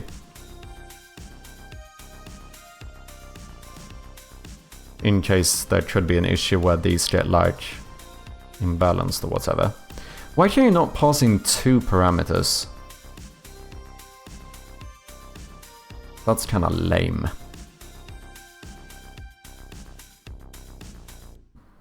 I guess I could check the object as well. Could also do 3 of these, but that's kinda lame. Bitwise operation is something that modifies bits in a number. Okay.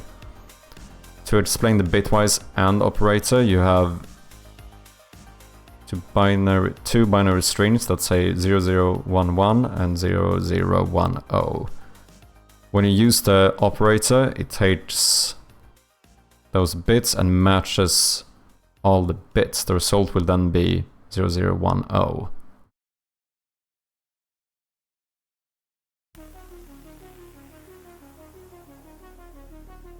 Okay, that I didn't fully understand.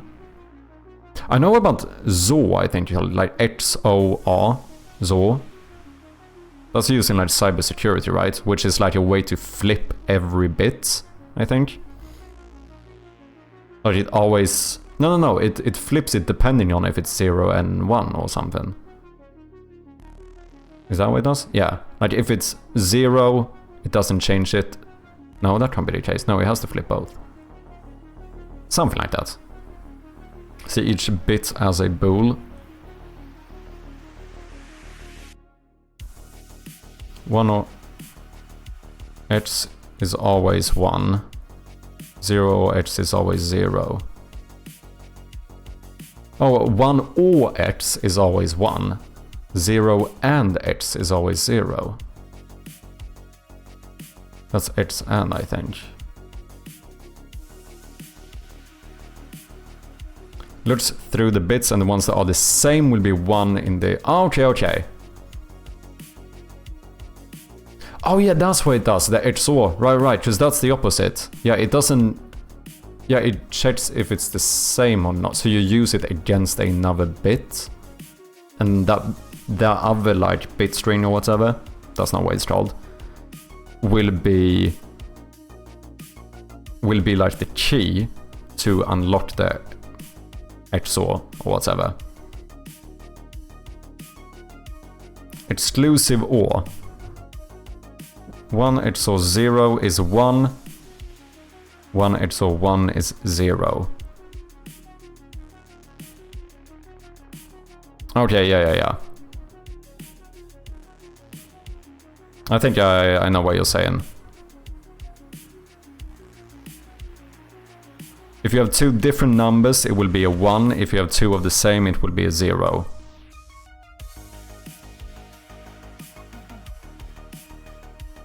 So if I understand this correctly, 0 XOR 1 is also 1, right? I think that's the case at least.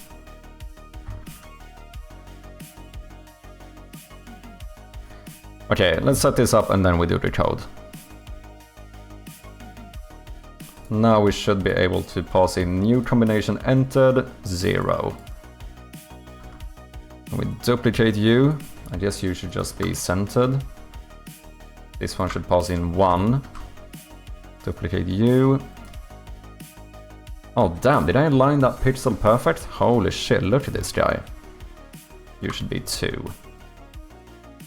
Ooh, only a tricky thing now is I need to add more to this, so that was kinda unnecessary. Nah, it's fine, it's fine. Is it fine?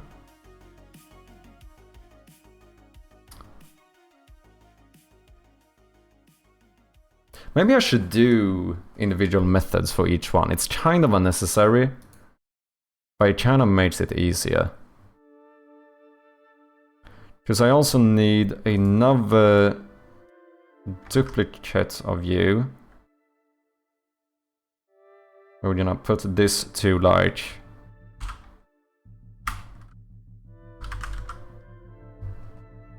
0. Boom. And we're gonna call this something like number. Sure. You don't really need to be interactable. You can actually be non-interactable, but you also don't need to be a raycast target. So let's remove those two. Put you as a child object of this one. And we copy you, paste as child, paste as child. Why you did not get centered goes beyond me, but okay, fair enough. Okay. We have something now.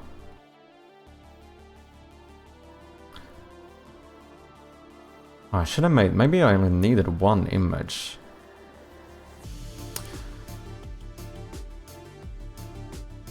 I might actually change this. And actually do this instead.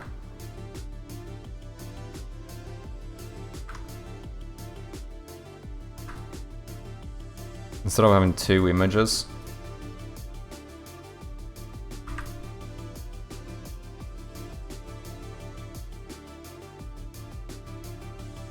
Because if I do this, yeah, it's slightly larger, but I only ever need 1 image on these objects.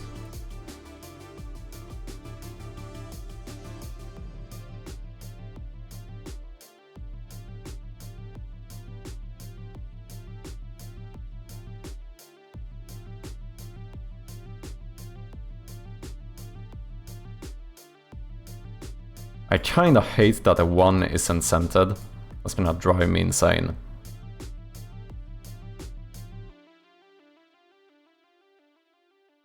But I also don't really know like how I would center you, because that looks like shit.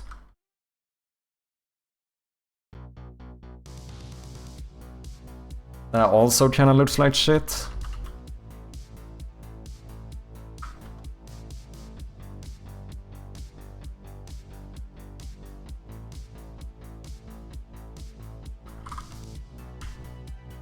I kinda think I should do this instead.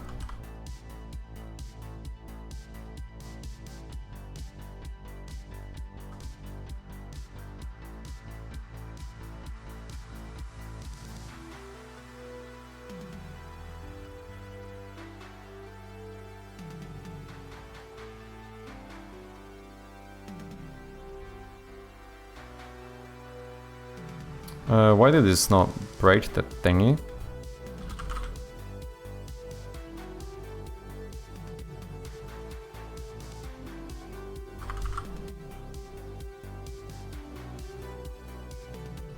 That's... Oh, just yours, the one set. Ah, right, that makes sense.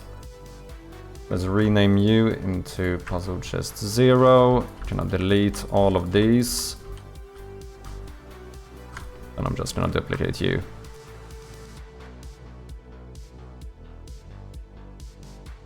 Ah, fuck.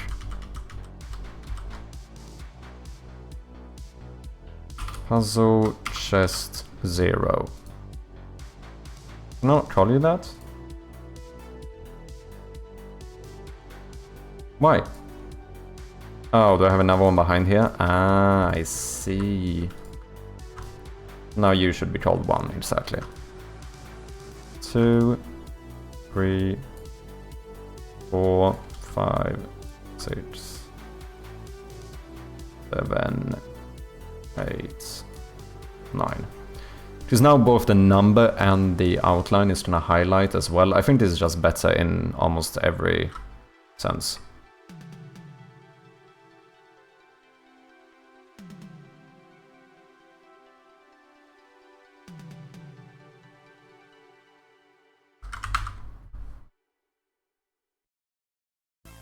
Boom.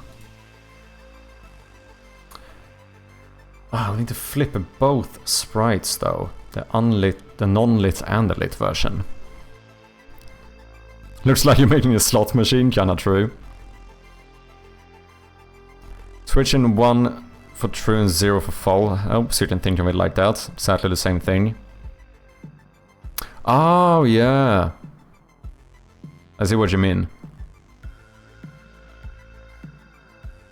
Dial up, dial down functions with a int parameter for what wheel you're clicking on.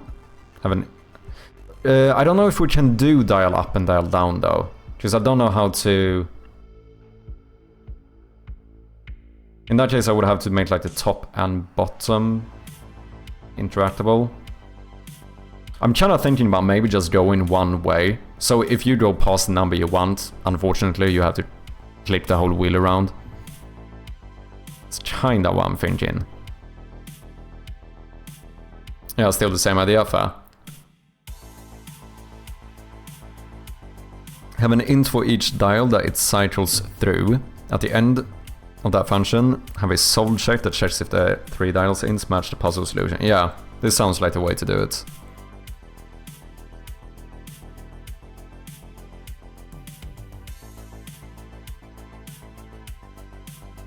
Just try the one with a 4 wide base and no other changes. Oh yeah, you mean this? I feel like it looks kinda off though. This looks almost more uncentered, even though it technically isn't. It's just, it loses the 1 a bit, I think is the issue. Oh, you know what we could do? I just realized. It actually is... It is centered if I do it like this. That actually makes it more centered. There's now 2 pixels here, 2 pixels here. It's when I add this one that it gets messed up. So we could just do this. That looks better? I think it does. Civ 6 music is really good. Have you played Civ? I have never played a single Civilizations. Kinda wanna try it at some point.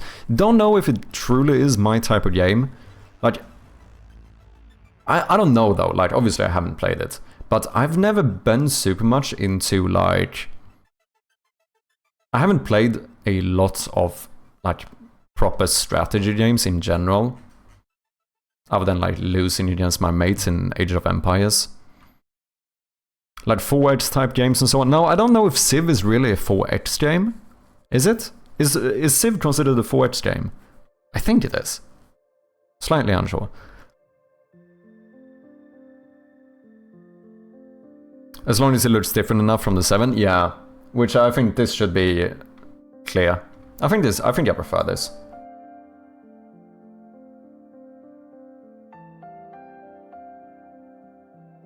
Zero, 1, 2. Okay, and you are interactable. Let's make you guys a child of the combination lock as well. And we can just disable the entire lock. Which is what we need to do when we switch. We need to disable you.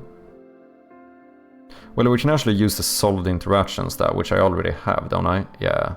Let's just do this. Let's do an empty game object called you solved interactions.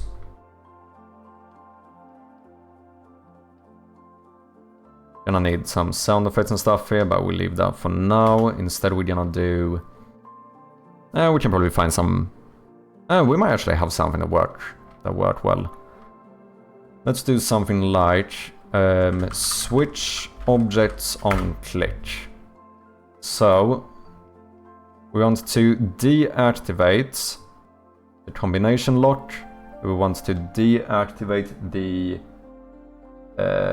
chest top closed locked, and then we activate the unlocked version. So you and you would disappear, you would appear. And then this one we are going to make interactable. And you are going to also switch objects on click. You would deactivate yourself and switch to the open one. Here we should probably play some sound effects. I guess we do cabinet. Bin open, car door open, cupboard open. Door open is gonna be too heavy. Yeah, I think we do cupboard open. Maybe even slightly pitch you up. Maybe we'll see how that sounds. Bum bum bum. Solve the interactions. Play sounds on click. Let's maybe do a unlocking sound effect. Door unlock, sure thing. And then I think we also do the metal clang sound effect. I think that should sound pretty good, so let's do that one too. I wonder if I should have delay for this. Now, as soon as you enter, this is just gonna instantly disappear. That might look a little bit weird. We'll see. We'll keep it for now. Okay, that should be most of the functionality. At top, open. Yeah, you can be non-interactable. Once you open this one, fuck it, we just keep you open.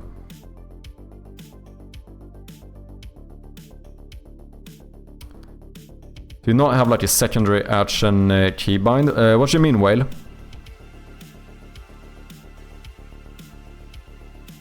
Seems like you like to analyze stuff when you play games though.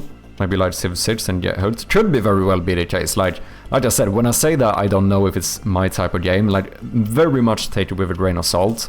Because I haven't really played that many similar games.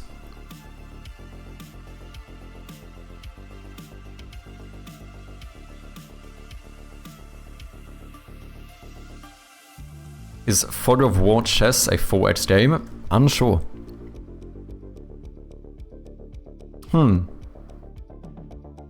Upload a pigeon learning material.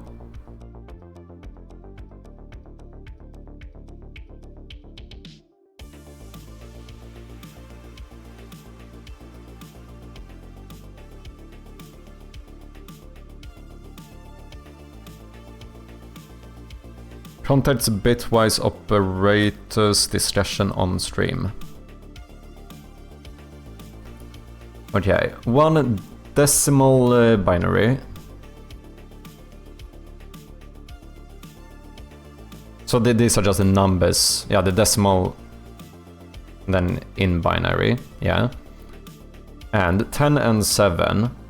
10, 10, 0, 1, 1, which is the binary thingies. Okay, so A is 1 and 0, so that will be 0, because they are not the same. Whereas if we have and 1 is equal to 1. So yeah, 1 is basically true in this case. So if this would have been 0 and 0, it would also have been 1. And then we have OR, which I think is used a lot in cybersecurity, where I guess we do the opposite. So this A is going to be 1, because they are different. It's going to be 1, 1, 0, 1. Oh, fuck. Oh wait, this is wrong though, isn't it? Isn't Z 0?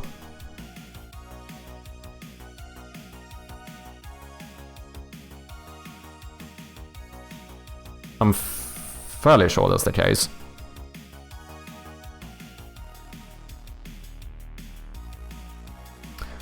Or is 1 as soon as 1? Oh, so 0, 0 is the only one that's actually 0. Oh, you are thinking about XOR. Oh, okay, this is not the same as... This is just a bitwise operation, or this is not the same as XOR. Okay. So for XOR, it would have been, like I said, right? I think. If this was XOR, would it have been 1, 1, 0, 1? Okay, I see, I mixed those up.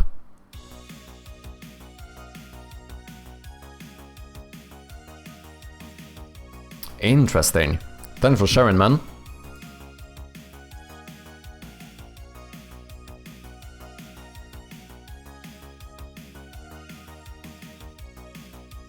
Oh.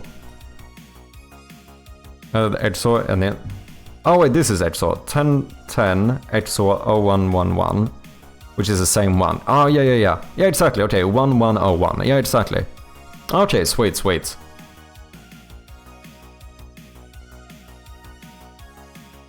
It doesn't flip them, it checks whether they are... basically whether they are the same or not. Whereas this, the OR one, basically checks if we have a 1. And... basically checks if we have a 0. Yeah, this checks, do you have a 1? This checks, do you have a 0? This checks, are they the same? Not is also an operator, just like exclamation mark is valid or something. Oh, okay. Okay, so not would have just turned it, flipped it around fully. Ah, interesting.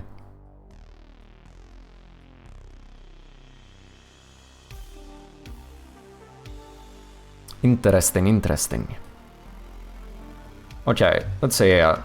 Correct combination, solved interactions. Let's just assign these. Now we just need some logic here and we should pretty much be good to go. Because our dials should be calling the function. The function keeps track of which dial you are moving.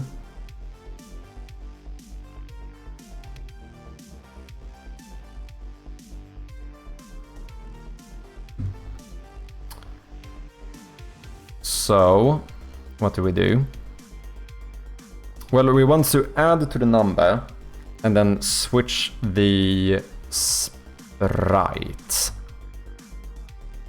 So we want some more references here. We want a reference to I guess we're gonna do an array of sprites called dial sprites. And this is gonna be perfect, because 0 is actually going to be 0, and so on. And then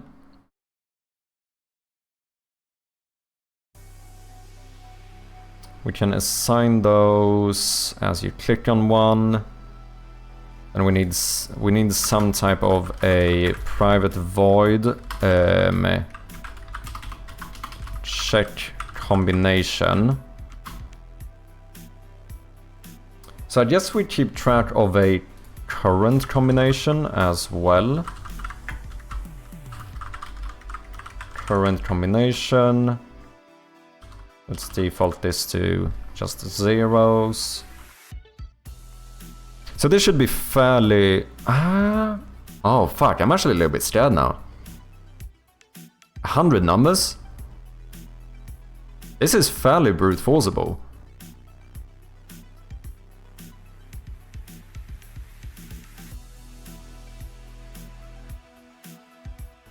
If I want to make it harder, I could always add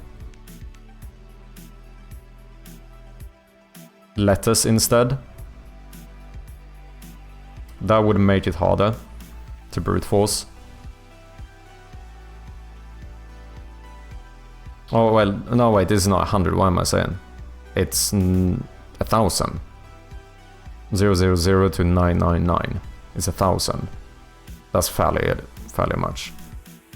Because otherwise, if we do letters, we would have something like, if I'm not mistaken, we would have like fucking over 10,000 combinations. Anyways, getting a bit late over here, going to chill a bit on the couch before bed. Have a good one all, see you next time. No worries coding. Até a próxima, and thank you for hanging out, as always. Should have some sort of mechanic in games like these to soft aggro the bad guy if he starts guessing. Or do a lockout system if you try too many times.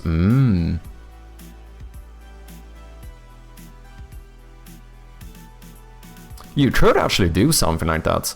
Now, it would be slightly tricky here, because the way I'm doing this now, we would check combination after each time you press.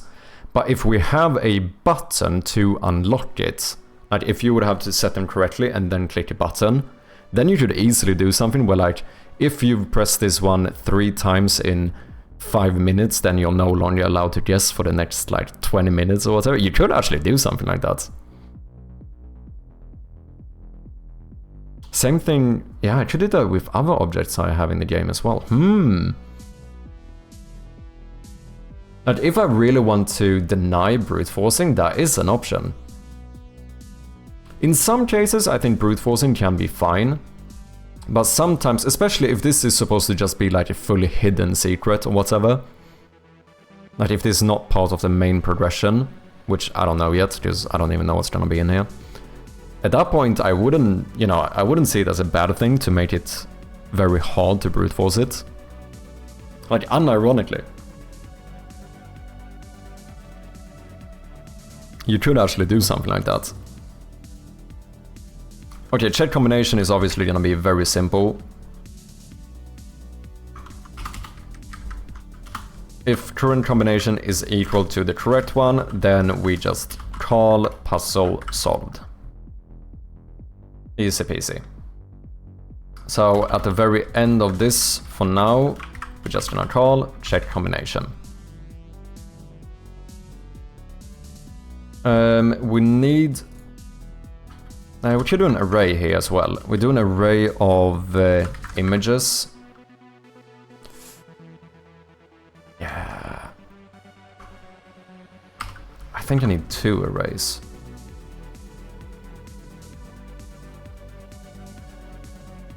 One for the lit and one for the non-lit.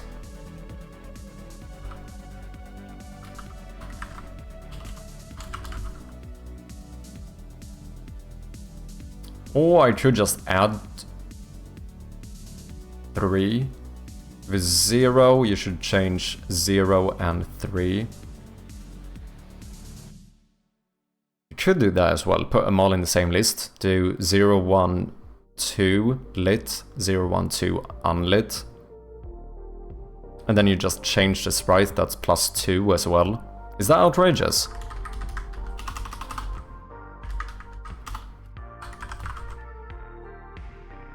Kinda feels like that would work. I don't know if that's a weird way of doing it though. It only fucks up if I mess up the order. Which you could argue maybe is a bit risky. But that would be the same case if I just do 3 as well. I'm gonna try it and see what happens. So I guess I do a switch. No, we don't really need to do that, do I? We have the dial index. We have the current combination, and since this is a string, I can check like a char, or whatever, right? So I can do this. I'm fairly certain. Or do I need to make you a char then? Yeah, exactly. Then we can just update the one we need. But we also need to loop so that if we get to 9, the next one must be 0. Okay. So what we do, we have a... We know which one you are changing.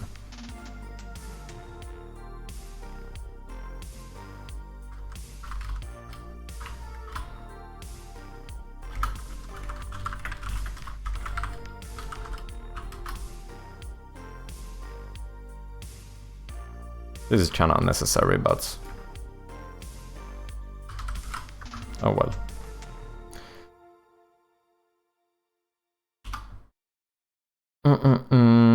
I don't know why I did that. I didn't really need to do this. But it's fine, it's fine. So... The current combination keeps track of what it's currently at.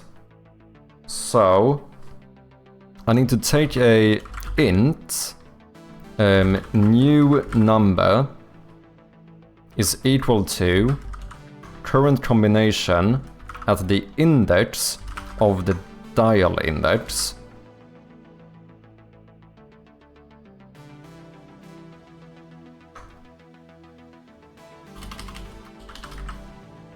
Plus. But then I need to make this into a string or an int. Can I just do this? No? Can I do this at first though? Or should I do the like try parse? No, wait, try parse is to make it into a string.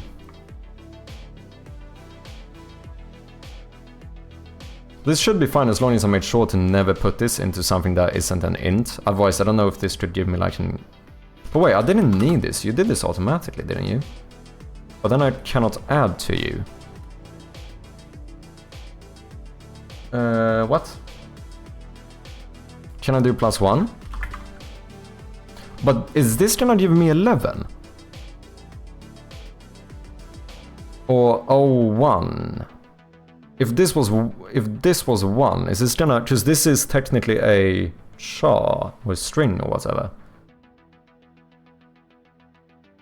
I guess we could just debug log it and see what happens.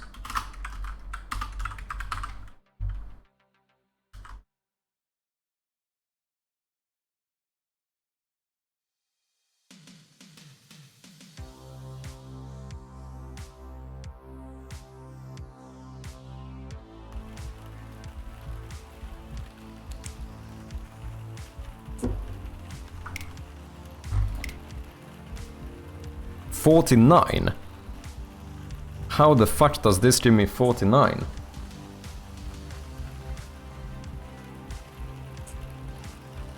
What? 49? Int new number is equal to current combination, which is 000 plus 1. That gives me 49. How is that possible? Anyone that can explain this?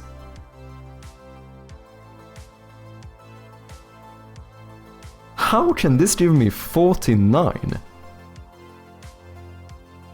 I would have thought this would give me either 1 if this successfully is casted to an int, or it would give me 0001, which also would be 1. Okay, what if I do this? Are you gonna give me 0?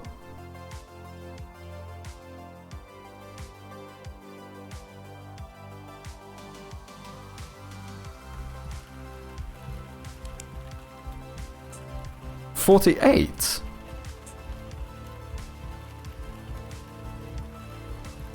What?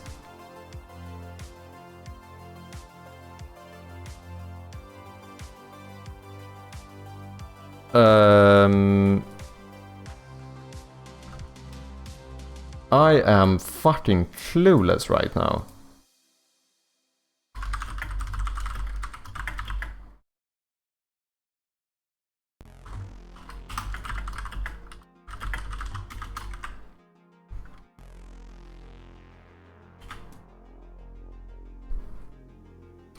Because how a C# treats string index. When you do int new number, current combination dial index, doesn't return the number numerical value, it returns a char. In C#, a char is basically a numeric type holding a Unicode point to that character. Ah, 0 code returns 40. Ah, okay, interesting. Okay, so can I do...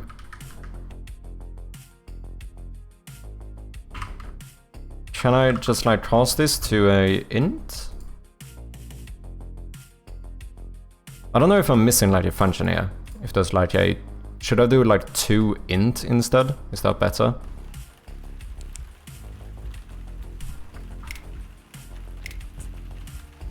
Oh, you still give me 48, so that obviously isn't working. This gives me This should be 0. Can I do 2... Is there a thing such as 2 int? No. Can make it 2 string.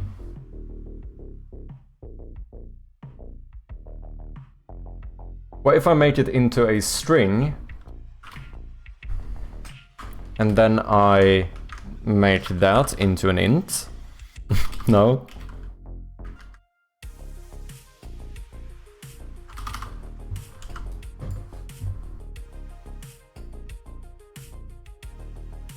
If you actually want the digit as an integer, you need to convert the chart to its numeric value like this. Oh, -0. Ah. Or int new number is equal to int.parse current combination dial to string. This kind of, for some reason, this feels safer to do. Interesting. So this gives me like the index of the chart in like a, you know, full, like every symbol list, whatever thing. I think that's what it's doing. Okay, but what if we then, okay, so we make this into a string, and then we pass this into an int. For some reason this feels better.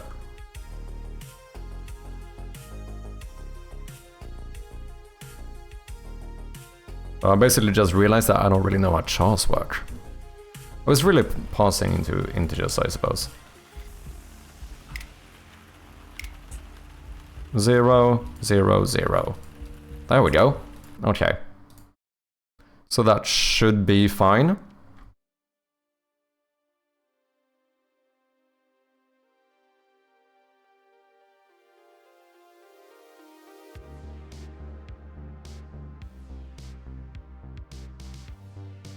Okay.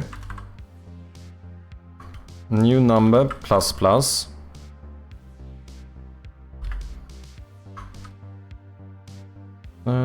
Dial.length, no. I'm just gonna do if new number is equal to 9, then new number is equal to... No, that's not true. Is it... Oh yeah, it should have been. Oh, it would have been fine actually. If this is equal to dial images.length.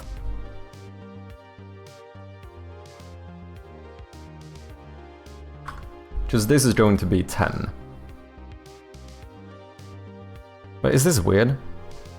Why not just say if this is equal to 10? New number is equal to 0. So then we have a loop. We now need to change the current combination.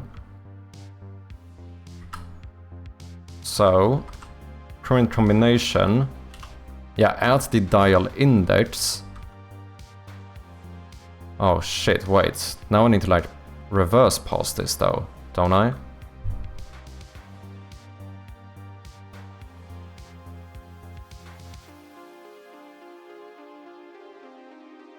Oh wait, I can't assign it like this? Oh shit.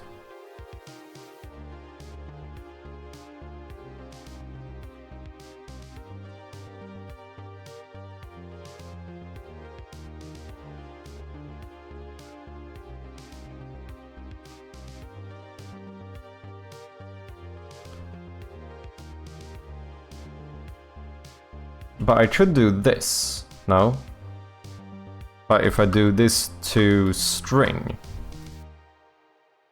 then we can change the current combination.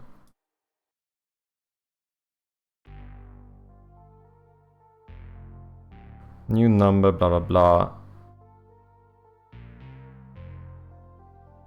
But then how do I know which one?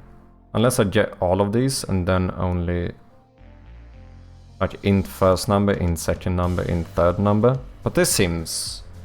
This seems like there should be a better way of doing this.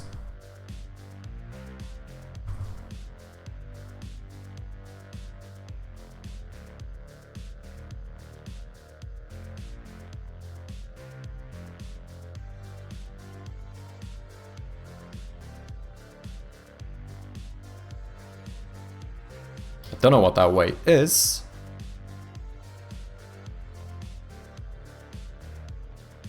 But it feels like it should exist.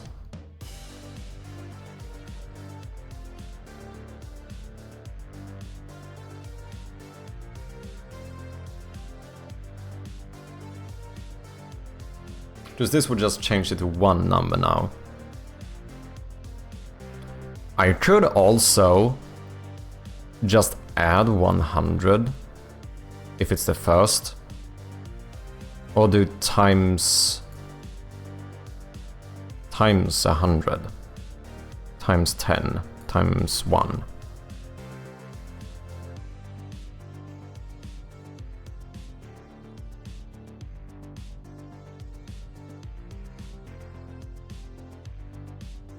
Oh no, this doesn't make sense.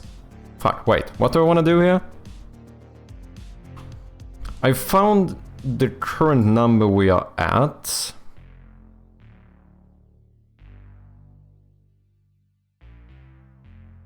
Could also do 3 ints for the current combination, 3 ints for the correct one. But I'm pretty sure when you do this type of stuff, it's actually better to use a string.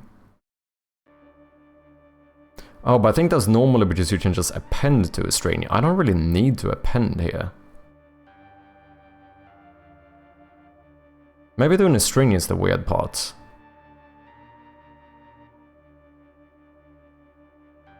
Maybe this should be an int. Can you change... Can you... You can't check like an index of an int, can you?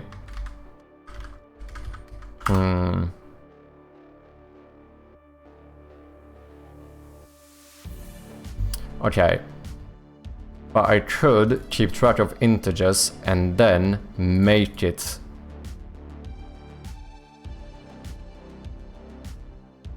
into a string.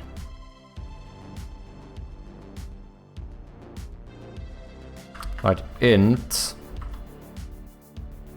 dial 0, dial 1, dial 2.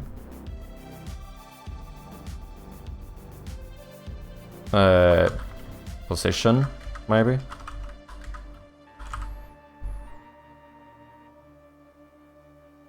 Because if we do this, which I don't know if I love this, but int dial index, I could do an array of ints, right? Called like dial positions, and then new number is equal to dial positions at the dial index plus plus. We remove this. If it's 10, then set it back to 0. Okay, this kinda makes sense.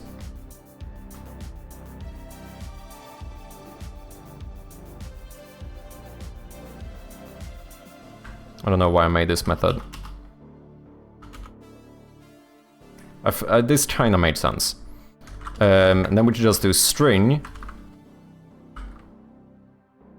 new combination, because now it's sweet to be able to append this. You can do whatever you want, it's your game. Fair point. New combination is equal to, we just cast this to a string. And then we do...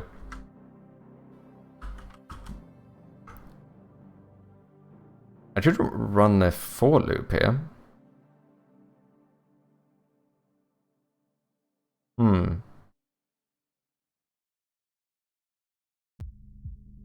Just append each one. That's kind of fancy.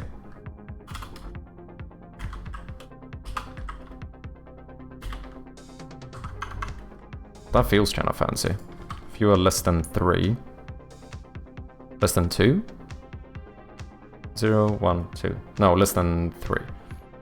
What's up, creative? How you doing? Headed to rock climb for bits. Ooh, nice, man. Rock climb is kind of fun. I've only been like once, but I enjoyed it.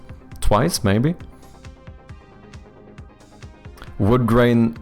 I had to jump in and say that wood grain is sexy. Well done, cheers, man.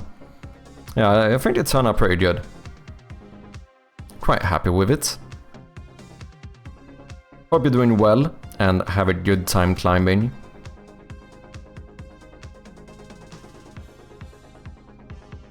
Okay, string, new combination. And then here, what I'm thinking is that we just loop through these and we say...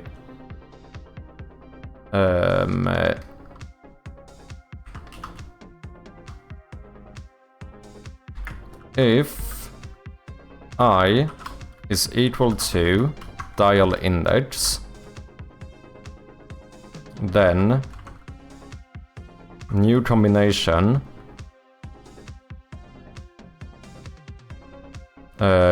plus equals dial index. This is such a weird way of doing it. Otherwise, if it's not, then new combination is equal to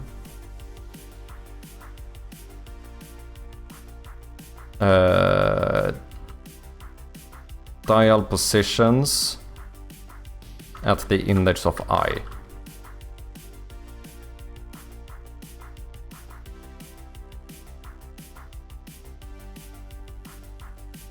Use of unassigned local variable, new combination.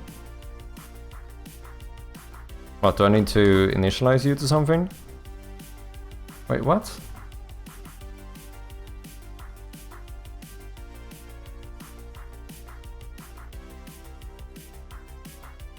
Oh, set it equal to. Plus equal to. Do I need to do this though? Use of unassigned local variable, new combination.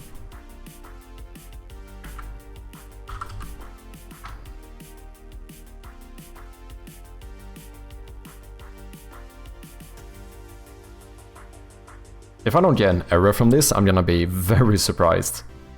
And then now when you check combination, we just pass in a string, current combination. Use that one here.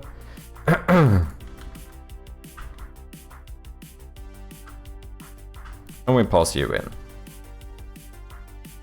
Check if that is equal to the correct combination. This seems good to me, but I have no idea if it's gonna work.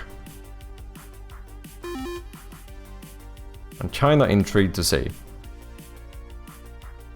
Oh, we need to set up all of these arrays though. Dial positions. So here we need 3 set to 0. We do have some ads coming up in about half a minute. Thank you for your patience. Oh, we need to change the images as well. Righty, I need to set that up. So combination lock.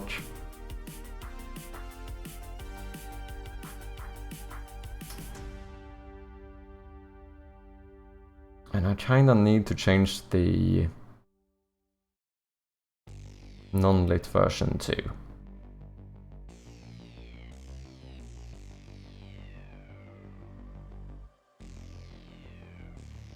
Is it mad to just do +2?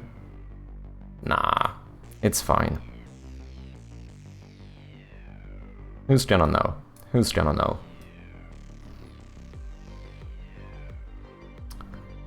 Oh, unless I get component in child image. Ooh, can I not do that? I think that would be fine.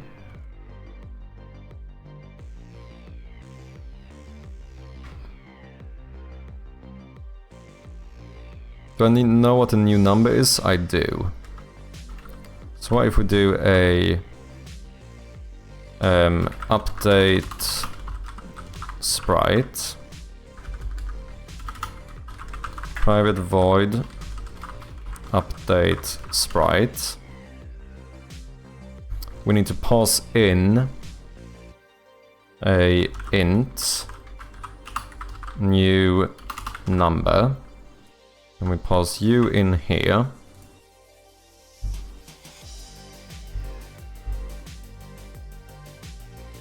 And then we're gonna say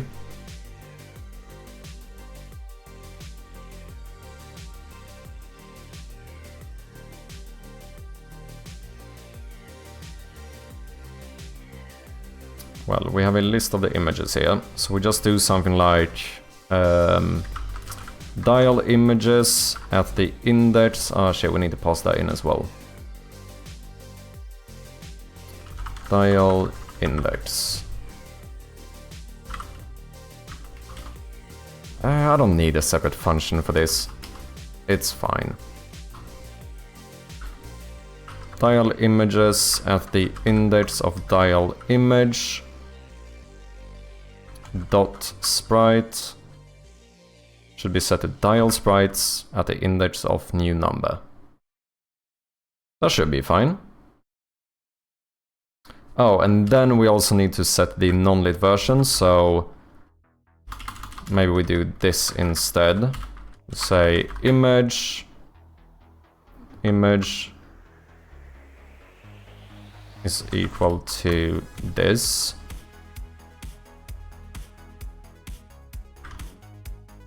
Let's rename you into something like dial image. And then we also want to say dial image dot get component in. Oh, I can't do it from just one child, can I? Maybe what I should have done here is have a little bit of functionality in the actual dial thing. What's up, BMO artist? How you doing? A wild chirpy appears. They've been streaming for, check notes, 7.5 hours. Yeah, slightly shorter stream today. We're not gonna do the fucking 12-hour stream today. I need to get off pretty soon. I just want to get this one thing to work. As soon as I get this to work, we're gonna end it. Yeah, just one more. Just let me do one more thing. How you doing, BMO? Hope you've been well, man. Okay, fuck it. I'm just gonna do this. Non-lit, and then we're also gonna set the... Which means I no longer need to do that. Just do this. We remove you. Dial images non-lit at the index of dial index should be equal to dial sprites at the index of the new number. Oh, dot sprite.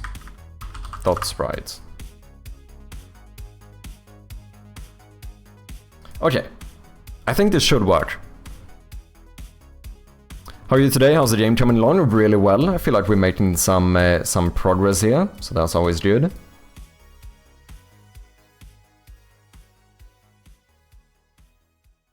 I would say. Maybe I should name these as well.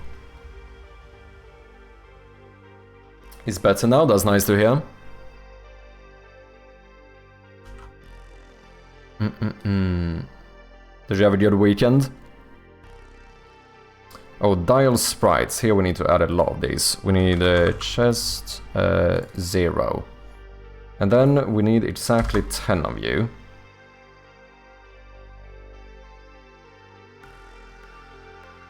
So we do 1, 2, 3, 4, 5, you guessed it, 6, 7, 8, and last but definitely not least, we have 9. Okay. Do I ever update the dial position?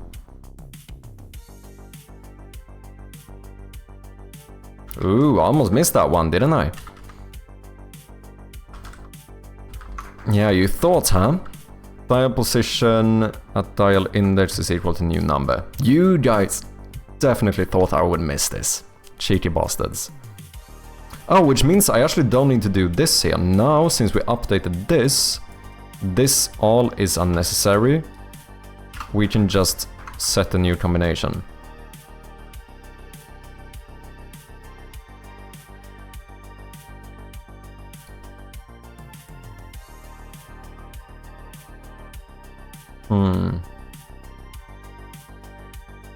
I have no idea if this is gonna work or not. Should we run a prediction?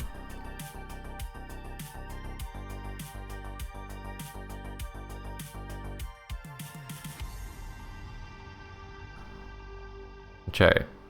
Let's run a little prediction here, whether you think this code is gonna work or not. What did I miss? I've been sorting out all of the functionality of the combination lock. I think we got it down. But I'm doing some weird stuff here. Feel free to cast your votes if you wanna bet whether I actually got this to work or not. You can earn some channel points. Correct combination. We should probably debug log this as well. Every time we do this, let's do... let's just debug log the new combination.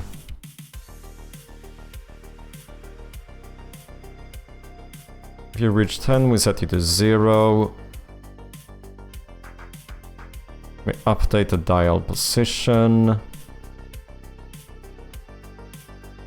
Make a new string. We set a new combination. We do plus equals dial position at the index of I, which is going to be 0, 1, 2. And then it's still less than 3. Ooh. Oh yeah, but the next time, then we do plus plus 3. No, that should be fine, that should be fine. We update the images. Sprite of the dial image with the dial index to the dial sprites with the new number. That should be good. Let me check the combination. This seems fine. Let's make sure these are set up correctly as well. We do have one believer, let's go. Combination lock. 0, 1, 2.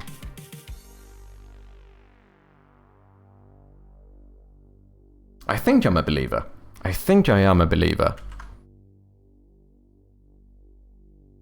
It's been a really crazy and hectic month, but yeah, I had a good weekend. How about yourself? I'm glad to hear that. And not about a crazy and hectic month, but about a good weekend at least. How about yourself? I'm doing quite well. I'm still struggling a bit with my hands. You know, speedrunning carpal tunnel syndrome, but overall, it's fine. It's getting better, I would say at least. Trying to get better at taking small breaks and stuff. Game's progressing, so that's always good. Okay, let's see if this works or not.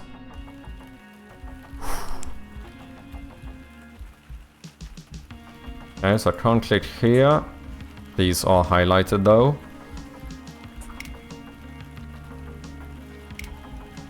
Okay, and if we... oh wait, I need to see my debug log.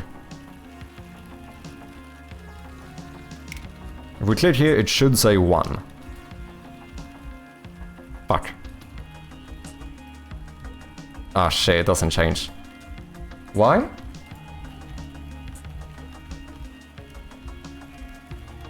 Why are you not changing?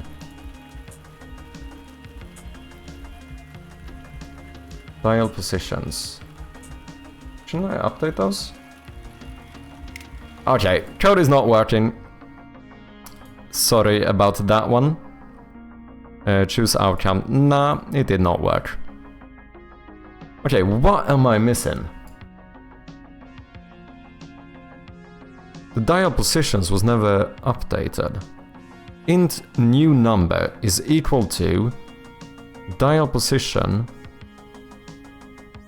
at the dial index, which should be 0, plus plus, that should give me 1. If new number equals 10, new number equals 0, that's not the case, you should be 1. Dial position at dial index is equal to new number, that should set you to 1. When we loop through here, but at 0, you should now have been updated to 1. New number should be 1. Okay, so this is not working.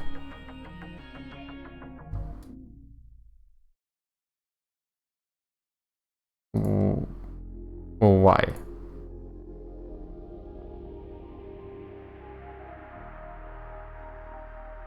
0, 1, 2. New combination entered. Yeah, it is calling the function, otherwise wouldn't have gotten the debug log either. So this is calling correctly.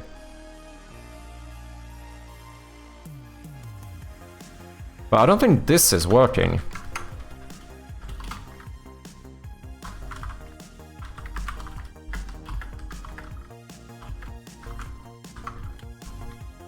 Do I need to dial position and set the index plus plus? Can I not do this all in one row for some reason?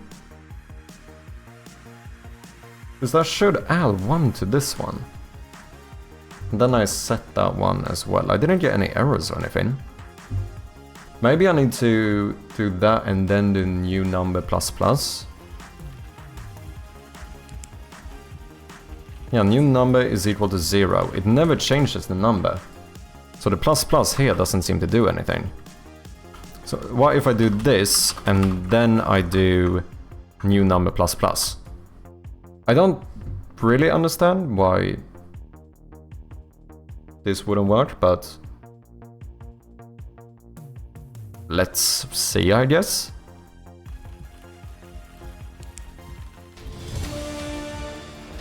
Hey, Arthur Shoots with this 7-month resub. Look at that. Fucking legend. Guten Abend. Guten Abend. How are you doing, Arthur? Thank you very much for that resub. Appreciate ya. Hope you're doing well.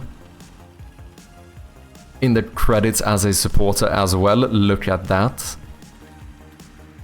Number 30, indeed. No, number 20, number 20, yeah. Plus plus be inside the brackets? No, because inside the brackets would add to the dial index, which means that I'm trying to change the next dial.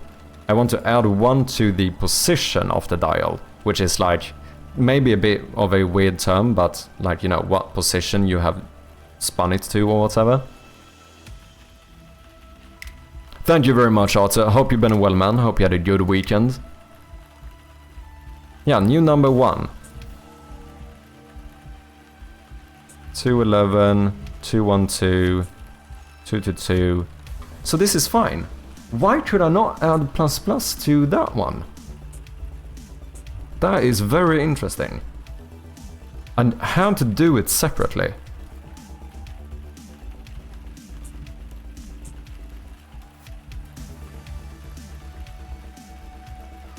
And we could also check if we do 1, 2, 3, we indeed unlock it. Now the top should be interactable. We can open it up. Look at that.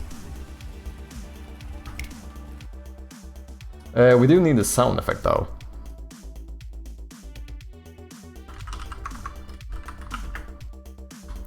Dial sound effect. New combination entered. Audio player dot play, dial sound effect, 0 delay, full volume, full pitch, probably. I guess I wanna, you know what? Maybe I should do this from the actual dial itself instead. So then we get the correct position and everything. I'm gonna do that.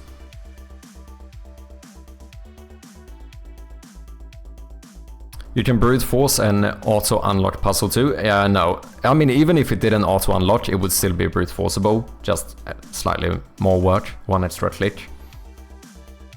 But it is fairly brute forceable right now.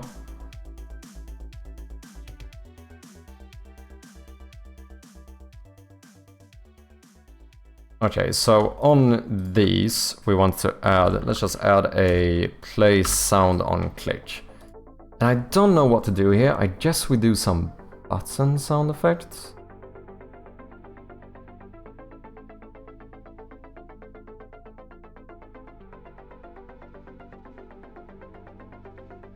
I suppose. Which one? I have no clue. Loud in 2.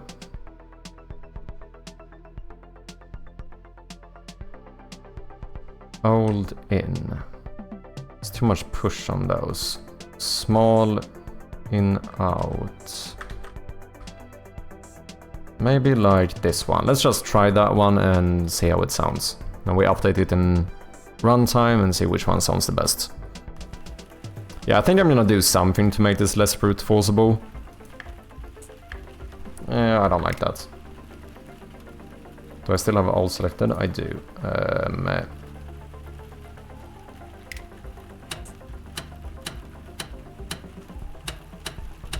I mean, that kinda works, to be honest. It's not really the right one. That definitely doesn't work. Nope.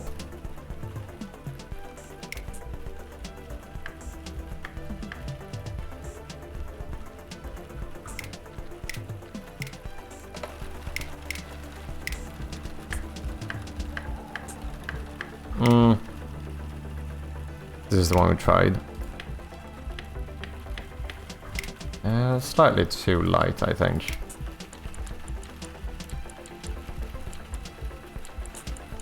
This kinda works.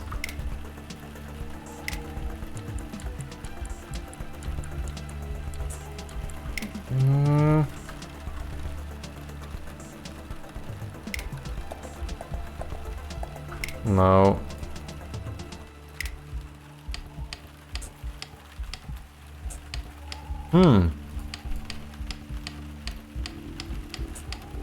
I don't super mind this.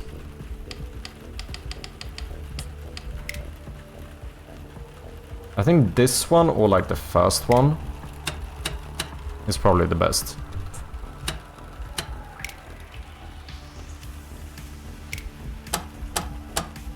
Maybe this one, like less volume, maybe higher pitch.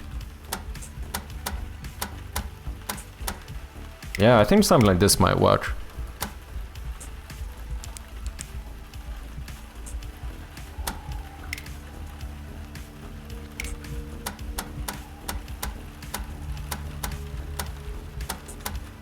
For now, at the very least.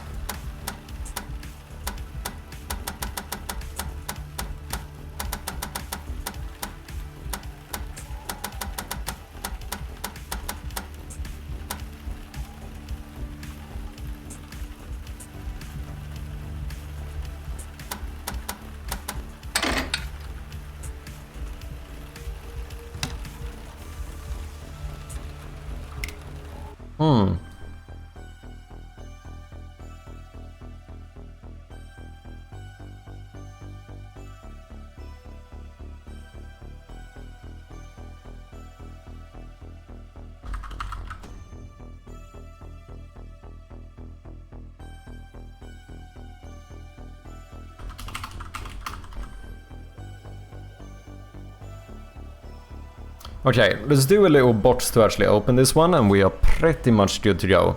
We're gonna alternate the pitch based on value. I think we already do that.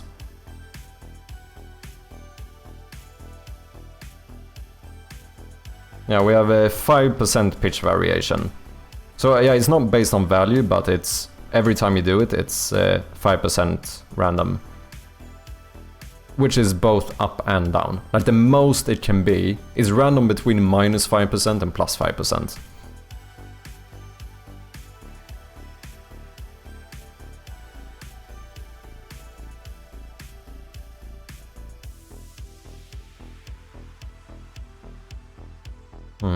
I do suppose you could do it random for each number as well. I don't know if that makes as much sense though. Because that wouldn't, on a normal combination lock, it would almost be the same pitch all over, wouldn't it? We'll see, we could try it.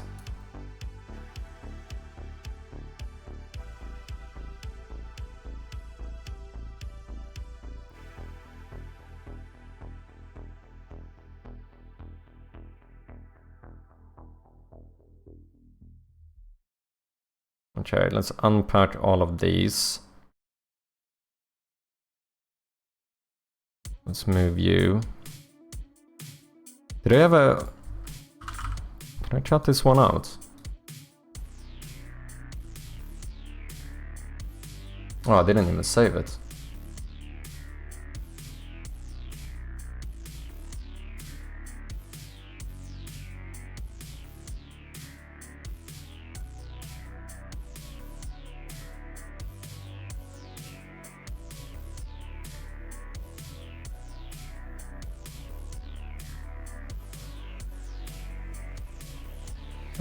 Props, maybe chest small 0.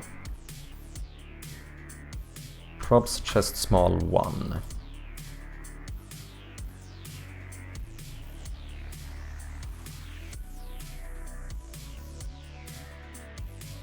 I think we just need these two. Yeah, that's fine.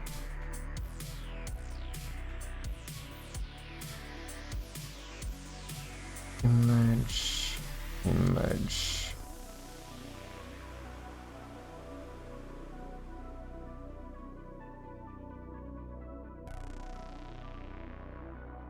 Okay, box. No, chest.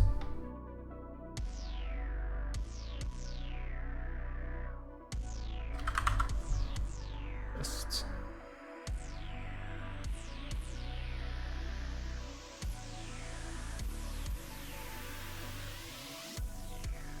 Centered that one. Let's put you at the same position here. So 1, 2 should be good. But random feels like cracking a safe. I will see. I might give it a go and see how it sounds. Okay, and then both of these are going to open puzzle on click. The puzzle is of course going to be the new one.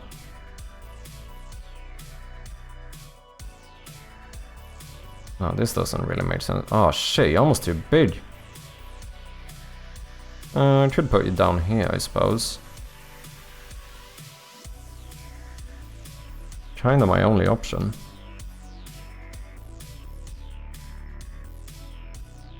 Got a little bit bigger than I thought. Okay. Oh, one more thing. Solve the interactions here. You need to now disable the locked small one, enable the unlocked big one. Let's rename you as well into chest, maybe. Then we do chest locked, chest unlocked. Okay. Let's see if this works. I think it should.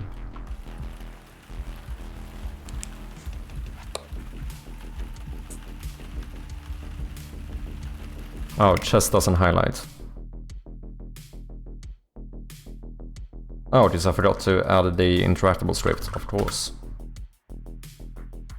Highlights, bam bam bam, set default color deselect, always successful, rate host alpha pixels, sure. Oh wait, how does the unlocked one look now? Are you gonna be... that's actually fine.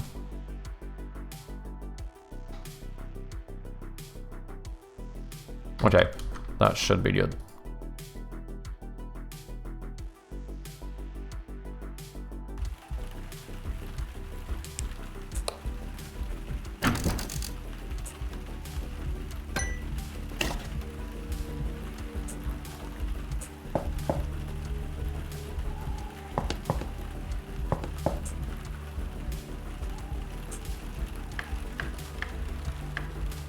Oh, I forgot to change the sound effects.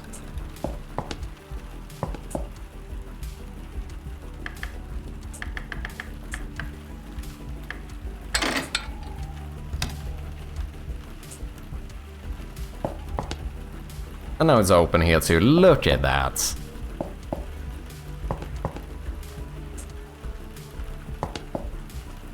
Beautiful.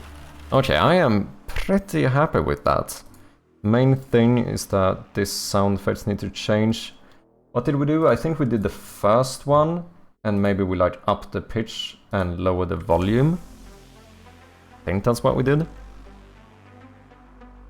In all of your sound design, everything feels so smooth. Cheers, man. I mean, a big part of it is thanks to Bjarne. We've been starting to... Like, a lot of the sounds in the game are self-recorded now, which turned out surprisingly well. And also, it's just a little bit more fun, isn't it? Like, it's kind of cool to have self-recorded sound effects.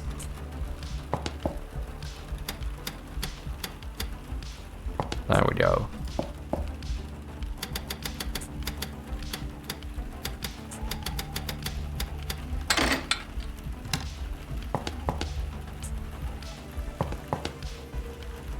Look at that. I don't know, another way to make it slightly less brute forceable is to make it into letters instead, because it's more letters than there are numbers. It's still like if someone just takes the time, you will easily brute force it eventually. Yeah, as long as you can spam click, we could make it where it's not interactable for a little while, so we actually would take more time. That would probably... Because now you can literally, as quick as you could press this, you can go through the entire thing. If you made it like a small delay, maybe even had a little animation of like the sprite scrolling up or whatever. Oh, that adds... Then I would need to separate the numbers again. Because now, all you would do to brute force this is just put 0, go through all of these, put 1, go through all, 2, like... this is kinda annoying though. But it is certainly brute forceable. Uploaded some sound effects that could work for the combination lock. Ooh, let me check it out.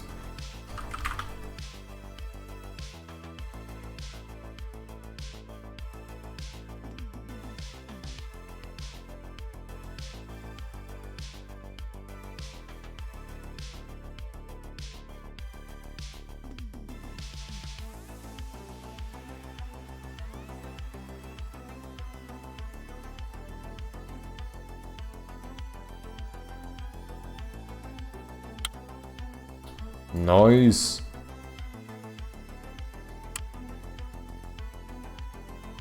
Okay, let me download these. Oh, let's see, now we have lock up and down. Currently you can only go one direction. I do suppose we could alternate them though. Still, if we want to have some... Maybe that would sound a bit neat. Like, that would be fairly simple too, just check whether the number is even or not. And depending on that, do this sound effect. Maybe. Okay.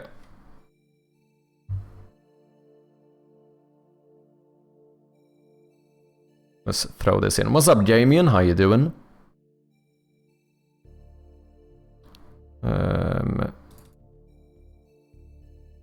Sound effects new.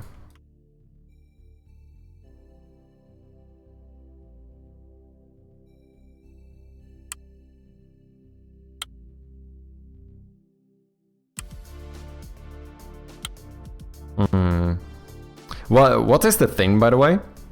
Just out of curiosity. I also need to think about how to name this now, because I've become a fucking nameaholic when it comes to sound effects. Oh, oven knobs. Okay.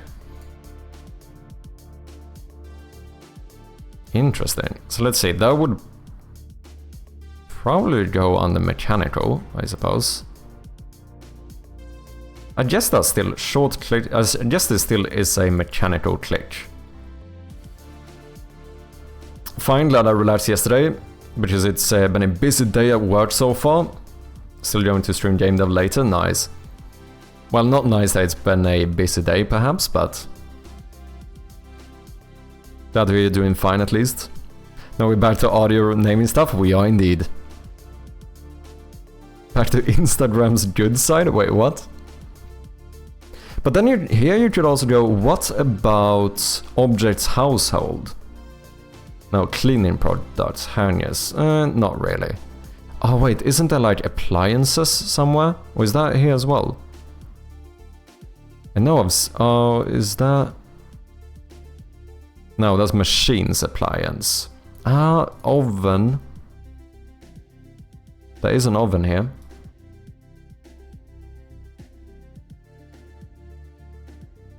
This should work as a general click as well, but since this technically is a like stove or oven knob or whatever, we should probably throw it here. Is a knob click? I don't know. Let's see. Mechanical click. Button presses, things like that. Some confusion or overlap with mechanical switch. This isn't really a switch though. A switch is usually one or off. Button click, clack, clicker, snap, tick, toggle. Like, this is the difficult thing, because this certainly should work as both. Like, if we just go from the sound, it should definitely just be a click. If you want to go from the object itself, then it should be machines, appliance, stove.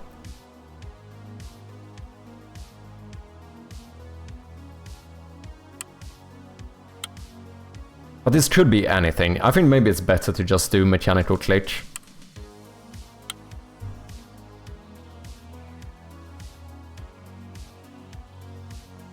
Because it's a very wide sound. Like, doing machines, appliance, oven, knob is very niche. We could certainly use this for more stuff. I mean, if I have to make a fucking oven, I would just use a click sound effect anyway, so it's kind of fine. Oh, are you not ordered by name?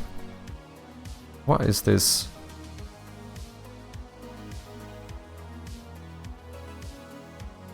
I think I have something called small button. Yeah, a lot of small, in, out, in. I'll try to separate the buttons depending on if you hear like a in-out click, like these ones. Or this one. Like you can hear both a click in and out, whereas this one is more like a straight like in click, if that makes sense. So maybe we could call this one something like high-pitched. That one's kinda similar.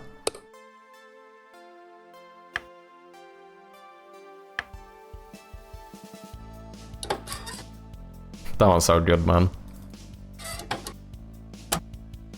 Sorry, I don't know if this is really loud for you guys. Sorry if that's the case. What did we call this? Combination lock?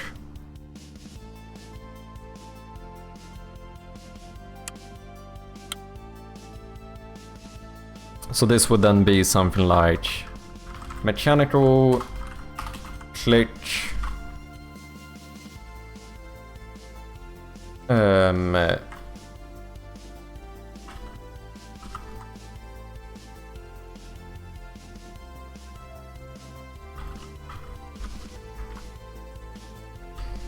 you could even do...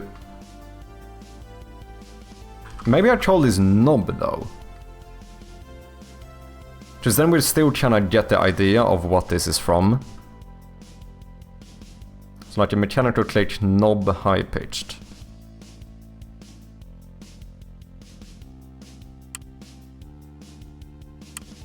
Doesn't mean it has to be used as a knob.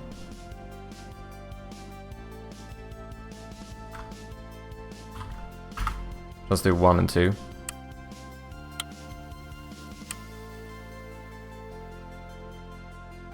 Okay, let's try that. Sure thing.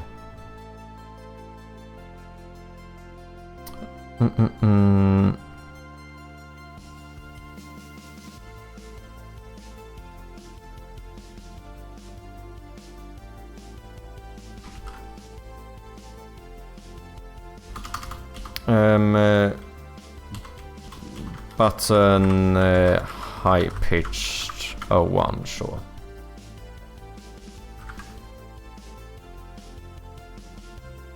One 0.05, that's probably good.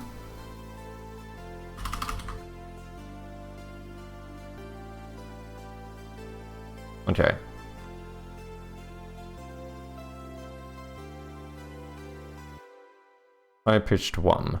Let's try that one first.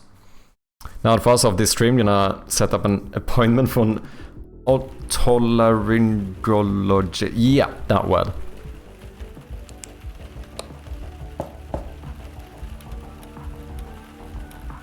Ooh. Oh wait, I do pitch it. Oh, I have less volume. Never mind. Full volume, thank you.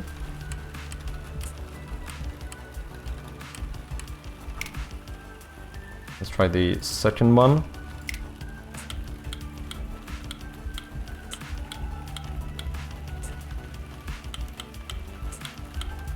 I think I prefer the second one. It's like snappier. Yeah. Oh, no. No. We play both. After a short delay, a du-du, du-du, each time we change. Ooh, that's what we do. Yeah. We change this into a play sounds on click plural.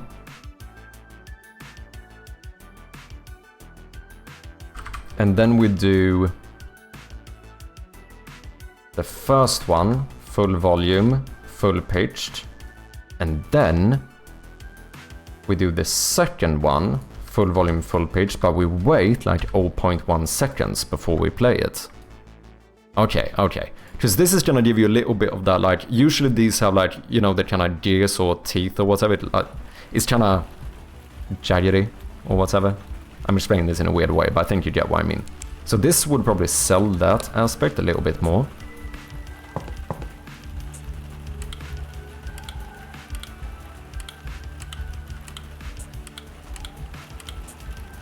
I think that's better. What do you guys think?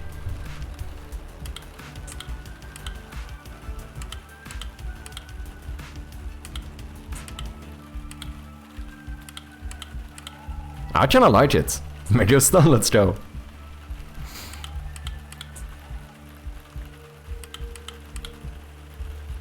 Sounds good. Sweet.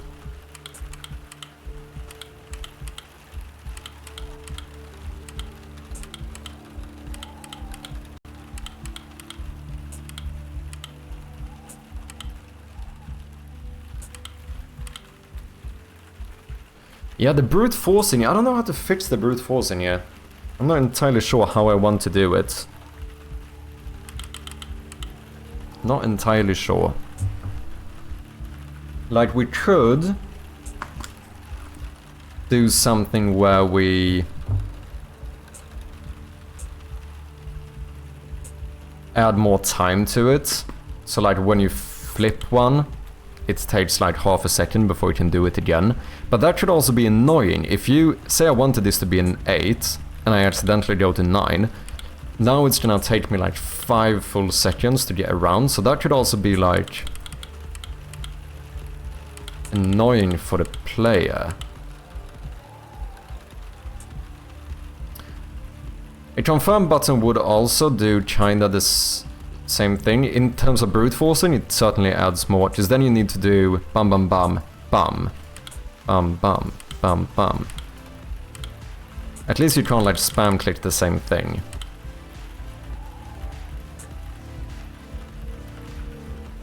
Because even if we make this into letters, it gives you a lot more combinations, but as long as you can spam click it, it doesn't take too long. To be fair though, it is kind of annoying. Time to stretch. Like, even now.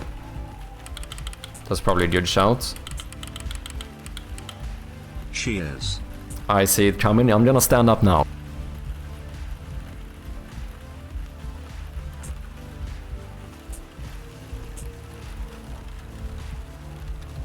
Our U14 is forcing you to stand up for 10 minutes. There we have it.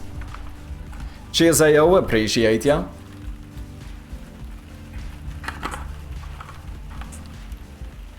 Yeah, maybe we need to do a confirm button. Slightly weird, because normally you wouldn't really have a confirm button on something like this.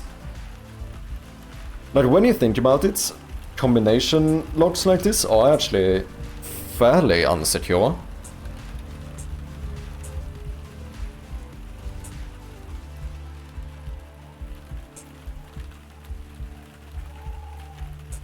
It's a little bit more hassle in real life though, because it takes a little bit of time to like push it right, but like if you spend enough time you can easily do it. To be fair though, you could say the same thing about a numpad as well. It depends though, if you know the amount of numbers or not, I suppose.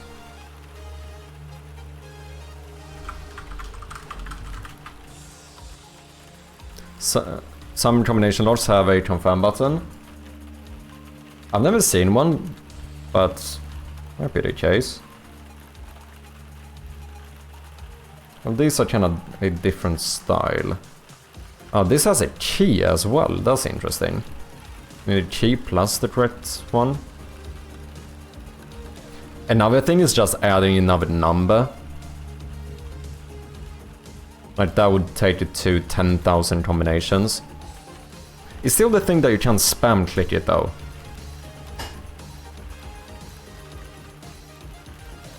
The spamming is kind of the issue. Like, to be clear though, none of this is gonna solve the brute forcing, right? Like, if someone is determined enough, you can still brute force this. It's more about like... I guess one of these has like confirm thing. You have to pull this thing down, but this is not really a... Because we have more something like this, right? A hanging lock or whatever.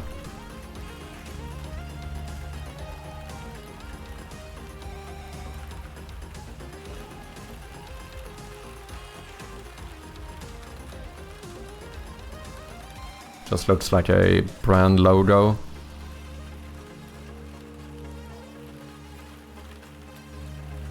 What? This I don't even understand. Oh, this one has letters too, interesting.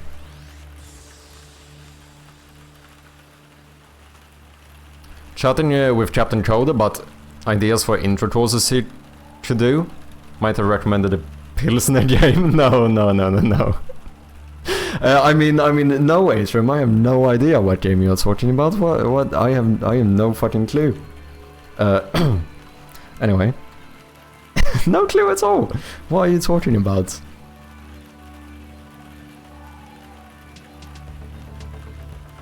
Classics, man. Absolute classic.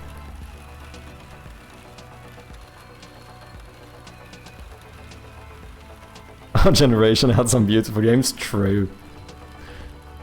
It's also surprising how everyone in our generation know what game that is. Like, I don't know if I could go to, like, any guy in my generation that wouldn't know the game. Which is kinda insane when you think about it. I mean, the same could be said about many Flash games though, to be fair. Too tired to game them right now, I need to record a playtest, ooh, for someone else's game?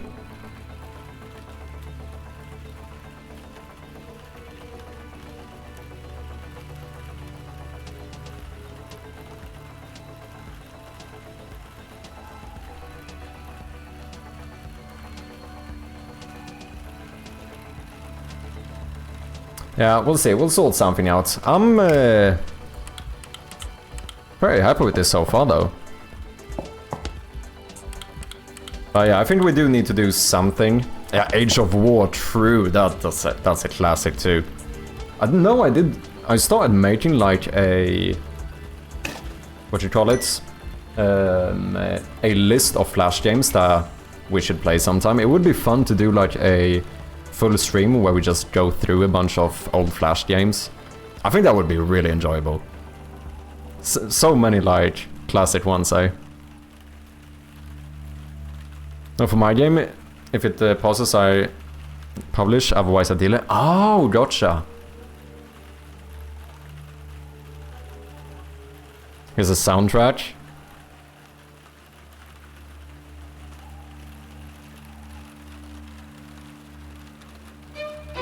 Oh yeah, dude, I remember it instantly. First fucking note, it like clicked in my brain. Holy shit, that's some nostalgia immediately, man. Insane how, like, beforehand, if you would have asked me what the song is like, I would have been like, don't really know. Like, first note, I'm like, holy shit, I recognize this. Is this copyrighted? It might be. Good song though, good song though.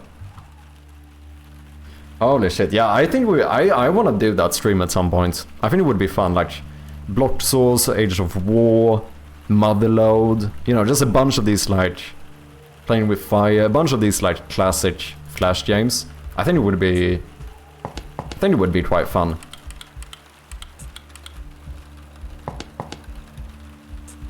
Sweet, ladies and gentlemen, I am pretty happy with this. However, I think this is where we're gonna end it for the day. I think I need to get some rest. I can't do these 12-hour streams every day. My hands are quite literally saying no. Let's see if we can find someone to throw a little raid at. Take care, cheers man. Thank you for hanging out, Adrian. We do have the one Captain Code on.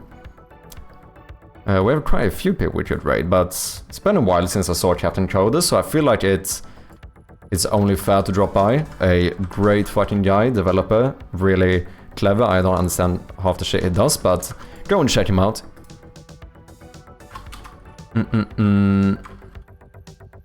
See you tomorrow. Maybe not tomorrow, but on Wednesday. Thank you, Ayo, Blue, Ronin, Biane. Appreciate all of you hanging out. Ladies and gentlemen, if you haven't followed the channel, make sure to click that little button. If you want to connect more with the community, join the Discord. Last but not least, make sure to wishlist Shrouded Loom on Steam. Would very much appreciate it. That's my little sellout for the day. But yeah, let's head over to the one and only Captain Coder. Throw that chirpy raid in the chat. I will see you guys on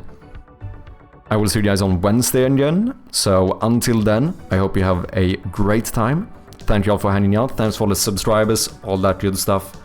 Appreciate every single one of you. I truly do, and I want you guys to know that. So yeah, see you next time. Cheers.